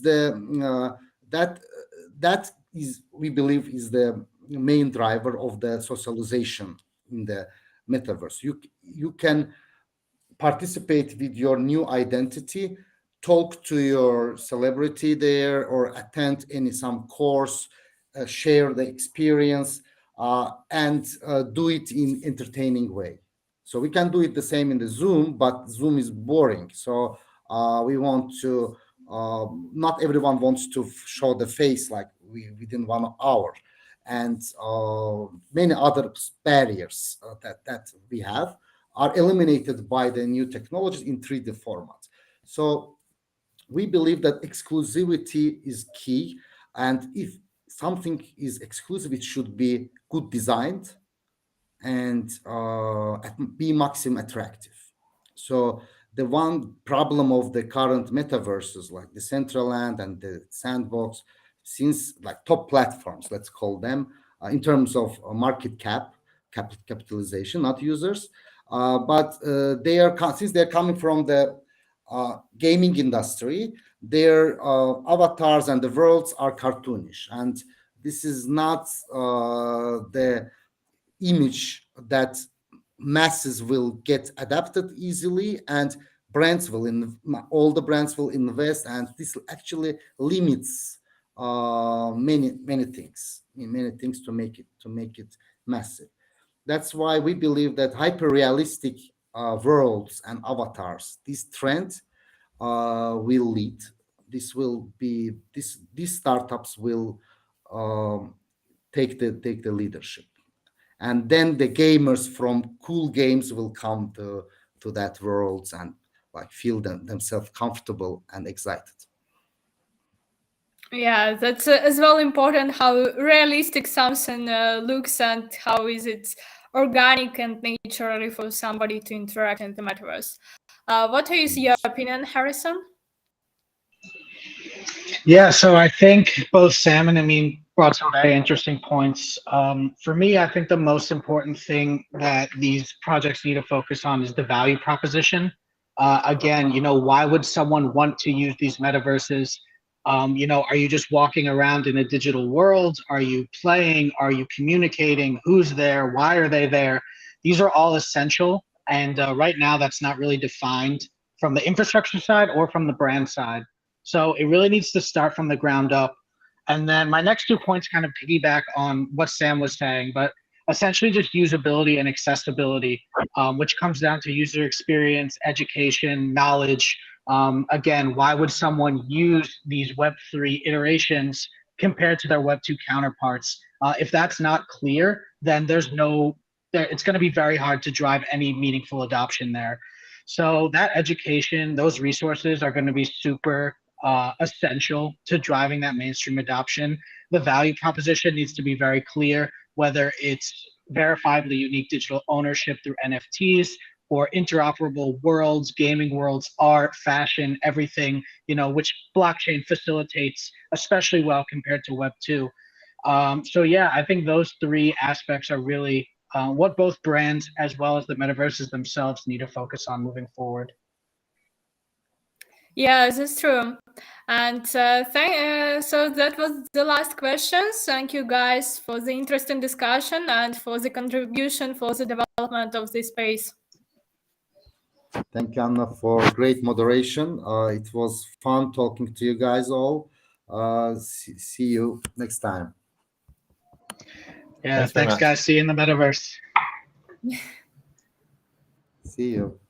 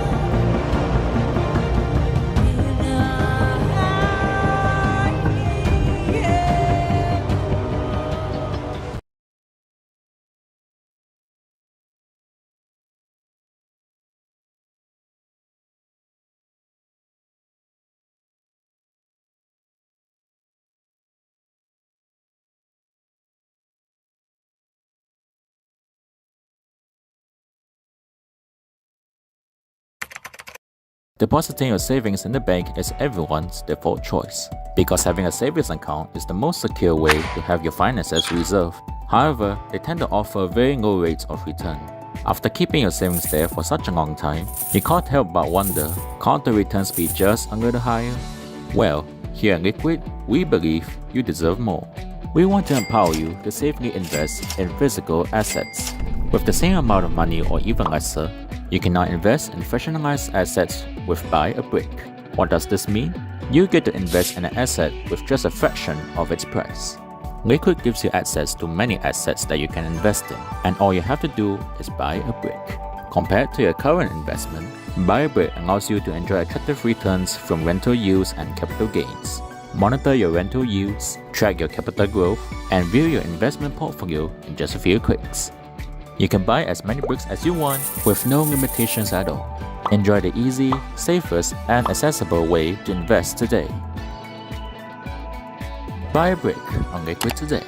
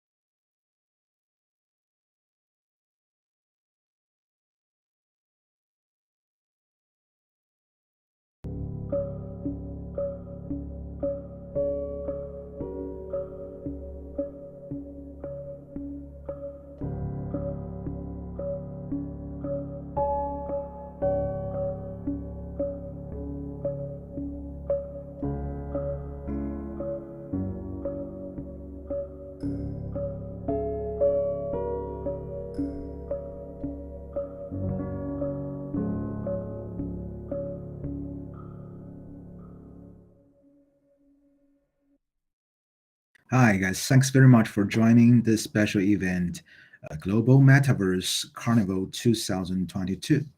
This is Fang Sham Esquire from China.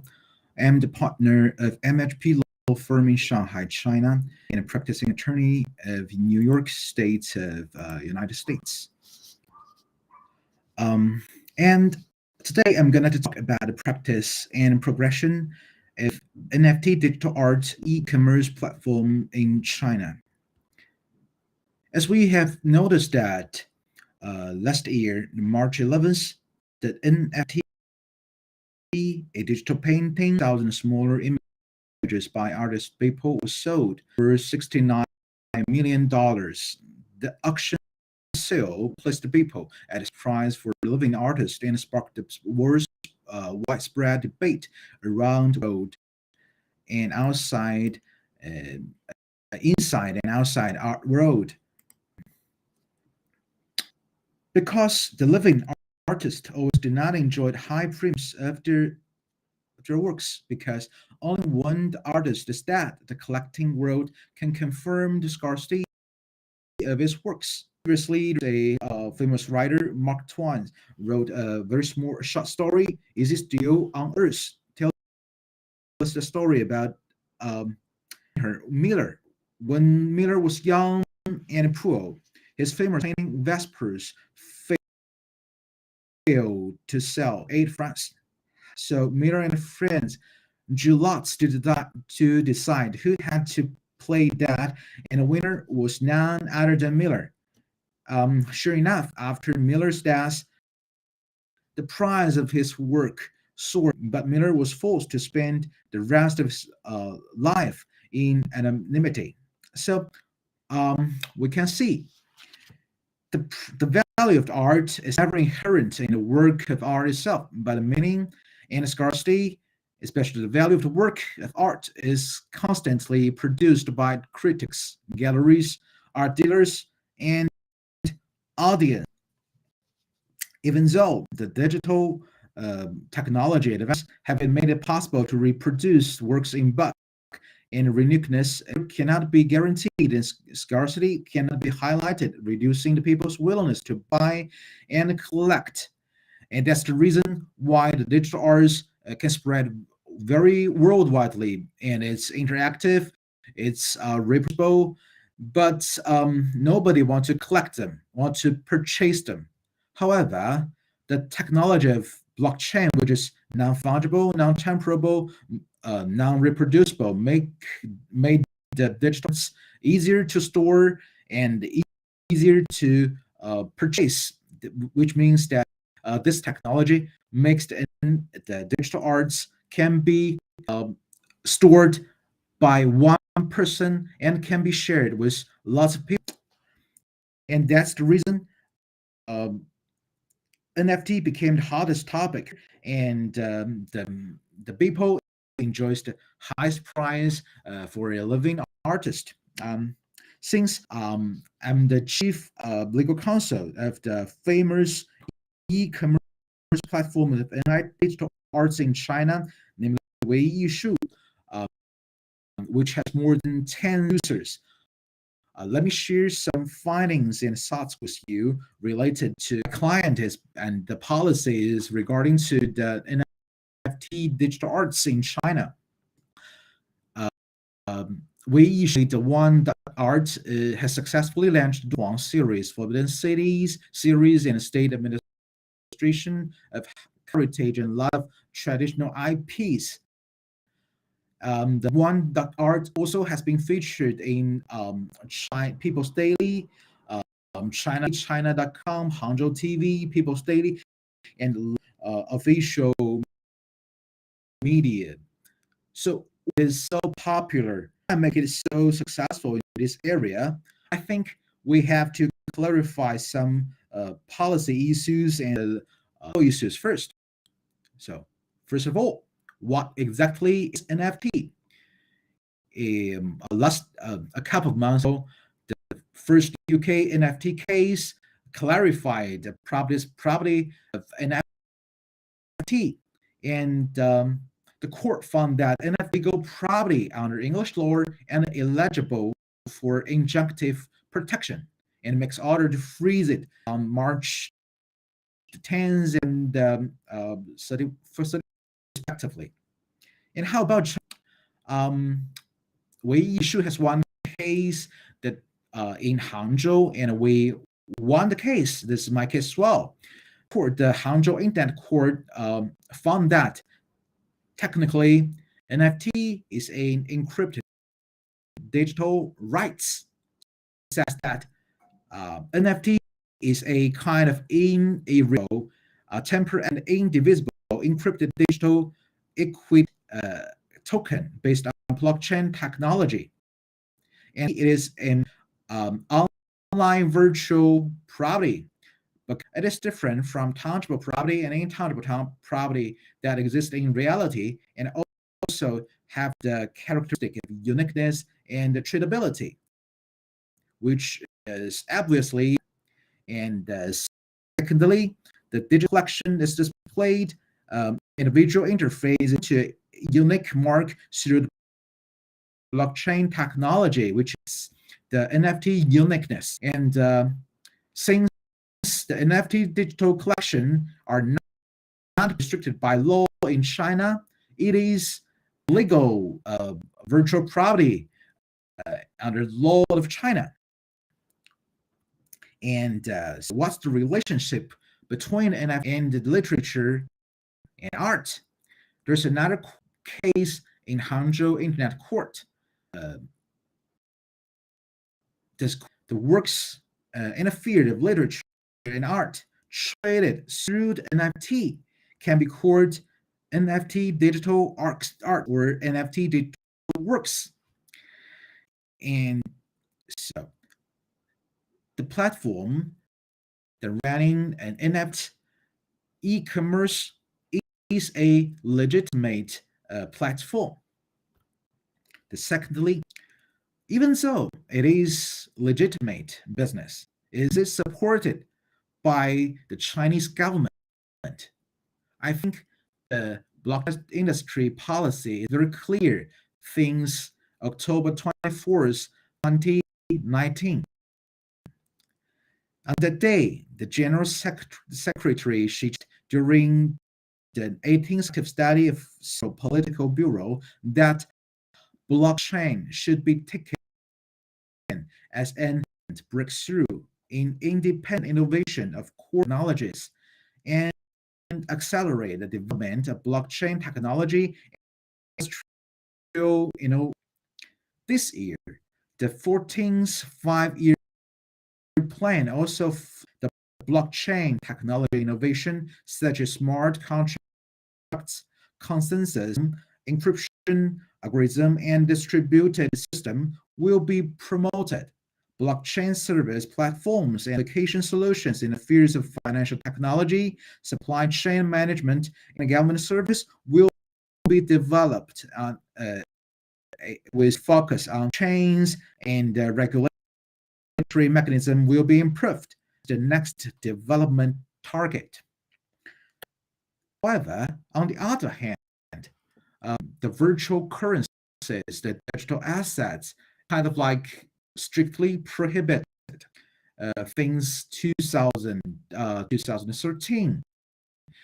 The note on preventing Bitcoin risks and compliance, blockchain guidelines, and a lot of other policies stated that the digital currencies and digital assets shall be prevented, shall be prohibited under the laws of China. So we can see there are two different approaches. The first one that it should be strictly prohibited or strictly controlled. However, the applications used supported by the blockchain technology should be strongly supported. And even in this year, we have a lot of policies related to the Metaverse and NFT digital arts. Nationally, we have the 14th five-year plan to development of digital economy. Opinions on advancing implementation of national for cultural digitalization in Beijing, Shanghai, Zhejiang, Henan, Xiamen, and Wuhan. All of them, government announced a lot of local policies to support the metaverse, the blockchain technologies, and cultural digitalization. So we can find out the policies that strongly recommend us to run the business related to blockchain technology. However, we also to carefully study the legal risks of the digital assets, securitization tendencies of the NFT.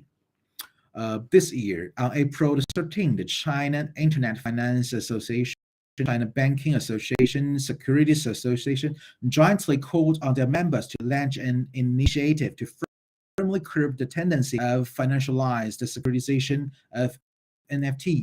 The initiative calls on the members to adhere to the bottom line of behavior, not to include financial assets in the NFT underlying commodities, not to weaken the non-fungible characteristic of NFT, not to provide centralized trading, continuous listing trading, centralized contract trading, use virtual currencies at Bitcoin and other virtual currencies, and not to invest directly or indirectly in NFT. And the members recommended not to provide a financial for investment in the NFT per se.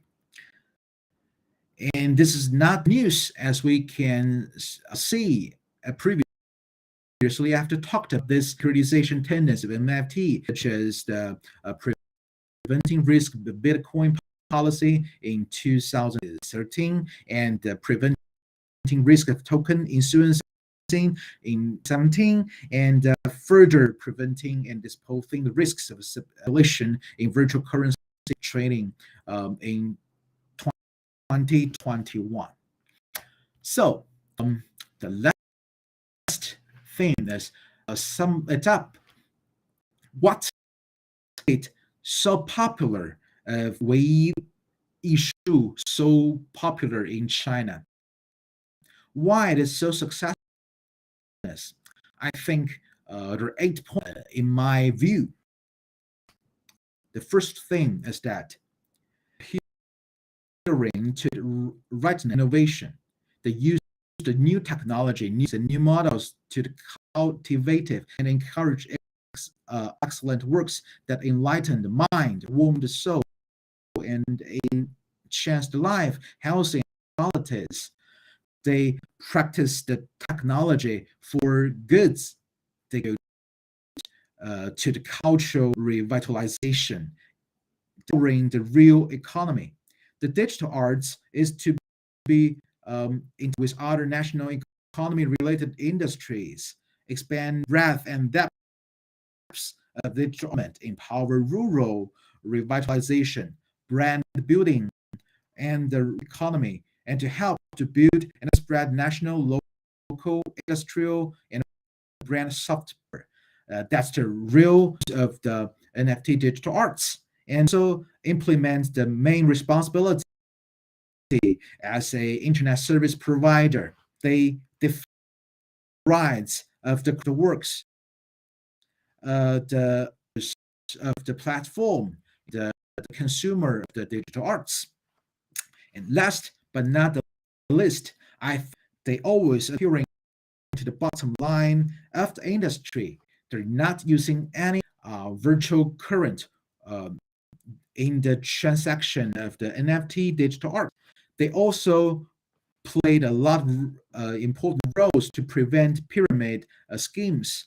They actively communicated with regulators to establish and improve the information sharing, consultation, and notification. A special rectification, case assistance, and other working mechanisms to carry out network restrictions to limit speculations, fraud, marketing, and other illegal activities, and continuously purifying the cyberspace environment. And that's the reason why they become so famous and attract more than 10 million users. And thanks a lot. This is my speech for tonight. You're free to ask me. Okay.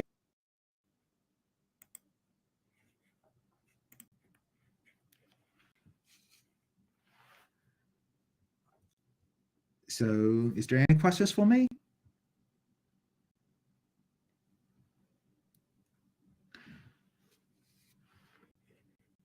Okay. Let me see. There's a question. What's that?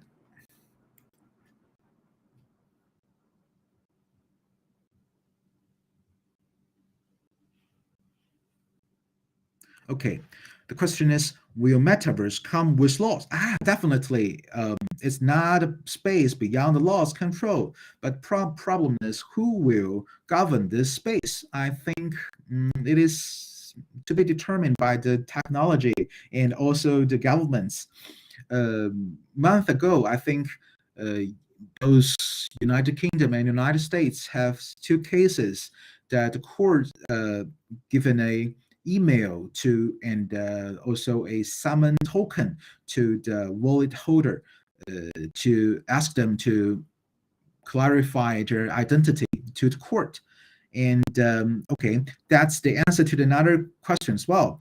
So if anything illegal, something wrong happens, who will be responsible? I think in court's review, in the government's review, the creator, not avatar, will take the responsibility to handle the illegal activities. But how will it come true? I think it's still waiting for the technologies and the laws to solve those problems. Not only the laws, but also the smart contracts and the technologies. And that's my answer. So, is there any other questions for me? Looking at today's questions, which type of metaverse need to be considered for join? For example, trading in the commerce industry and service industry. That's a very interesting question. I think, in my opinion, it will the blockchain, the metaverse deserve to join is should have some strong technology teams, and the company shall be supported by the local governments as well. So I think there are two branches, two ways to answer this question. The first one is you should trust their team, the founding team, the founding members of the company, and they have very good technology. And secondly, you should look at the local government policies, whether it is the company is supported or not. Okay, I think that's my answer. Okay, so the time is limited. I think that's it for today. Okay, hope to see you in Metaverse. Thank you. Bye bye.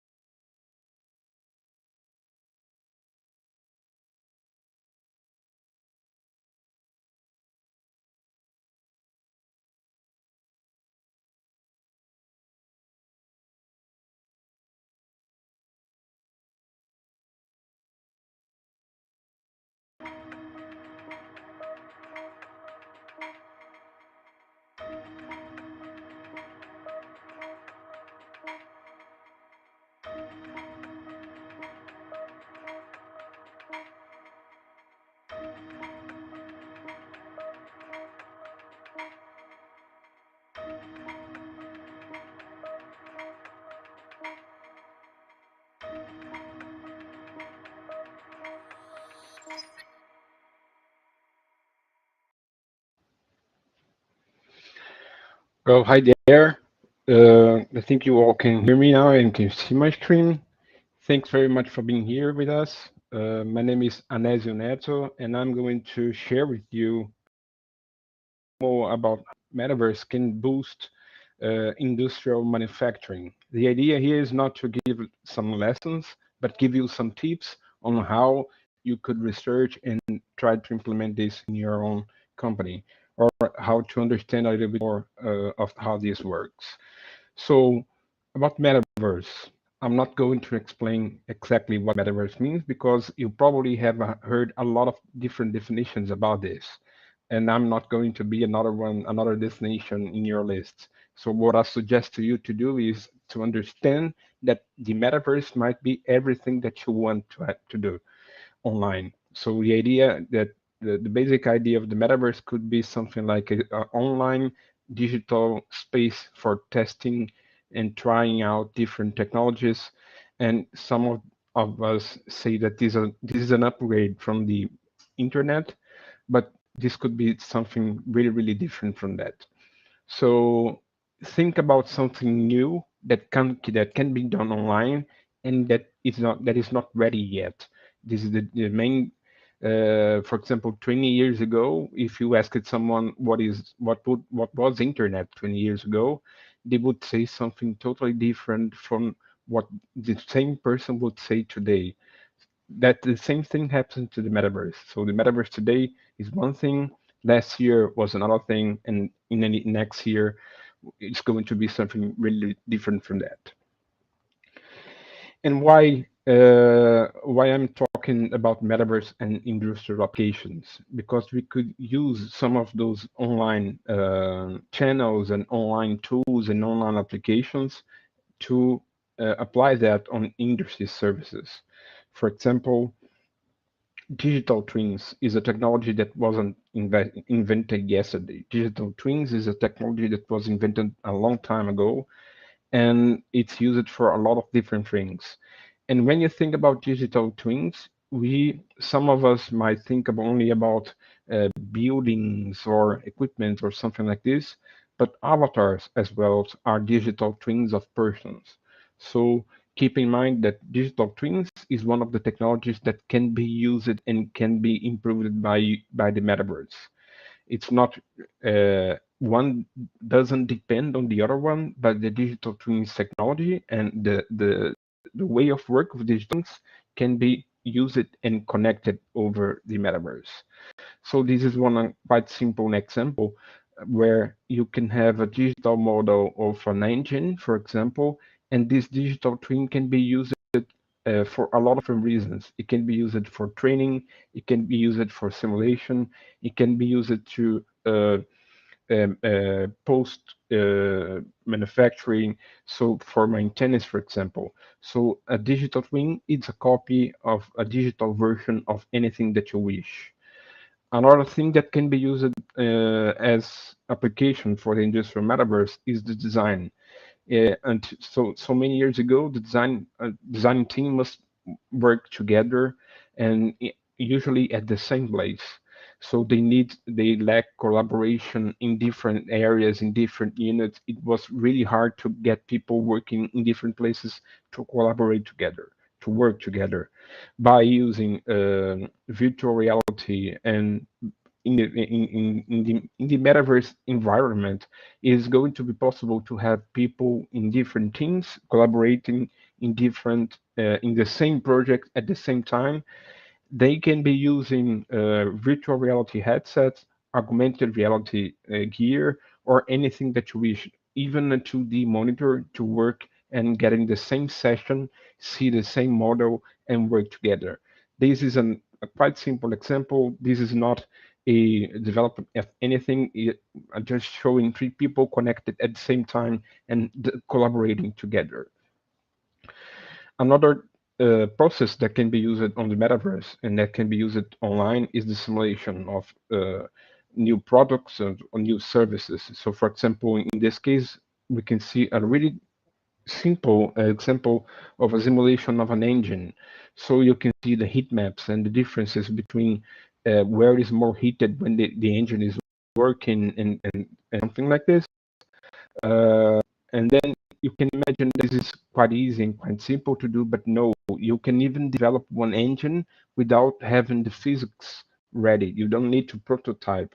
You can do all these kind of simulations by using software applications that has been developed by a lot of different companies, and they can simulate all new products and services that are going to be released in the future with less time in a shorter time and without spending materials and money unnecessary. Another interesting application for that for the industrial economy and that can really be interesting is the training. So you can have your team training and working together in equipments and in materials that doesn't even exist. For example, you can have a new employee that is going to work in a factory and you can train him by using those kind of immersive technologies such as virtual reality or augmented reality or even mixed reality in different places in the world, in different factories in the world, connected to the same metaverse of the company, so they can train without even going to the factory. So we can save some time from the training those colleagues, for example, because instead of going to the factory and training in that equipment that can demand some time and demand some investments, you can have this worker training and simulating this in a virtual reality, much cheaper investment session, and then you can send the worker ready to the factory. So it's going to be easier. Remember that by using virtual trainings, you are avoiding specific hardware environments, for example. So he or she can train on fire, a simulation of a fire environment, or an oil and gas platform, for example, and you can do all those tests with less cost in a shorter time. Let me talk a bit about the equipment that you're going to use to access those experiences in the industry, in the company. Those are the gears that are most used in industries. We have a lot of different equipments, but those are the most used ones. So for augmented reality, we are usually talking about a mobile or a tablet. That's because it's easy to buy one, it's easy to use one, it's not that cheap, and nowadays those equipments are really accessible for different people. So for some applications, it's easier to have those mobiles and tablets or telephones or telephones than have headsets. So in some operations, this is going to be much better than the other ones. We also have the assisted reality equipment. Different from the augmented reality, assisted reality are equipment that doesn't come to the front of the user as to put some info in front of them by using some lens. Those equipment use small screens that complement the information, and these screens brings videos from a colleague that is usually in the back office. So when you use a headset like this one, you are usually connected to internet. You have a camera that is recording the session that you're performing as well, and you are connected to a colleague in the back office that is sending out more information to the colleague on the field with like manuals or complementary information that the person on the field could use to solve a problem that is happening on the field. So those are the two most selling in the world equipments, like from RealWear and from Vuzix, and they are quite interesting to use. For virtual reality, we do have the most recent launched equipments here. We have MetaQuest Pro and Pico 4, and those are the equipments that are going to be used for companies. These are not versions. Those are not consumer version equipment. Those are equipments to use professionally. So they have a bigger capability of processing, of image, of sound, of connection, and interaction with the experiences as well. So they are here you can see the links if you want to research for more information, and this is quite interesting to understand how it works. Also, we do have the mixed reality. So for mixed reality, the most used equipment today is the Microsoft HoloLens in the world. Aside from that, we have video equipments that are really interesting, and they are like a mix of virtual reality and mixed reality because they have a high processor and displays with high quality. So you can use this as a virtual reality headset and also as a mixed reality headset. They are quite interesting for design, for example, because you can see the image quite clear with a lot of details. Let me go to the use cases. Some of the use cases in market that you're going to do. And again, I'm not going to explain all the use cases. I'm going just to highlight them. Then you can research after this because you are limited of time. So go and take a look about NVIDIA and Siemens use case. They are joining together an effort because Siemens has the know-how on how to do digital twins and develop factories, and NVIDIA has the know-how on how to develop graphics and processing and AI. So they are joining and working together on how to do this together. Aside from that, we do have KLM with quite interesting use cases for not only training, but also for maintenance of their equipment and their planes. So go there and take a look on YouTube. You can easily find some video sessions on how to, for example, pilot a plane. For example, it's quite interesting and to see that. Also, we do have an example from Vario that is quite interesting, and I'm not going to share it here, but you can see later. Volvo is using them as a headset developer as well. My call to action for you, and now what you should do to use and get inside in this market is go out and research. Go out and you can begin with Google and YouTube to research for information and material about that. Try always to learn to look in English, because in English you're going to find a lot of more content than in regional languages. So English is the language that you're going to find more information and easily connect to new content and new people over here.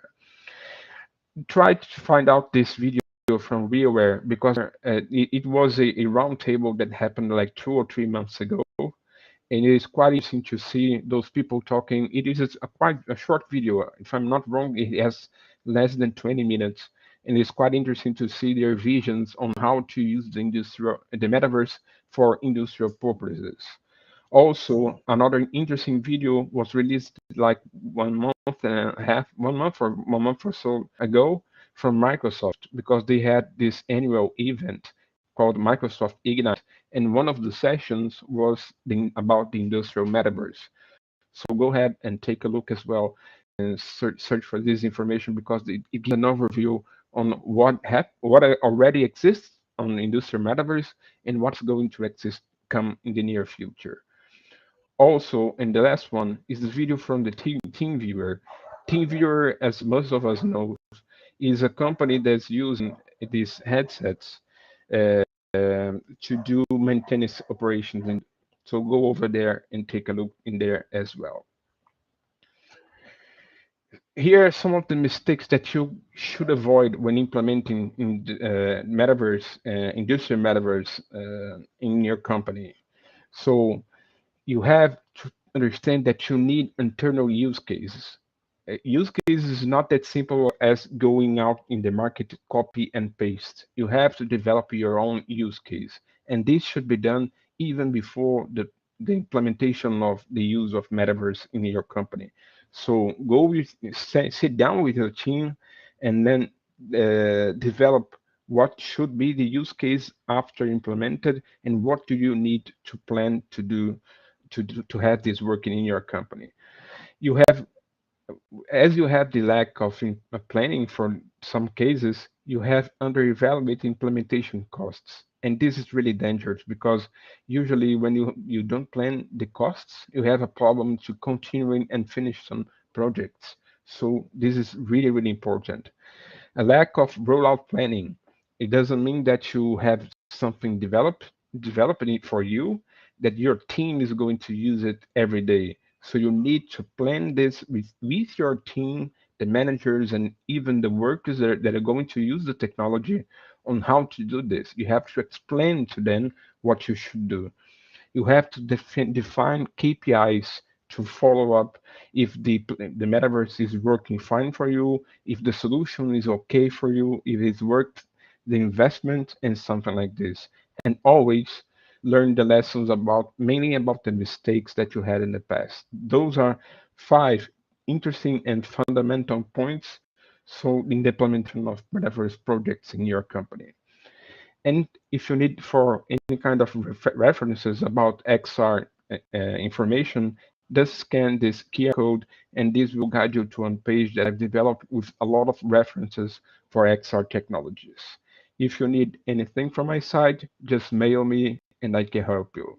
Thank you very much. If you have any questions, please let me know.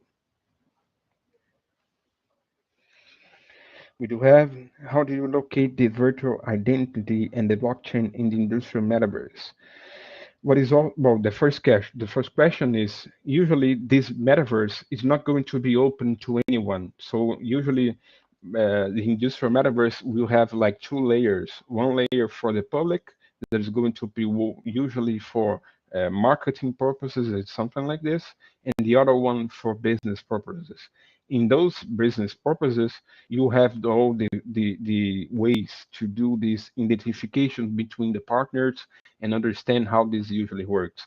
So different from the mainstream, the industrial metaverse is going to be something really, really more secure and more have with more concerns on data privacy due to the existence of IPs and documentations and something like this that can't be open to the public. So usually the recommendation is to have different layers, one for the open public and the other one for a more restricted one.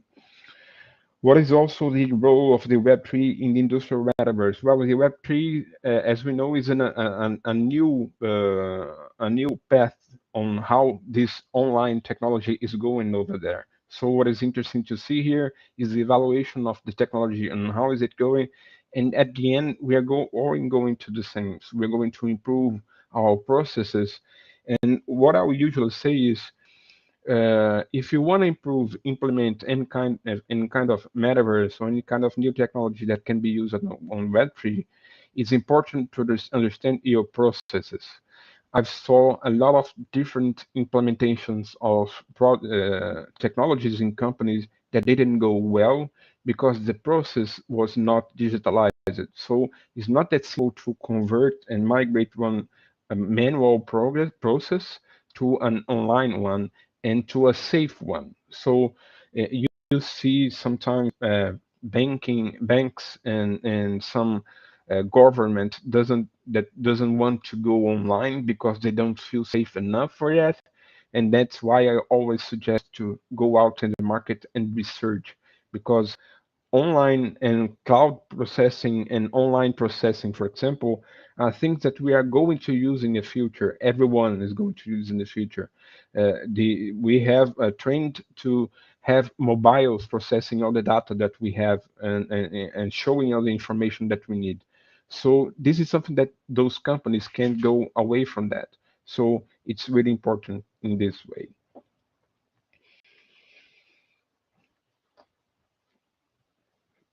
So again, let me get back to this QR code that is recorded in this video. So if you are watching this and you want more information and more references about what I told here and about XR gear, applications, news, and companies and startups that are working with that, just scan this QR code and you will be able to check that. And here to again, my email again, and please let me know if you need something. Thanks for coming. Bye-bye.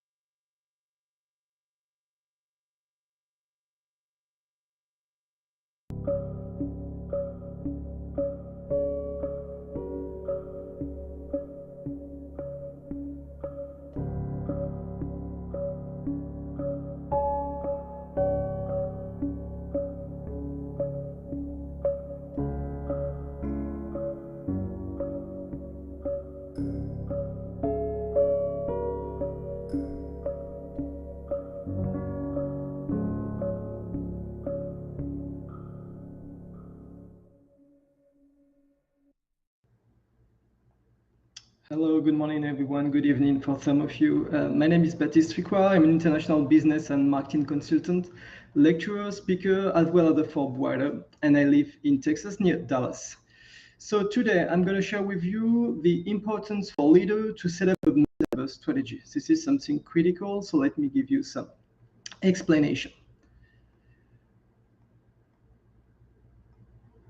Okay, let's do a full screen first, and we're good to go. Okay, so actually Web3 affects significant disruption, period of market turbulence, and many scandals which are slowly damaging the image of its emerging tech ecosystem and posing new challenges to its stability and mainstream adoption. For instance, the recent bankruptcy of renowned exchanges such as FTX or BlockFi are raising serious doubts about the sustainability of the Web3 ecosystem. We are at a time in history where Web3 advocates are trying to spearhead the adoption of the technology, while a group of people are still hesitant to navigate the uncharted territory, mainly due to a lack of knowledge, vision, trust, policy, or strong operational or financial risk practices. But along with the opportunities and phenomenal growth come risk and a vast amount of scrutiny. So we are at the right consolidation phase of a market that certainly still offers inadequate disclosures and limited oversight. Nevertheless, this is a primary step for me for mass adoption.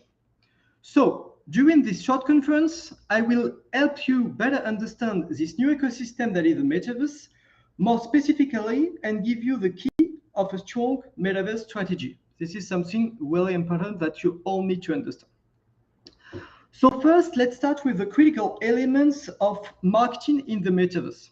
So purpose, positioning, and experience. First, it is necessary for any decision maker aiming to succeed in the Metaverse to understand the Web3 ecosystem fully, how all its advanced technologies work, apprehend the ins and outs, to finally start building an adaptive strategy. This emerging ecosystem is not easy to comprehend and often complex to popularize. It requires technical skill and a thorough analysis. Having a clear idea of the technology behind blockchain, knowing how to read a smart contract, or even being able to explain how the metaverse works requires an often tedious and time-consuming learning process. But for companies seeking to establish a solid presence in Web3, to pinpoint the right elements and strategy that will help them turn Web3 into a unique and immersive experience, appreciating the ecosystem in its entirety is a game changer step. Second, be aware. Often presented as a revolution, the Web3 ecosystem is still in its infancy. Just like the early days of the internet when American Online and Yahoo were considered as potential leaders, today's companies will probably not be tomorrow's. Also, a transition from a well-established Web2 ecosystem to a Web3 ecosystem that is still in its early stage will obviously not happen in a few months. So, for any company or corporation, it is needless to say that to meet the requirements of this evolving industry, anticipating is of utmost importance in order not to miss the Web3 trend and cement the future of your company. The Metaverse will probably be one of the central access points in the customer journey, like the ultimate new extension of our physical world. I call it Metaverse as a service with a parallel digital ID for every human, believe it or not, but I think it will happen. It will be like a sort of interchange station, a mandatory starting point for any digital or physical activity. So you need to take it into account in your business strategy. It is something critical, actually.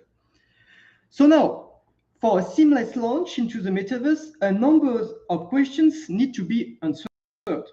Maybe first, what are your goals, your objective, your product and services?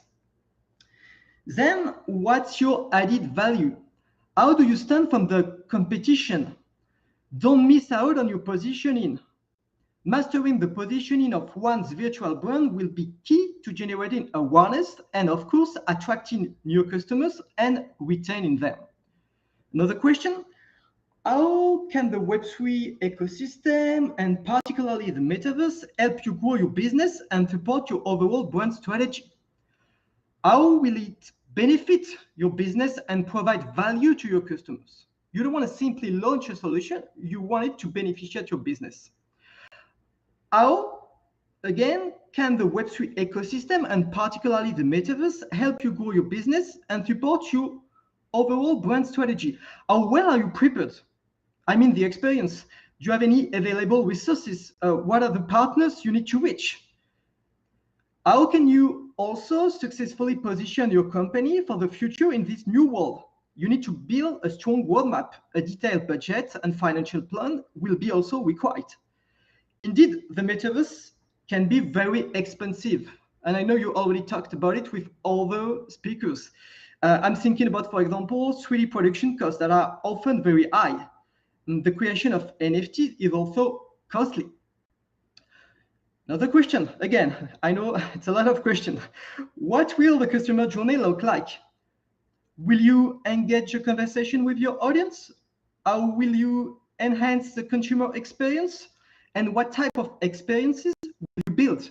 Is it AR, VR, mixed reality? Well, many questions. All these questions are key, and answering them is your priority. Well, of course, keeping an eye on future developments. So you need to anticipate the next 5 and even 10 years. This is something, again, very, very important. So regarding the marketing, actually, marketing in the Metaverse required, as I've written, its own evolving recipe. You are not marketing in the same way that you are doing actually. So building a strong brand in the Metaverse is an opportunity for innovation. This is the place where you need to adopt a test and learn mindset. Experiment and learn until you find success. And not, of course, be afraid of failure. So now it's the time to explore the various ways you can use the Metaverse at your advantage and experiment on them by rewriting the rule of marketing as you know them. Move quickly, but with caution and insight. Start by analyzing the market because you need first to understand the opportunities and limitations of marketing in the Metaverse to smartly navigate the space and stand out from the competition. So basically, I would say that marketers must explore what the landscape looks like today and thus the skill you need. Again, do you have the available resources internally? You will probably need an expert consultant or a third-party agency. I'm thinking about a blockchain developer, blockchain architect, 3D designer, AI specialist, and so on.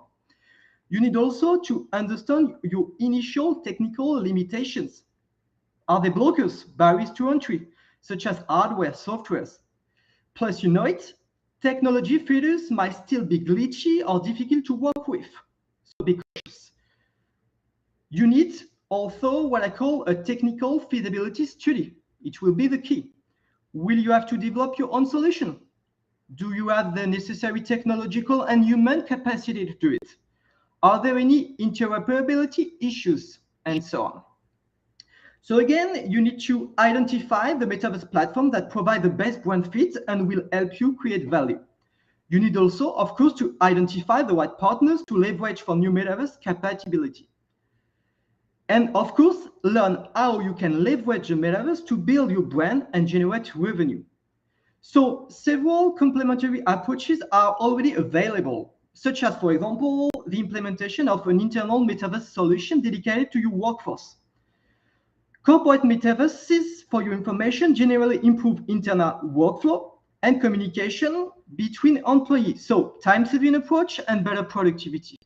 This is something critical for companies, actually. You can also bet on the development of an external Metaverse solution for your customers, or use one or more existing solutions to target new markets and complementary customers while performing test and learn. And again, marketers need also to understand the complex challenges of building a strong marketing strategy in the Metaverse. So you need to know your Metaverse audience. Who are your customers? What are they buying actually digitally? And what about the transaction history? Can you learn something? You need to research consumers, avatars, behavior in the Metaverse. is there any correlation with your current customers, or is it totally different target? I mean, is it a totally different target? Do you need a new audience segmentation for the metaverse, or can you use the actual one? Can you easily translate your actual consumer journey into the metaverse? Are the proposed functions adapted to the paths and needs of your virtual consumers?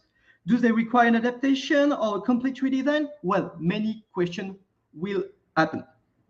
So, as mentioned in one of my previous conferences, and for your information, the majority of metaverse users are currently under 18 years old, and most transactions made are micro-transactions. So ironically, the buying power belongs to the previous generation, who are mostly absent from metaverses.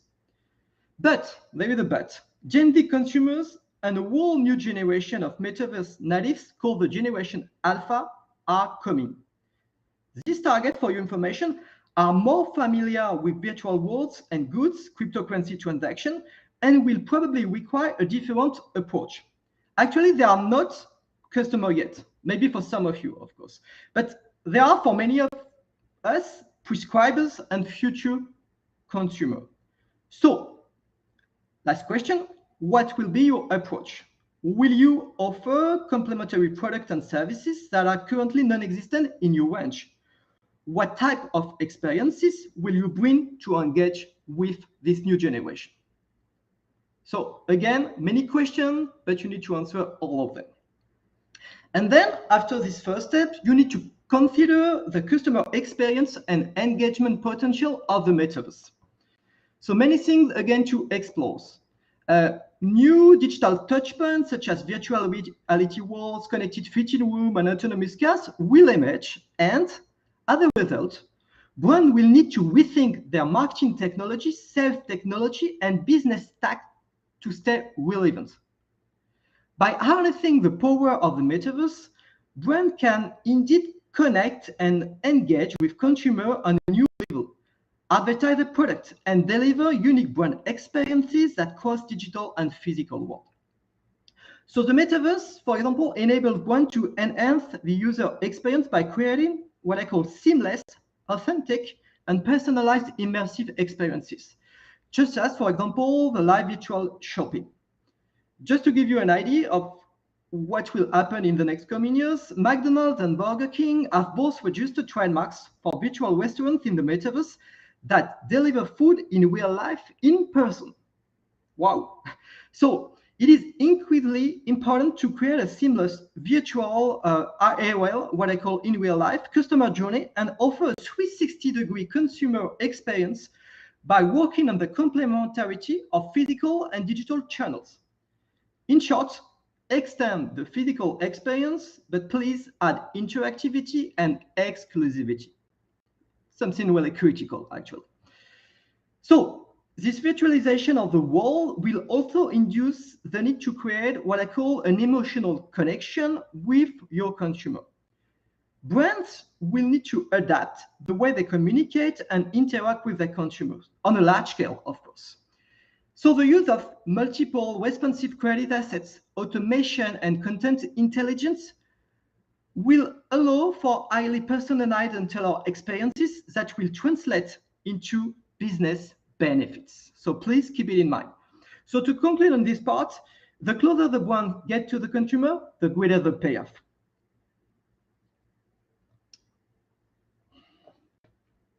Oh, sorry, excuse me. Another thing pretty important, actually, we need to speak about what I call the risk-reward equation. Okay, risks are higher in the metaverse, so you need to proactively plan for it. As with any technology, the metaverse will face legal issue and brand better establish some basic rule of engagement. So the following list includes some of the likely issue related to the virtual reality. So first, intellectual property. Of course, I'm thinking about laws such as copyright, trademarks, and patents for virtual goods. Privacy, data privacy, misinformation, user safety. You need to understand how privacy laws differ from the real life. And then taxes. This is something important, maybe the most important one. Actually, the taxation of virtual assets is a topic that will be discussed more in the next coming years. It is already an issue, and many countries are trying to figure out how best to address it. So indeed, the ability to trade digital assets online is quickly becoming a reality for everyone, but the tax consequences associated with this new transaction can vary greatly depending on the circumstances. So you need to be careful. You can use some existing pretty good software such as ZenLedger to figure out this issue. It will help you to make your taxes, for example, and check their website. They have a lot of very helpful and knowledgeable blog contents. So to conclude, understanding the legal framework and risk involved will be critical for any company wishing to enter this new ecosystem. If you have any question, please feel free to contact me either on LinkedIn or directly on my website. I have a dedicated form, so you can reach me quickly. I will be quick to answer too. And my email is contact@ballistricwa.com. Thanks a lot for your attention. And if you have any question, I'm here. Thank you very much.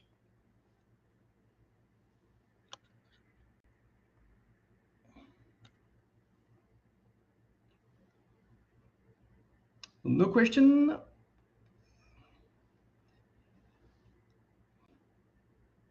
Okay, if you need anything, again, contact me on LinkedIn. I'm usually quick to answer, so please do not hesitate. Thanks a lot.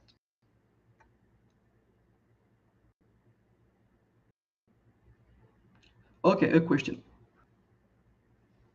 Okay, good question from a student. Well, actually, so I'm reading out loud your question. What will you recommend for a master student to write about the metaverse? Future analysis or customer experience? Do you have any advice which will be, oh, sorry, too much question. Do you have any advice which will be important for the future in terms of, okay. Well, actually, you can reach me on LinkedIn. I will answer to you and give you some advice. But actually, I think the best thing is, to start with the trend in the next coming, let's say, 5 years.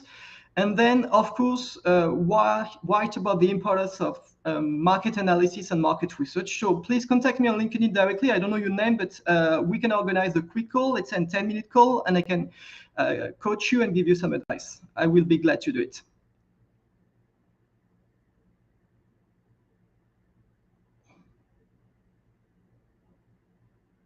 Do you have any other questions?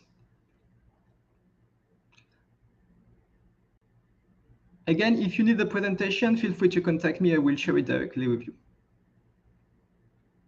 No question. Thanks a lot. So have a good night in Asia, a good day in America, and good afternoon in Europe. Thanks a lot, everyone.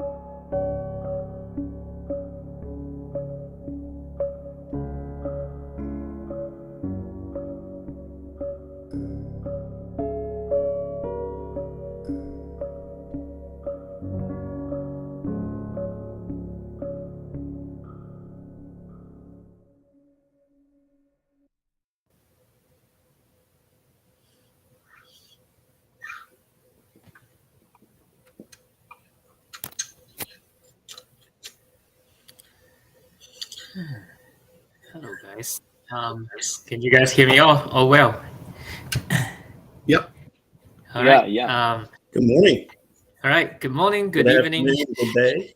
Yeah, I think depend on where you are. I think most of you are in US/Brazil, and you are in Hong Kong, right? Yep, Yeah. exactly. All right, cool. I don't know why, Yeah, but good it morning. seems you Good cannot day. see my camera, only see my virtual background. Let me try again. Can you see my camera? Can you see me or still no? Still just the virtual background.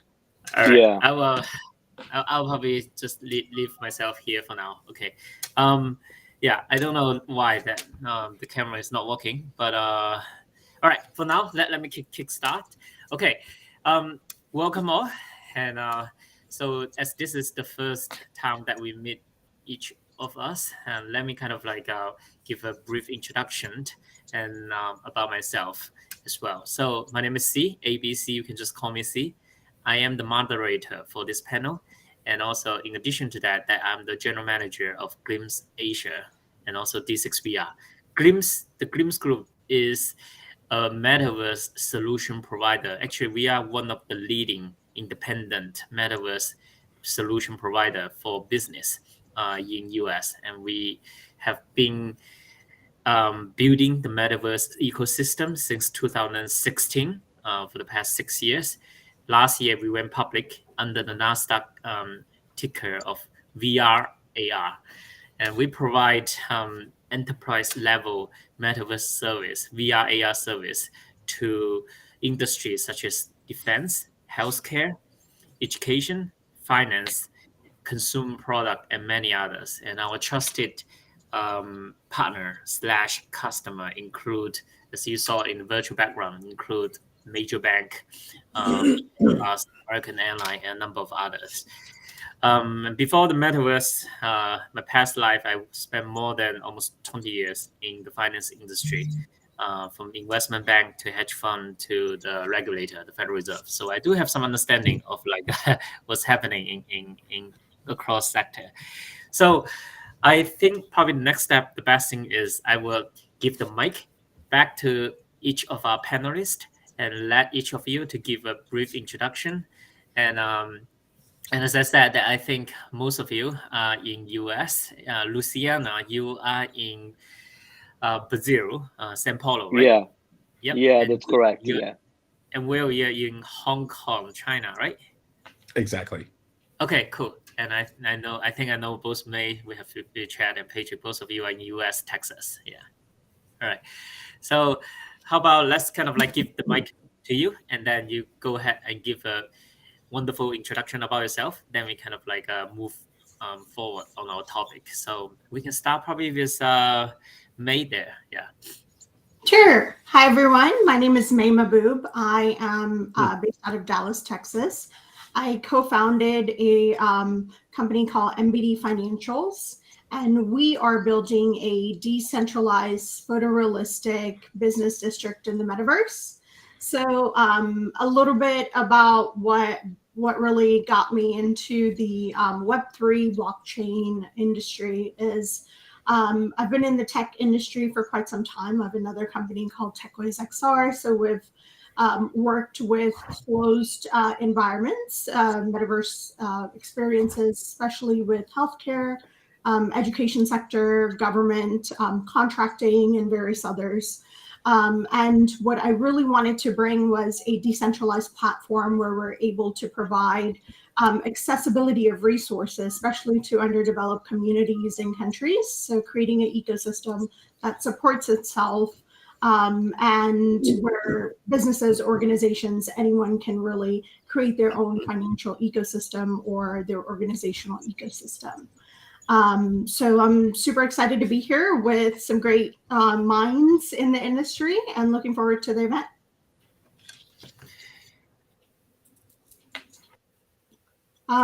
So Luciana, do you want to go next? You're right there. Okay. Yeah. Okay. Hello, guys. I'm Luciano. First of all, I'm honored to be here. Thank you for the invitation, and thank you guys to share thoughts and ideas about the metaverse and all the great things that are coming. I'm CCO and partner of Trio. We are a production and creative hub.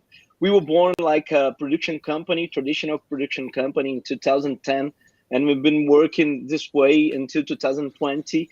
And with the pandemic times, we pivoted, we changed the business, and we kind of began to look a lot into Web3, into Metaverse, and into all the crypto ecosystem too. So now we are a provider of communication services and production services. And I like to say that we work in a Web3 way to traditional companies and in a traditional way to Web3 companies and wherever you want to choose. I'm also a tech and crypto specialist. I have a YouTube channel. I talk about crypto and metaverse and stuff. And I think that's pretty much of it. Thank you, Will. Thank you, May and Luciana. Would you like to go next, Patrick? Sure. First of all, I'd like to congratulate all the speakers so far. The content has been fantastic. I've been very impressed with the industry experts that we've watched so far this evening. I'm also based in the U.S., out of Texas, so don't hold that against us, right, May? And so I started my career, I don't know, I'm almost ashamed to admit, back in the early 90s in something called the Human Genome Project. And since then have progressed over the last 30 some years through pharmaceuticals, nanotechnology, biotech. Currently, I'm in charge of absolutely nothing as I turned over my company, retired in 2019 to develop a consulting firm and then dedicate my efforts towards my charity and foundation, 2D Humanitarian, where specifically during the time of the COVID crisis, we were supporting underserved communities, Native American, indigenous communities in different countries that seem to be somewhat, which is a great topic for this. How do I say this diplomatically correct? Unseen by their governments. So the people that really needed the help. So I retired, as I mentioned, in 2019, but still have around 1,100 clients on a consulting basis. And in most of them, about a month ago, I started sending messages out saying, stop calling me, just register for this seminar, because it's probably going to give you more information than I could. So again, I'm very honored and very humbled to be a part of this, and I'm learning as much as everyone else. So congratulations to everyone for being here, and I look forward to continuing. Thank you, Patrick. All right, you're next, Will. Last but not least, no, thanks for having me, everyone. As C was saying, so based in Hong Kong, been out in Asia for almost 10 years now, but originally from the US, from Boston. And I'm one of the co-founders of kind of two main projects at the moment. So one is called Mantra, used to be called Mantra DAO, which launched back in August of 2020, which is a DeFi ecosystem that encompasses infrastructure through proof of stake validator nodes, a chain that's a Cosmos Tendermint and EVM compatible chain, and then a internationally regulated DeFi platform. And then the other half, which is kind of more of what I'll be focusing on with this conversation being, more the Americas focused, is Soma Finance. And so Soma Finance is a US licensed and regulated DeFi platform utilizing a license that we actually developed with the SEC and FINRA between 2019 and 2021 on top of a broker-dealer license that we've had through our partners in the US since the early 2000s. So really, allowing us to actually bring all the beauty and kind of benefits and ingenuities of DeFi, but to a KYC AML compliant, transparent ecosystem, and kind of combating everything that unfortunately we've seen with the unraveling of FTX and a lot of the big players over the last couple of months. But it's unfortunately with everything that's happened, it's at least opened up the eyes to people, I think, across the board, as I think everyone on this panel will agree to. And I think this, at least the silver lining, is things will start moving in the right direction, and hopefully people and regulators will be waking up to everything that is possible with having on-chain transparency and non-custodial platforms and things like this. So really excited to be here and talk more with the panelists and with everyone here. That's wonderful. Okay, thank you all. So I think for today's panel discussion, we are going to follow the format of first we are going to go through a few core key questions suggested by the organizer and also suggested by you. And then after that, we will try to give some time for the audience to ask any question if they want to. If they don't, I do have a few questions on my end to ask you guys as well. So I think that's the format we're going to follow. And for the first question, probably will be more on from a macro level. Let's kind of like start from 100,000 feet high, from a macro level.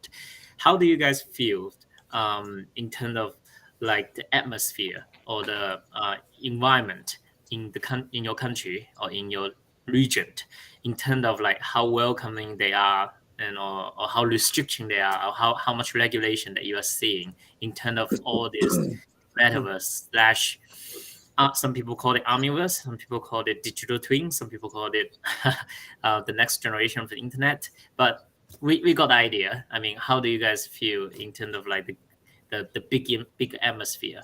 And probably let's give a little bit more focus in terms of the government level for now. Yeah.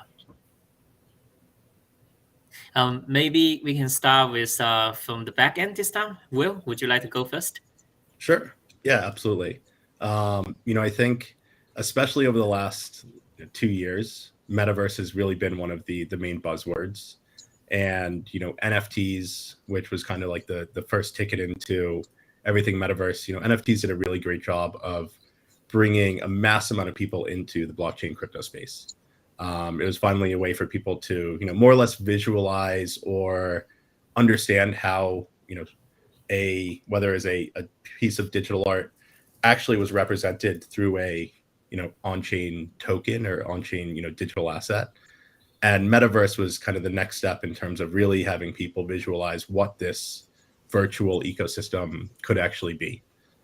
I think especially with the developments over the years, we're still, quite far away from actually having a properly built out Metaverse across really any of the big ones. There are a couple that are the kind of the main players or the key stakeholders at the moment, but realistically, it's still kind of yet to be determined who the kind of the winners per se will be within the kind of Metaverse space.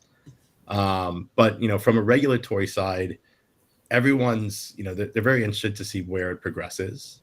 No one's really had a full grasp on what's actually going to happen within the space. A lot of different companies, looking at Nike and fashion brands and other big firms that are looking at Metaverse more as a advertising space as of right now, or just kind of getting eyeballs for people around the world. It's really just scratching the surface. I think on the regulation side specifically, and in the US with the SEC and FINRA, there's not yet enough info with how people are using the Metaverse. Really the first thing that they'll need to really go after or define and try to regulate and kind of bring a lot of the different checks and balances into is just the digital asset space. So coming into, on-chain cryptocurrencies, digital assets, all the platform forms, whether they're centralized or decentralized, these are really the first ones that you need to conquer. And then kind of the next avenue will be how people interact with those assets in a Metaverse space. So, I don't think there's really been too much in terms of people saying, yes or no, especially on a regulatory side, that, Metaverses are good or bad, because we're still very early within what that actually means and what people are actually accessing and doing within the Metaverse. As of right now, it hasn't been too many financial products besides, having concerts or having different shows, exhibitions, and being able to, advertise your space through there, or, virtual clubhouses, things like this. So I think, we're still probably a bit far away from regulation really entering into that. It's going to be more the assets that actually come into those metaverses that regulators, especially in the US, are going to be looking at to actually have some sort of structure and kind of roadmap for. So kind of two separate parts. Metaverse more being the place where these assets are going into, and really first looking at regulating those assets and those different pieces of digital assets coming into the Metaverse. Thank you. I like a lot of how you phrase it, of like scratching the surface. Yeah. All right. So, Patrick, would you like to go next? Share a little bit more. Sure, I'd like to just build on what Will said, and some of the speakers this morning spoke to these issues that are associated, and some of the things that I've faced is, and I've had a lot of calls from people.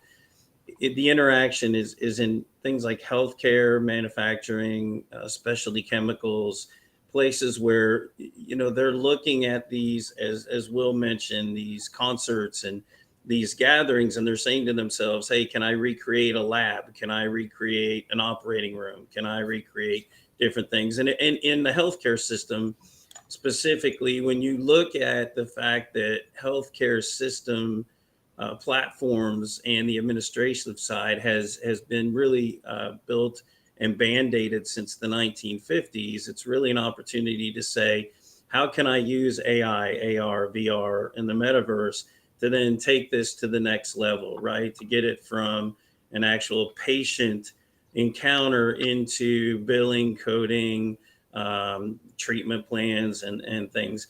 The key factor for everyone, and again, I spoke to this in an email that we exchanged, and the panelists, is the CEOs and the executives are really asking themselves, what can this do for me? And there's a fear, and Will touched on this as well.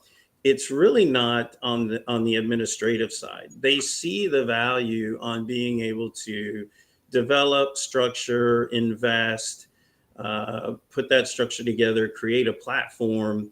The real question is, how do you deploy that operationally? And here's the reason why. It's not a tactical aspect. It's more of a strategic aspect in what is going to happen to me when I deploy that platform or deploy that asset. And that goes into the regulations and restrictions. And at the present time, there are none. Essentially, every keynote that leads back to it says this will refer to commerce, SEC, whatever it is, note XYZ, right? Which now goes back to a graduation into maybe some relative crypto or those type of policies. But at the moment, they're really trying to run this off of traditional commerce policies. And I don't believe you can do that. In addition to that, they're looking at the regulations around different functions of interaction. Let's say you have technical sales reps that meet with lab personnel in the virtual reality. There are so many things that can occur, right? You can take a process from cradle to grave, whether it's finance, technical development, research, sales, marketing, and you can wrap that all into a very cost-effective, efficient process. But then you have to look at the backside of it again and say, what regulations are going to prohibit me from certain types of interactions? How do we make that work? What things are going to be regulated? What types of conversations are going to be restricted?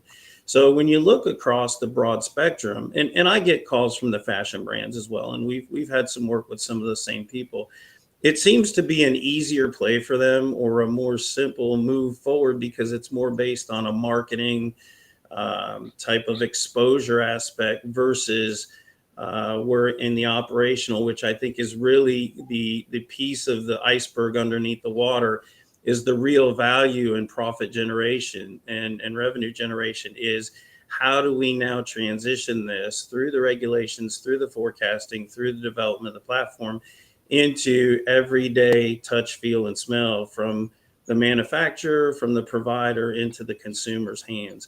And that's what I deal with every day. So I'll pass that on from there. I'd like to see some chat questions too. If anyone out there has some questions, feel free to add those in the chat and we'll take a look at those. But Luciano, I'd like to get some of your thoughts on what you see. Yeah, I couldn't agree more with you guys, Will and Patrick, and it was awesome what you said. And one thing that I always say when I'm going to like an interview or debate or something like that is that the metaverse doesn't exist yet, and that's the most beautiful truth that we have today. I think, like you were saying, Patrick, we have. It's time to ask more questions than to have answers. There's a lot of questions that we have to ask about the technology, about regulation, as you were saying, about the infrastructure. I think we're going to have like a beautiful future with the metaverse and stuff. But I think it's too early, as you guys were saying. It's too early. We don't have the metaverse yet. What I always say, we have like some island, and this island maybe could be like connected in some way with bridges, and maybe we can like an interoperable and an open metaverse, as we like to say. In the report from McKinsey, the report is called "Probing Reality and Myth in the Metaverse," and they say there's the myth. Number one, no one knows what the metaverse is. Okay, everybody can read like Snow Crash and Neuromancer, William Gibson, and Neil Stephenson, and kind of understand the reality world, the virtual worlds, the immersive worlds. But there's a lot of hype underneath that, and I think that this hype, it wasn't too. I think it's just good because it opens opportunity to new business to understand. But I think the time is to what I'm trying to do, like study and understand all the ecosystem, and trying to trying to really understand what's happening, because in that way we can like move forward and present like as Patrick and we were saying, like good and how to say that and important services to our clients. Sometimes a client come to us and ask, oh, I want to do my own metaverse. Okay, so what do you want to do this? What's the strategy behind it? Do you have a strategy? What do you want? You want buzz? You want like branding? Or you want like retail sales? What do you want from that? I think that's the most that's the big question that we have to ask in the consumer business. And as we were saying, like we have to the key I see and stuff. And from the regulation side, I think in Brazil, the last week we had like a law. I'm not into that much into regulation, but the law in cryptocurrency, and they're beginning to regulate. All of the countries are beginning to understand and to regulate crypto, despite all that happened this year with Luna, FTX, and all this crazy domino that's coming since May. And the central banks are kind of crazy, and they are, we have to look into that and quickly, because it moves quickly. Like crypto, Web3, and the metaverse, everything moves to. If you lose like info one day, it's like 1 year. It's crazy. But I think this is exciting, because we have to study. We can build like a better future and a beautiful future with technology. As Patrick were saying, it's I didn't know this side of you, but this is the humanitarian side of things. I think we have to look much more into that, and not just in business and consumer and in tech. Tech, it's built to help human, not the other way around. And in regulation, another thing that is happening in Brazil, there are a lot of WhatsApp group and Telegram group about this aspect of the metaverse, and there's a lot of lawyers and group of workforces of lawyers beginning to work through that and to understand and kind of develop some thoughts, because you can regulate a market that doesn't exist yet, but you can develop some thoughts about that. And in the way, the market will regulate itself, and then the government or some institution will regulate that ecosystem. That's some of my thoughts in the matter of regulations in the metaverse. I have other thoughts, but I want to hear from May what she thinks. Thanks a lot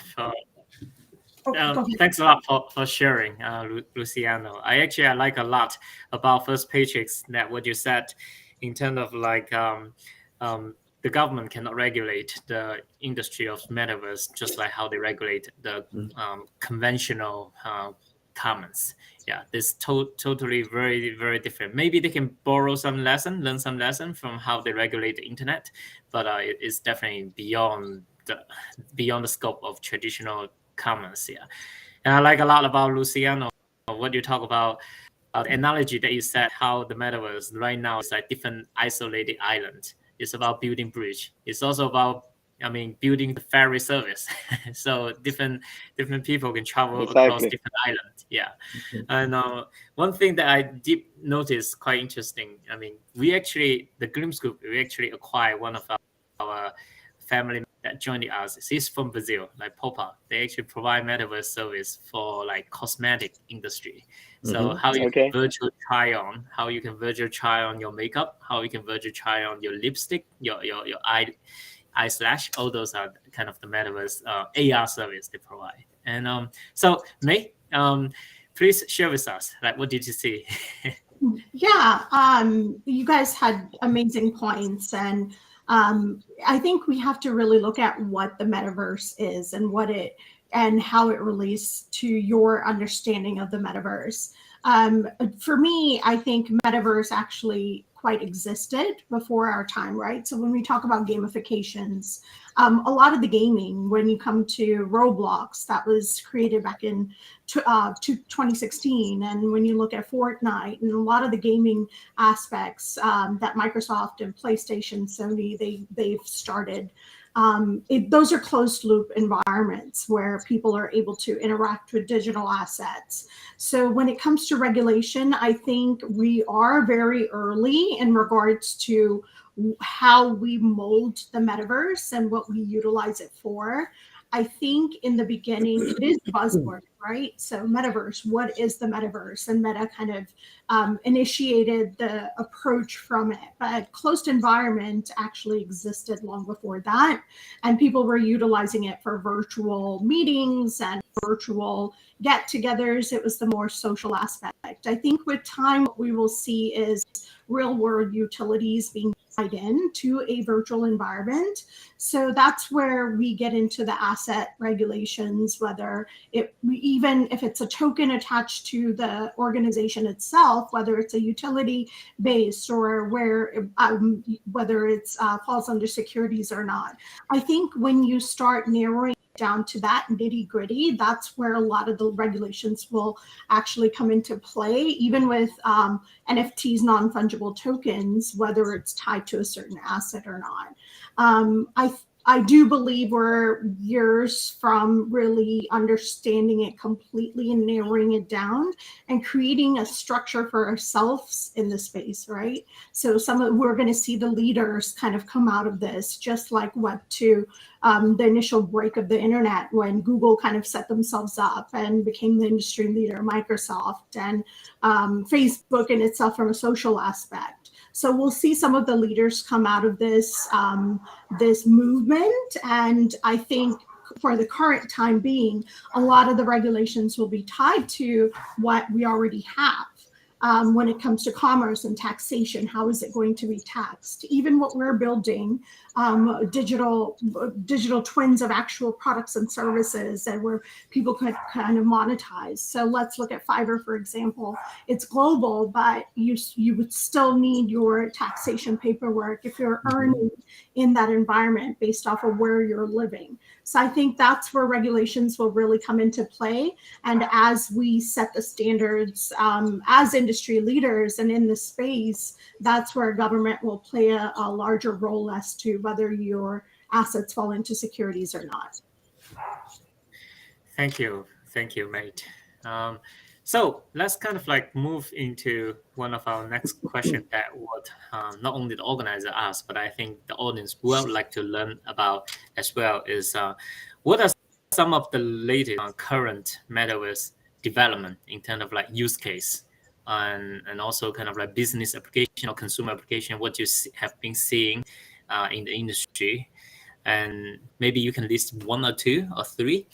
And also, what's your favorite? That's probably the question I like to ask as well. So it doesn't need to be the most mainstream and also the use case or application you have seen in the industry. Maybe just your personal favorite of like AR, VR, or / other metaverse app. So twofold question. What's happening?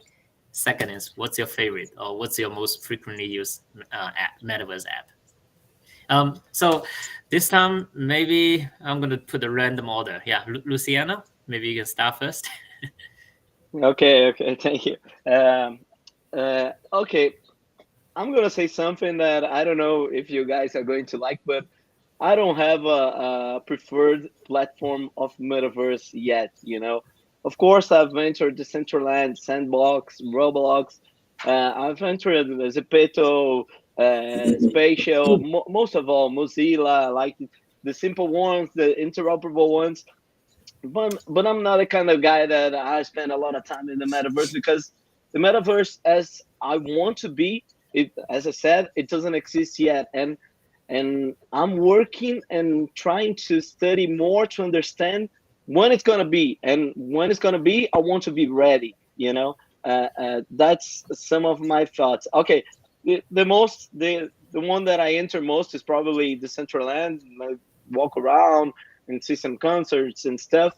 But this is not like the metaverse that I want to be. I don't know if you guys know, but I'm doing like the metaverse course from the University of Nicosia. It's a great course, and we had like classes with people and stuff. And the last class that I watched, it was about technology and the devices and stuff. And the device that I like the most, it's not launched yet. I'm eager to use the Reality One or Reality Pro, the Apple device, when it comes. It didn't come yet, but I'm kind of looking into, and this is gonna be good. So this is the one that I'm expecting most, because I believe, and I think I can share the vision now.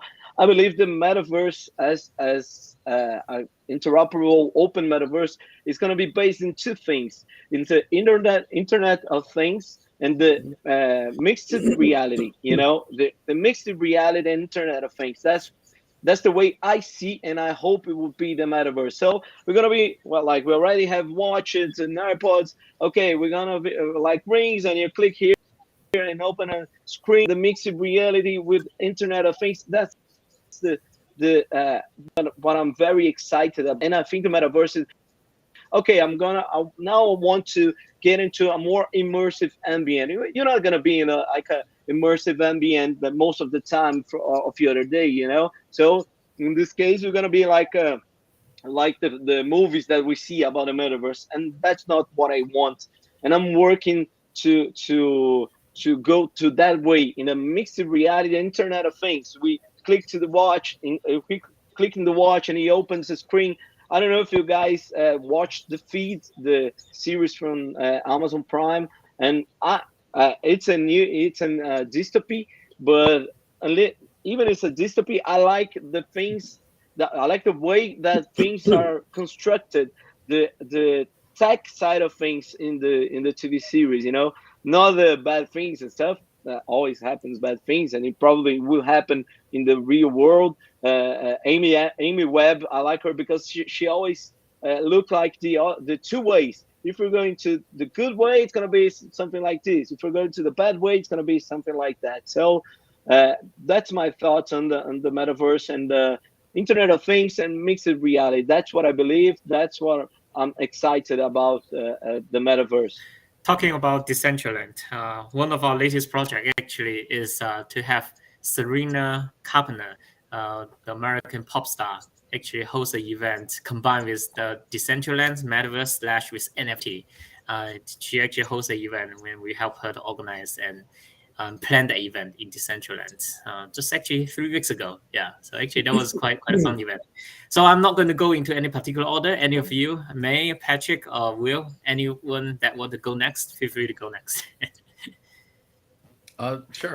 I mean, I guess, to jump in, I would definitely agree with Luciano that, I mean, there's no clear winner yet.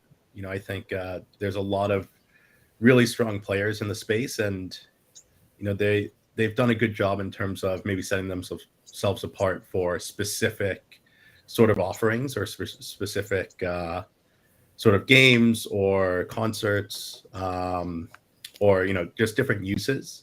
But it's for sure there isn't yet one that encompasses kind of the whole ideology and kind of scope that we see metaverses eventually becoming.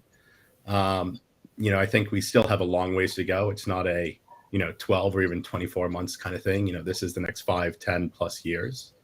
But I think one thing that metaverses really did a good job up until this point was building upon everything over the last 2-3 years with COVID, and people needing to move into a more virtual space. And it became that instead of having in real life meetups or gatherings or learnings if you're in school, this happened in a virtual space. So of course with Zoom and Google Meets and these different conferencing tools, but then now moving into different metaverses. So I think one of the really cool uses that's emerged and that more people are starting to use is using it as a gathering and educational type space. That can scope across whether it's with fashion and learning how to do fashion design and fashion walks within metaverse spaces, and of course that flows into AR and VR, as you now are able to use it on things like Snapchat and different lenses to be able to see it kind of in real life.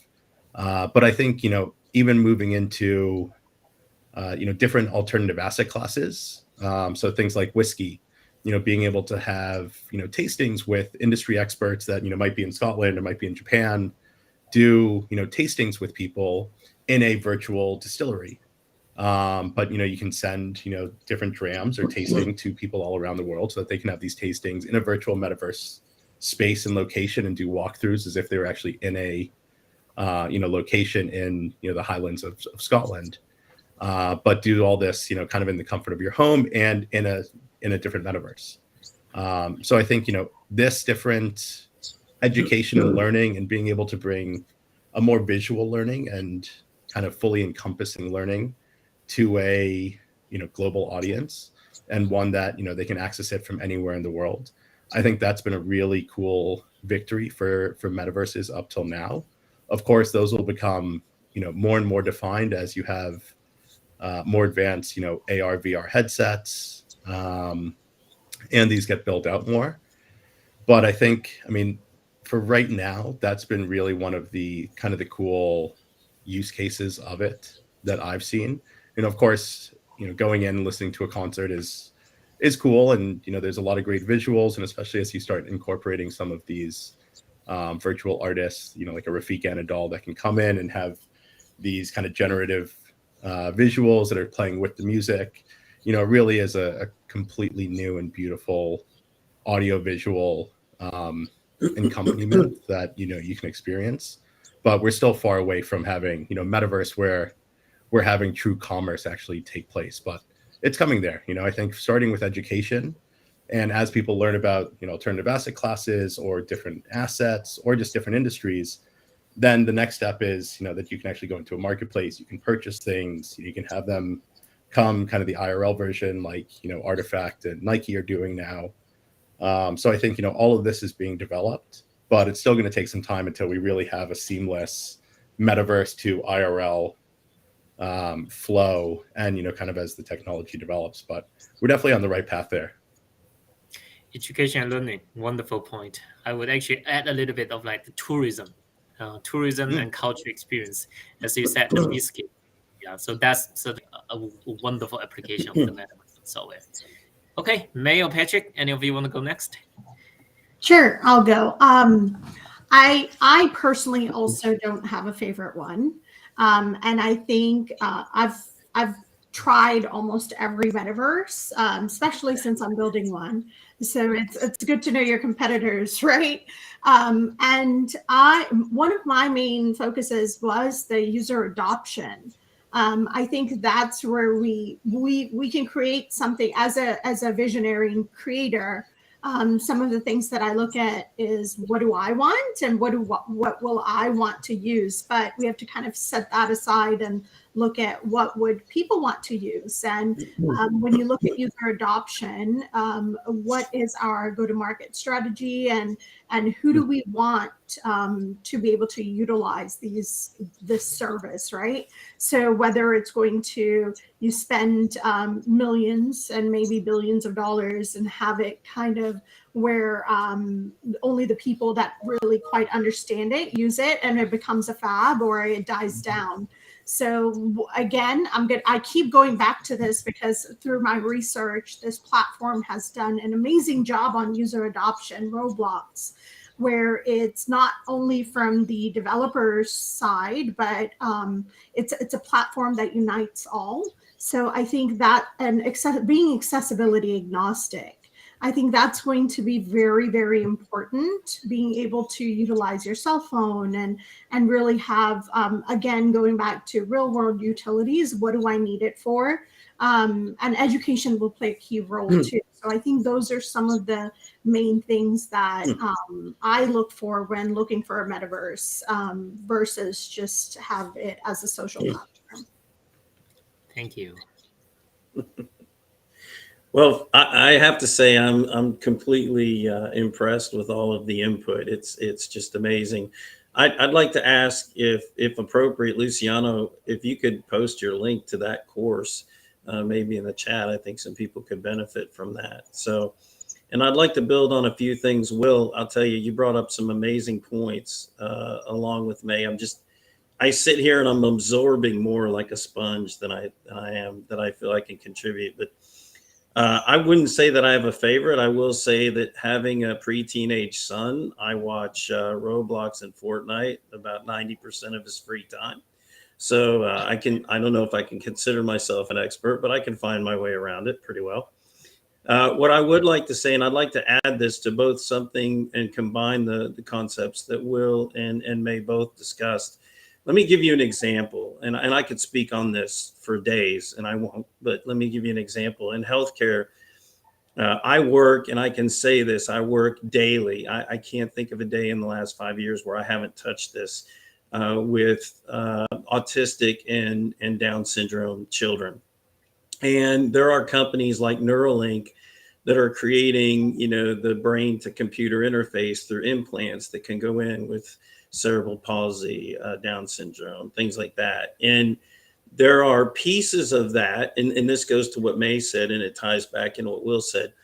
There are pieces of those platforms that are revolving around the use of AI, for example, for the proficiency of procedures, for the check and balance into mistake and error consequences, and even equations, that can go to the quadratic format and algorithms. So, there are a number of platforms that are out there. And here's some interesting statistics. One that I just find amazing is currently, as we talk about our favorites, there are over 10,000 global subscriptions or posted. Patrick, you got muted.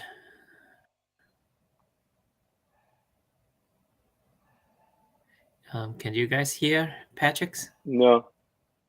Okay, Patrick, you got muted. So could you maybe something happened? Adjust that? Yeah. No, we still cannot hear you.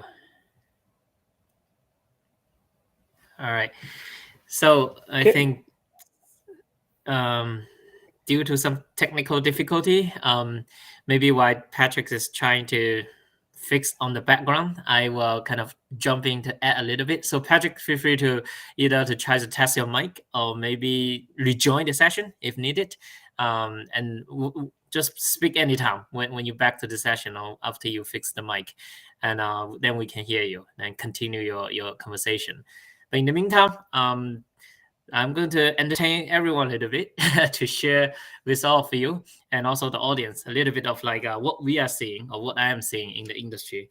Since the Glimpse Group, we have done a lot of like Metaverse project for different company.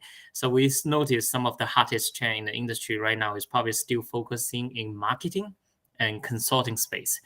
A lot of companies like to use Metaverse or AR, VR tool or software to get public media attention. For example, probably many of you remember a few months ago how JP Morgan make to the news of almost all the major news, MSNBC, Bloomberg, Yahoo Finance, because of they call themselves, they just built a first Metaverse ever branch as a major bank, even though it was kind of in my opinion, is hoax because of you cannot draw, you cannot deposit, you cannot do anything in that Metaverse bank. But just because of they open a launch, then they kind of call themselves the first Metaverse bank. But still, it served them well because of it did attract a lot of attention. And also we noticed, I think probably Will, you mentioned about like Metaverse meeting, or maybe Luciana. I mean, that is exactly the reason why Microsoft spent like $70 billion, the biggest ever acquisition in the technology sector in human history, to buy Activision Blizzard. That's just really because of they believing to the vision of the Metaverse. They want to strengthen their position in the Metaverse. And also, as Bill Gates himself have blocked it, that he believed most of the virtual or video calling, video conference will take place in the Metaverse. Like what we are doing today, in the next 2 or 3 years, in his opinion, in Bill Gates' opinion, it will take place in the Metaverse. So those are some of the common application. And also, personally, myself, I would say probably one of my favorite app, and I'm going to type it in the chat, is called Studio. The reason why I like a lot about that, yes, there's a little bit bias on that because I kind of help build that as well and help design it a little bit. But inside, basically, it's a virtual campus, and you can socialize, you can talk, you can meet new people in there, but also you can go to classes there. You can learn lessons from history, from economic, to you can meditate in Studio. You can even kind of like walk into some of the coolest data visualization in Studio. So it's one platform, but basically allow people to socialize, to learn, to experience, to relax.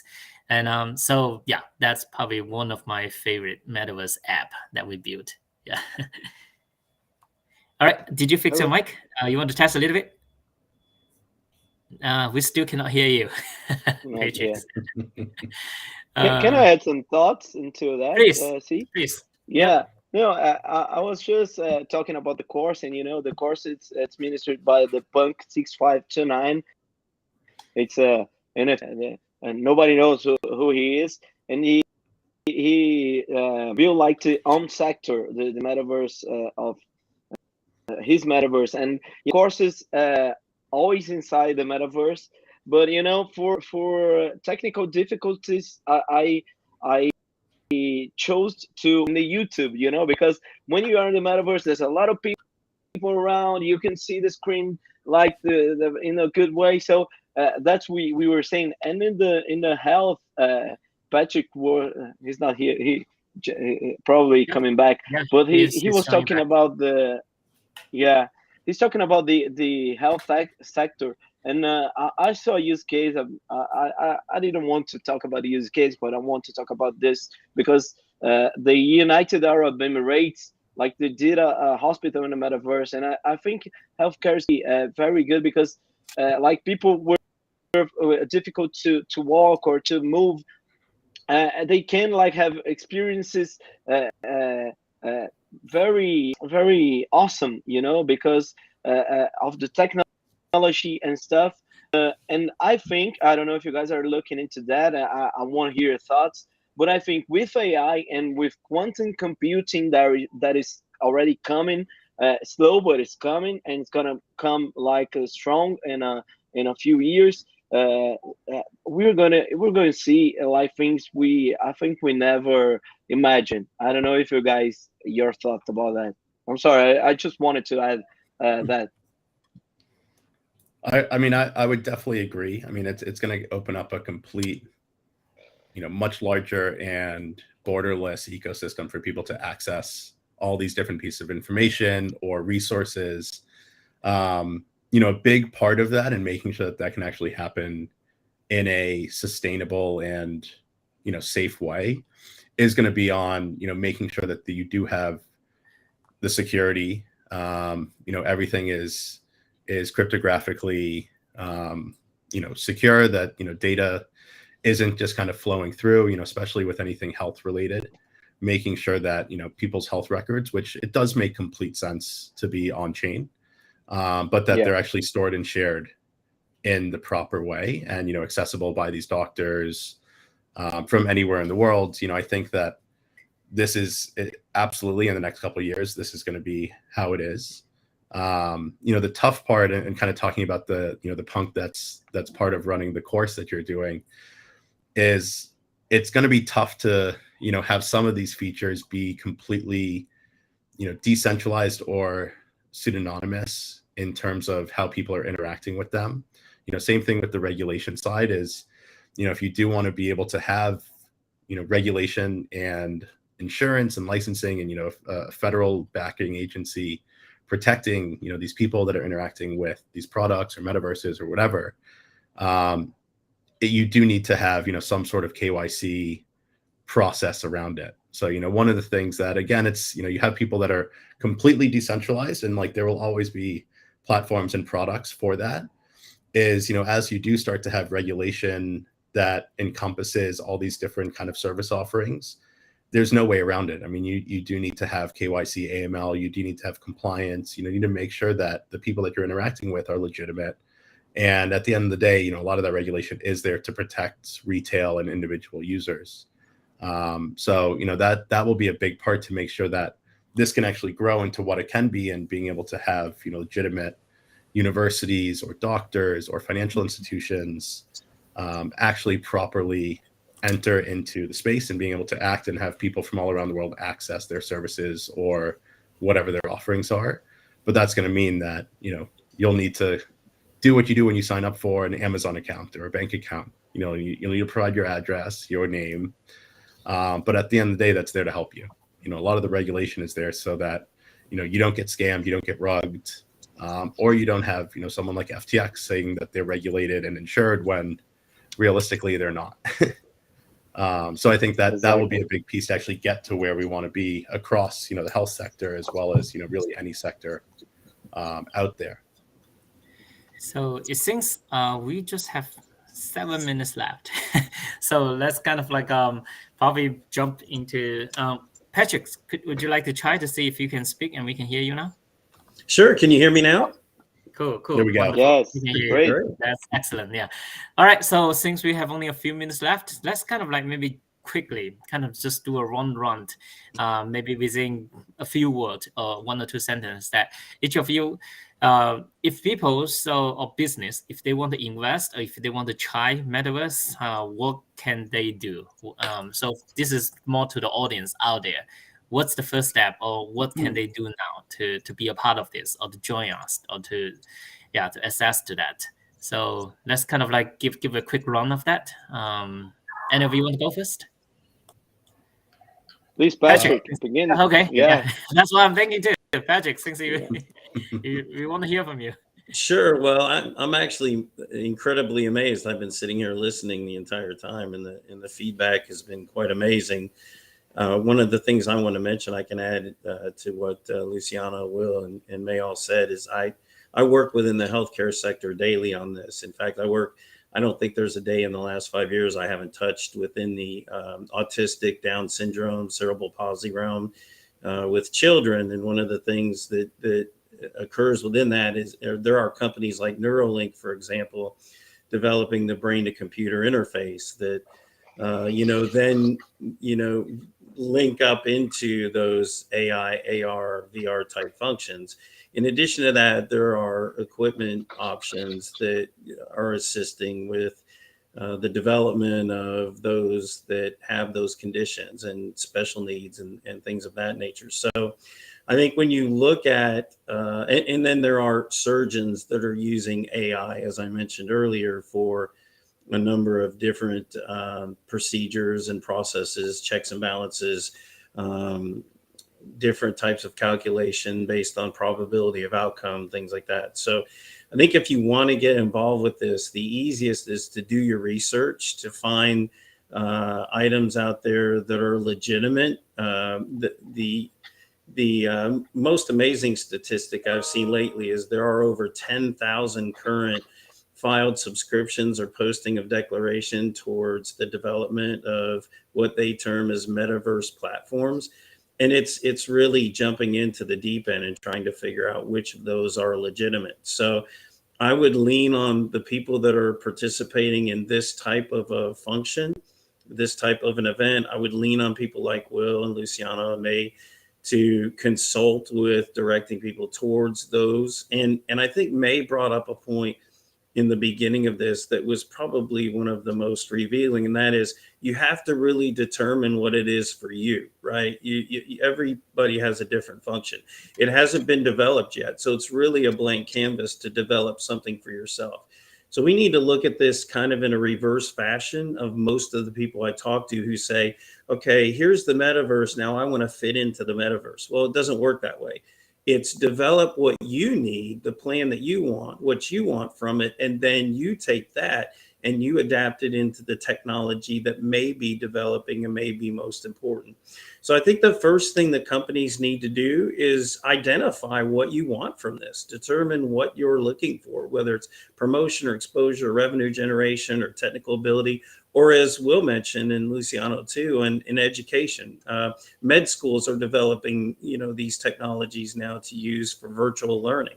So what is that you really want?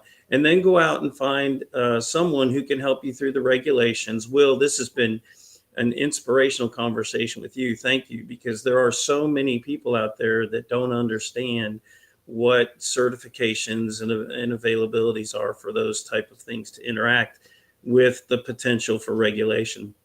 And then from that point, those different individuals can probably help guide you towards a significant platform development or a function or a company or someone who can help you then take that and adapt what you need into that platform. So thank you. Just in respect of time, we should definitely talk about that afterward. We're doing a lot of healthcare project. So in 1 or 2 sentences, Luciana or May or Will? May, please. Oh, perfect. Exactly to what Patrick said, I think it's really important to understand your needs and how you want your initial experience of the metaverse to be. Don't overcomplicate it. If you want to start really small, look at events such as this. It's a great way to learn more about it. Educational platforms and NFTs are actually a very good way to start, especially as it's being tied to, for example, like Starbucks and several use cases that will come out of this. And feel free to reach out to any of us or just follow us on various social medias. I think that's a great way because we do this in our daily lives from every day. We live this, so happy to share as much as possible with the rest of the world. Awesome. Yeah, Will, you want to go? I can go. Yeah, sure. It's been an absolute pleasure talking with you all, and thanks to everyone listening in. I think as both Patrick and May, got to. I mean, biggest thing is do your own research. Education. Don't jump into anything too fast. If it seems too good to be true, unfortunately, we've learned over the last couple of months, especially, it most likely is. Regulation and things like this are not something to be afraid of, or that are gonna, really kind of hinder or stop, progression. It's really there to protect people.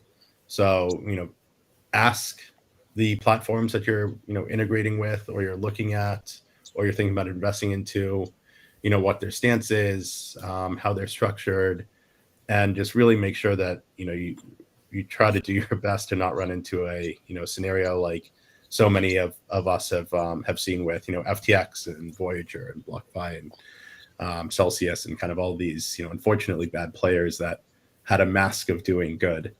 There still is a lot of opportunity within the space, and a lot of really good people building what's going to be kind of the next groundbreaking pieces across the industry.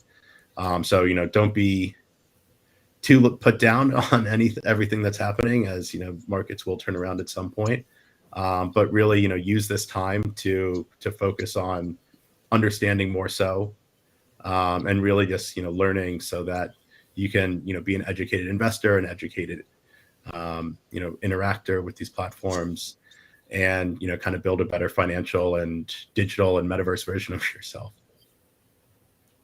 It's amazing to be the last one, because it can build such great ideas, so amazing ideas. Thank you, guys. This was very enriched for me and enrichment. I'm sorry, but you know, I would say I will add something that we was talking that I'll try to be quick. We need to have like the most important things that I think it's education, curation, because we have a lot of info and we have to curate like what is good and what is not, and uh, info, education, curation, and exploring. That's what I think it's the most important things to build and to know like metaverse and make this thing that she said about what is good for you. This is Patrick added about that too, and this is completely the way, you know. Like I said, I was watching the course, it wasn't good for me, so I changed and I'm watching the YouTube. So it's cool, okay, no problem.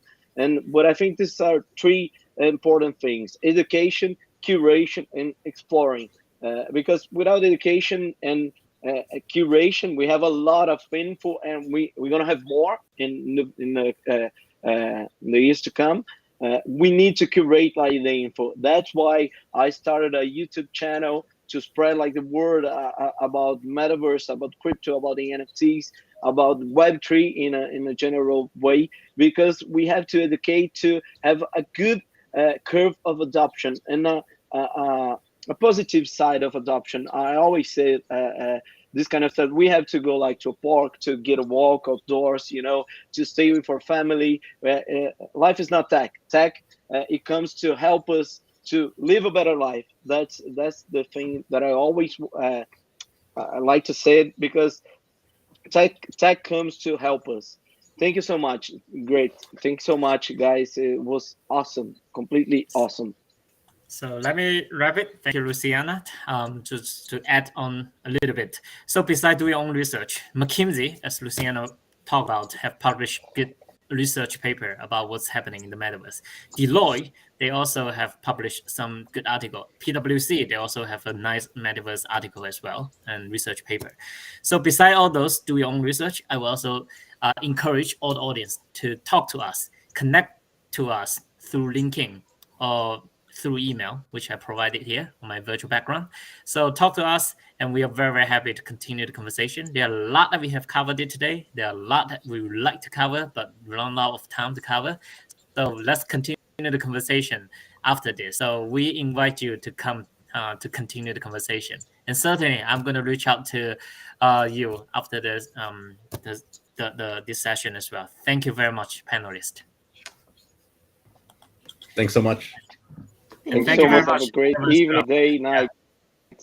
All right, let's stay in touch. Thank you very much again. Bye-bye. Thank you so much. See, thank you. It was a pleasure.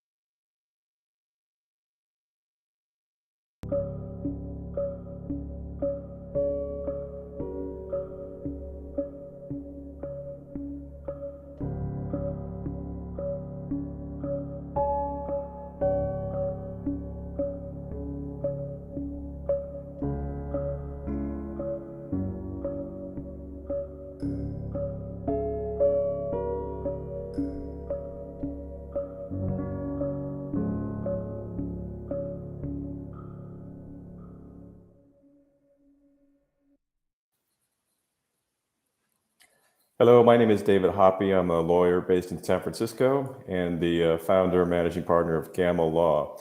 And we are a specialist law firm with offices here in San Francisco as well as in New York, focused on Web3. And I think it's a bit interesting how we came to this point, because it's really sort of some serendipity over many years. We started some 20 years ago, focused on video games, and have done that for ever since that time on all platforms, mobile, console, and free to play, and every conceivable model, real money. And we added immersive technologies, VR, AR, which I personally found very interesting. And then 6-8 years ago, we began to work in blockchain, and for blockchain clients, NFTs, and a variety of other models. And again, as a result of basically my personal interest, we got fairly deep into that. And I never had the foresight to realize how all these different sectors that we were focused on in our legal practice could eventually come together. Fortunately, many of our clients who are on the cutting edge of all of this did have that vision. And so now we're working with companies that are doing very interesting things in the metaverse. I think it's been fun to see how this has all come together, and what I originally envisioned and didn't envision. And I was like, you know, blockchain is really interesting, but how is that going to relate to video games or immersive technologies? But in any event, so that's our practice today. And you know, despite all the recent events in the world of crypto, we are continuing to see very strong demand as well as financings taking place for our clients in Web3, and DAO creation and governance issues continue to be a large part of our practice as well. So moving to legal issues in the metaverse, you know, as has been discussed here throughout the start of this conference, we in many ways don't know yet exactly what the metaverse will look like. We don't know what it will be capable of or how humans will interact within it. Now, we've had, of course, concepts over the years through film and TV, film and books like Ready Player One and The Matrix and Tron and Snow Crash, but we don't know if it's going to be one of those or something completely different. So this makes predicting and responding to legal issues that may arise in the metaverse environment also somewhat difficult. But I think there's one thing for certain, and that's that the metaverse is going to disrupt the way we transact business, entertain ourselves, and interact with others. And many legal protections, moral obligations, and social mores that govern our real lives are probably not going to be applicable in this virtual environment. Regulating the metaverse, keeping the peace, and resolving conflicts will require thoughtful and creative application of existing law. It will also require formulation of new rules specific to this new environment. Today, we're going to discuss some of the key issues that visitors, platforms, marketers, and other stakeholders should keep in mind to protect themselves and hopefully help to build a metaverse that is safe, profitable, and fun. So the first hurdle we have to overcome is collection and handling of personal data. The more immersive the metaverse becomes, the more personal data it will likely collect from users. As the metaverse evolves into an all-encompassing digital existence, its playability and longevity is going to depend on how well it can customize and create personal and engaging user experiences. So what this means is that companies likely will collect and mobilize not just players' identifying statistics like passwords, retinal scans, let's say, fingerprints, and financial data like credit card numbers, but also experiential and location data. To make the metaverse existence as realistic as possible, metaverse platforms are likely going to use, at least many of them are likely going to use first-person point-of-view cameras to enhance augmented reality, maybe haptic suits to expand the sensory experience, and even these big omnidirectional treadmills to simulate movement within a virtual space. All of these will be capturing biometric data that could reveal some very personal things. For example, how users could react, physically may react, involuntarily react to seeing different types of images in front of them. It's possible we could get to a point where even genetic data is collected to create the most compelling individual experiences within this alternate reality. So with the amount of data that's potentially being collected here, Metaverse platforms and the businesses operating within them will need to provide users the assurance that their data is safe. In some Metaverse worlds, at least, users will be able to control how much personal information is being used and shared, and perhaps to financially benefit from that through blockchain technology. In the United States, privacy regulation is quite far behind the European Union and some other countries. We're finally beginning to see some good laws at the state level here, but much depends on whether and how they're enforced. Hopefully, at least from my perspective, by the time the metaverse begins to reach scale, privacy laws and privacy enforcement will be ready for that. But in any event, platforms will need to consider very carefully what data is collected and whether it's uploaded to their servers and whether and how it's shared. Of course, just like in Web 1.0 and Web 2.0, privacy policies will continue to be important. The European GDPR does a great job of requiring clear disclosure of information practices, for example, using charts with very clear presentation of all this information, making it more accessible to users. We don't have that in the United States at this point. More importantly, consumers need to have a real choice in whether or not their information is stored and shared. And again, we're seeing and have seen a lot of progress on that in European jurisdictions. But in the United States, the model basically still hasn't really changed for 25 years. Put out a bunch of legal verbiage that basically says the service provider can do whatever they want with your information, and that's considered legal compliance. So my hope anyway is that by the time the metaverse begins to reach mainstream adoption, privacy laws and enforcement in the United States and the rest of the world will be much more sophisticated and provide real choices and protection to consumers. Otherwise, I think it's very likely that mainstream adoption will be slowed or perhaps never actually take place. Our next metaverse legal topic is virtual property rights. What are they? Do they exist? And how do we enforce them? So we've passed the point where people speculate about whether virtual items could be considered property. Most people who buy a sword, a magic robe, or a hot air balloon in a game will consider that it belongs to them, even if they bought it with virtual in-game currency. They'll feel like it belongs to them. They own it for all practical purposes. Of course, we know that legally, most likely users do not own these items, since the game's terms of service will almost certainly deny any actual ownership rights. But even that is starting to change. And of course, that's one of the amazing things about blockchain and one of the real big contributions that it brings to video games today and to the metaverse, we believe, in the future. It's the key attribute of Web3, or one of the really key attributes of Web3 is real-world ownership of virtual assets. Maybe these assets are created by the user, maybe they're purchased from another user, or maybe they're obtained from the platform. And of course, all this can be accomplished with blockchain.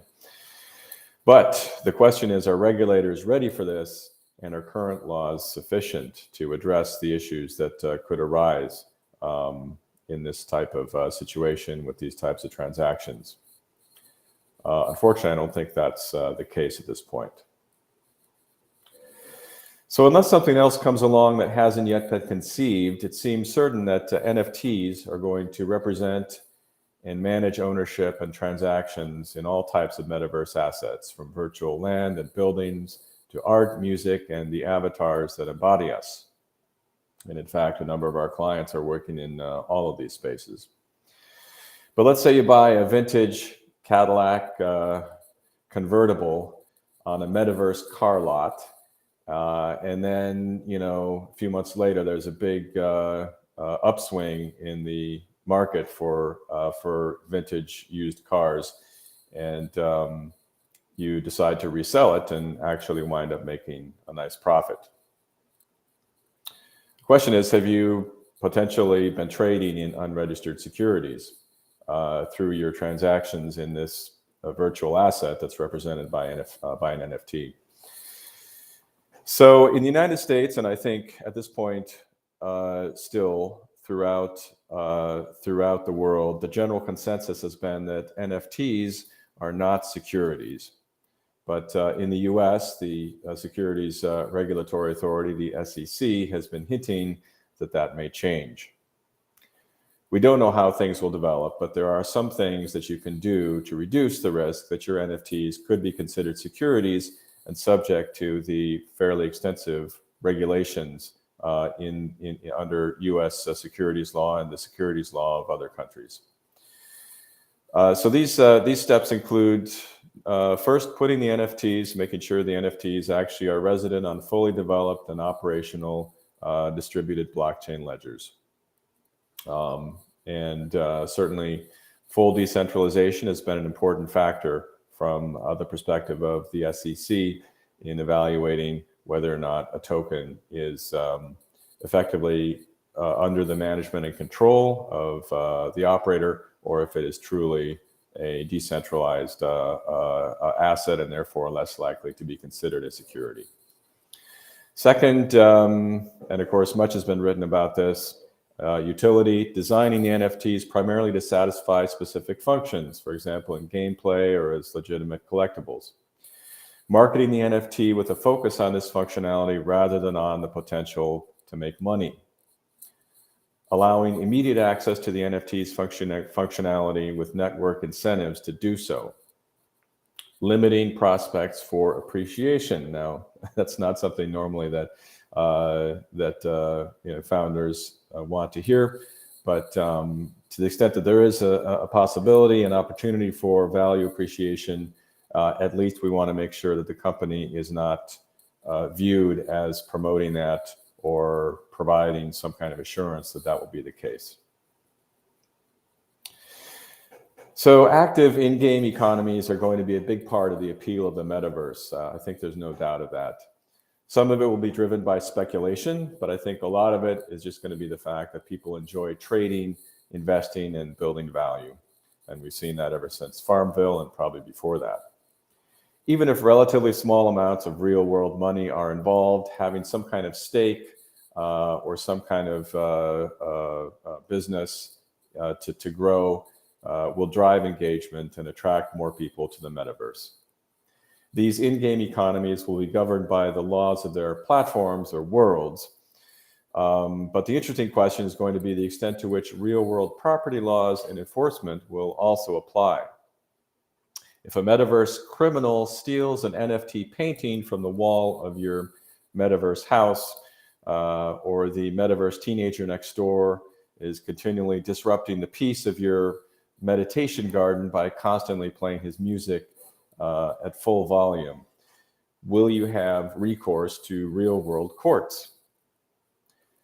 It seems likely, to me anyway, that courts are not going to be inclined to get involved in disputes that take place within virtual worlds that are governed by protocols or perhaps by some sort of delegated centralized authorities within that virtual world. Building, expanding, updating, and running metaverse worlds will require the talents of lots and lots of artists, musicians, coders, engineers, and other creative talent. Intellectual property laws will provide some predictability that is critical to get people to invest their time and energy and to attract the financial investment that's needed for such an all-encompassing, very, very large project. So traditional IP rights like copyright and trademark probably provide us with the tools we need to build and govern the metaverse, at least initially. But there will be challenges, of course. One of these is the use and commercialization of IP rights that are developed, transferred, and licensed before the metaverse was ever conceived. Can so-called new non-creator copyright holders use the material that they had obtained rights to or ownership of in this new, completely new media, this new realm? And what, if any, rights will revert to the creators in the probable scenarios in which metaverse rights were not addressed in the original documents under which the rights holder received their rights, license agreement, or perhaps in the IP assignment document through which they obtained their ownership. So this is not a new question, and in fact, it's come up with most every major technology advancement we've seen in recent decades. For example, DVDs and streaming TV. Did the previous licenses or transfer agreements contemplate rights in media that did not exist at the time? And we've seen some cases already here with respect to Web3 applications. For example, in Damon Dash's attempt to sell an NFT of a Jay-Z album, to which the record label claims that it, and not Dash, owns the rights to do that. We've also seen a number of lawsuits by celebrities against video games companies and other media platforms for unauthorized use of their likenesses, voices, and even, of course, in the case of Fortnite, signature dance moves. Well, there's a lot of complexity and uncertainty here. Companies that are building IP for the metaverse, licensing IP for metaverse uses, or building metaverse businesses using licensed IP need to work with counsel experienced in the space to be sure that they have the rights that they need to do that. The increasing popularity of NFTs, XR content, and interactive experiences has, of course, brought with it IP-related disputes and lawsuits of various kinds. Development of the metaverse expands possibility for similar and maybe unique types of disputes. Here's a few suggestions to reduce the risk of IP infringement claims in a metaverse application or business model. First is to include specific metaverse rights in any IP licensing agreement. Incorporate comprehensive user terms or EULA provisions covering user-generated content. And this is going to be a big issue in the metaverse because so much that we're seeing in the later stages of Web 2.0 and undoubtedly eventually the biggest component of Web 3 is going to be user-generated content. Who owns that? Who can use that? Can the platforms, for example, include excerpts or images from user-generated content in their promotions for the platform? Or would that require consent of the users? There's a variety of issues that could come up here and have already come up in our current contexts. Of course, it's important to document who owns and who has the right to use and sell pre-existing content, as we discussed earlier. And we need to be aware of the possibility of, a future distribution of content that's created within the metaverse, and what sort of exclusivity rights may apply to those. Our final topic in our discussion of legal issues concerning the universe relates to user conduct and behavior. So if, as many predict, the metaverse will serve as an alternate reality and a platform for conducting business, social engagements, and recreational activities, it will also provide ample opportunities for users to cheat, steal, and become violent. Just like in the real world, we need authorities to deter, to investigate, and potentially adjudicate such behavior. Of course, it was well reported a few years ago that a beta tester in the previous Facebook's Horizon World Metaverse platform reported having her avatar sexually molested within the virtual world. And we've had, of course, numerous reports of antisocial violence and aggressive activities. This is just a phenomenon in current multiplayer online game environments that is prevalent and is not going away. Of course, these occurrences can not only detract from the user experience, but they can create real physical and emotional trauma and potentially subject metaverse platforms to civil lawsuits. How do we respond to this? Of course, there's the technical approach, and Facebook Meta has been working on this, developing a feature allowing players to block others that they meet on the platform. But ultimately, the question is going to be, how do we regulate? How do we enforce? How do we, try to prevent this from happening within virtual environments from a legal perspective? And finally, we could ask very quickly, is avatar on avatar violence really a crime from the perspective of the real world? So I'm certainly not downplaying the effects that a metaverse attack can incur, but an assault or battery charge under existing real world law must prove harmful or at least offensive contact. And is that going to be provable in the context of a virtual environment? So let's say even if a user is wearing a haptic suit, at least the current generation of haptic suits, it's unlikely that at least in the current version that users are going to experience real pain or incur any injury from those types of encounters in the virtual world. So just to wrap up then, I think in conclusion, we've seen legal issues arising in Web 1.0, Web 2.0.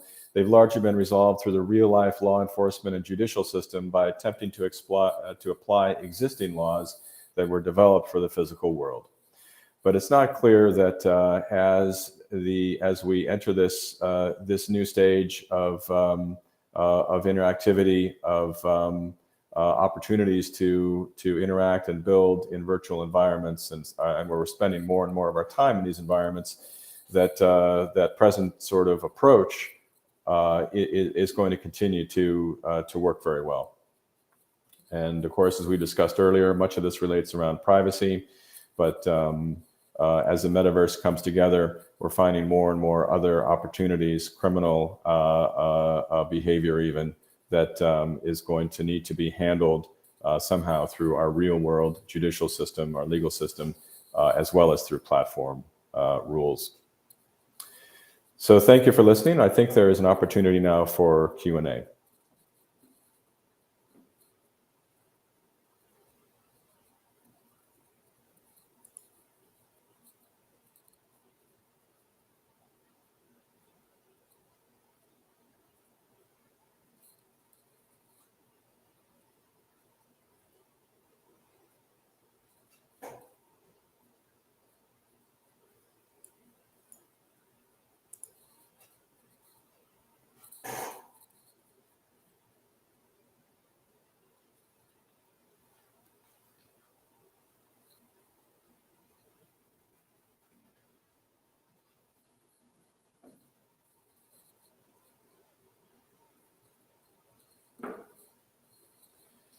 Any questions?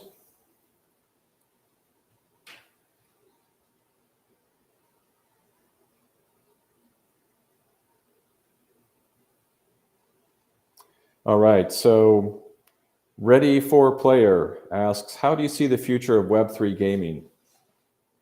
I mean, I think it's very exciting, and from my perspective, the potential of VR, let alone AR, it has not at all been realized in the context of games. There's just the times that I've had the opportunity to use some of the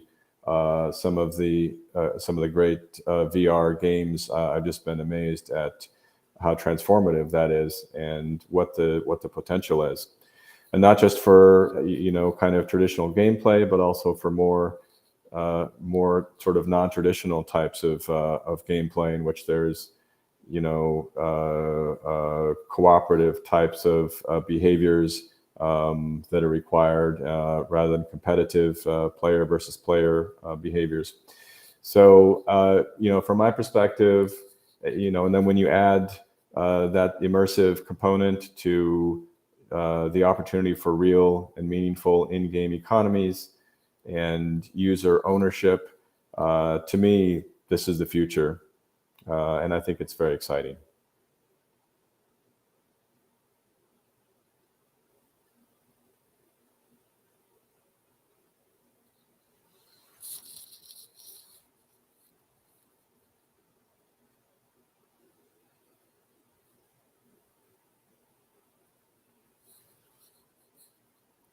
I'm sorry, I'm looking in the wrong part. There's another question here. Will the metaverse come with laws? If anything illegal or something wrong happens, who will be responsible? The creator or the avatar? This is a great question. I think that the way this will play out is we're going to have different worlds within the metaverse. We'll have a meta world. We'll have, who knows, an Apple world. We'll have hopefully many, many, many other worlds that are not associated with large incumbent tech enterprises. I fully expect that each of those worlds will have their own rules of engagement, effectively their own laws. And undoubtedly, those legal systems in those individual worlds will become more and more sophisticated and complex over time, to the point that we'll have judges, we'll have arbitrators within those worlds that are deciding disputes and being paid in in-game currency or in-world currency or crypto. And the interesting question, as I touched on a bit earlier, is what happens when there's potentially also an issue under real world law, or where there's perhaps a conflict between the outcome that emerges from an in-world dispute and real world law, and where there's real world property rights or personal rights that are implicated. So there's a high degree of complexity there, and it's fascinating to think about how this could all evolve, but very difficult to predict at this point. So I think that's it for our questions today. Thank you very much for listening.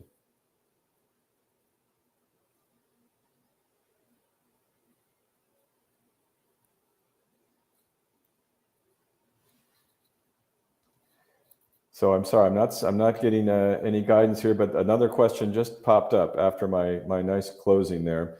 Hi from Switzerland. If we are applying laws applying to our own respective countries, we all know the law can be different, especially in terms of VAT, value-added tax, let's say. Do you see governments coming up with global regulation in the VR environment? Well, I certainly hope not. I think that the more consolidation that we have in terms of regulation, then the more danger we have to a decentralized environment, and the bigger threat to our freedom, both in the virtual world and the real world. But it is a good question, and it perhaps is the case that that before long there will need to be some kind of movement for at least some sort of coordination. Just as we're seeing and we're told from the technical side, there needs to be an enormous amount of collaboration to develop the sort of standardization that will make the metaverse work behind the scenes. It likely is the case that as more and more of our lives and our business and our personal interactions take place in a metaverse environment, that there's going to need to be some cross-border coordination.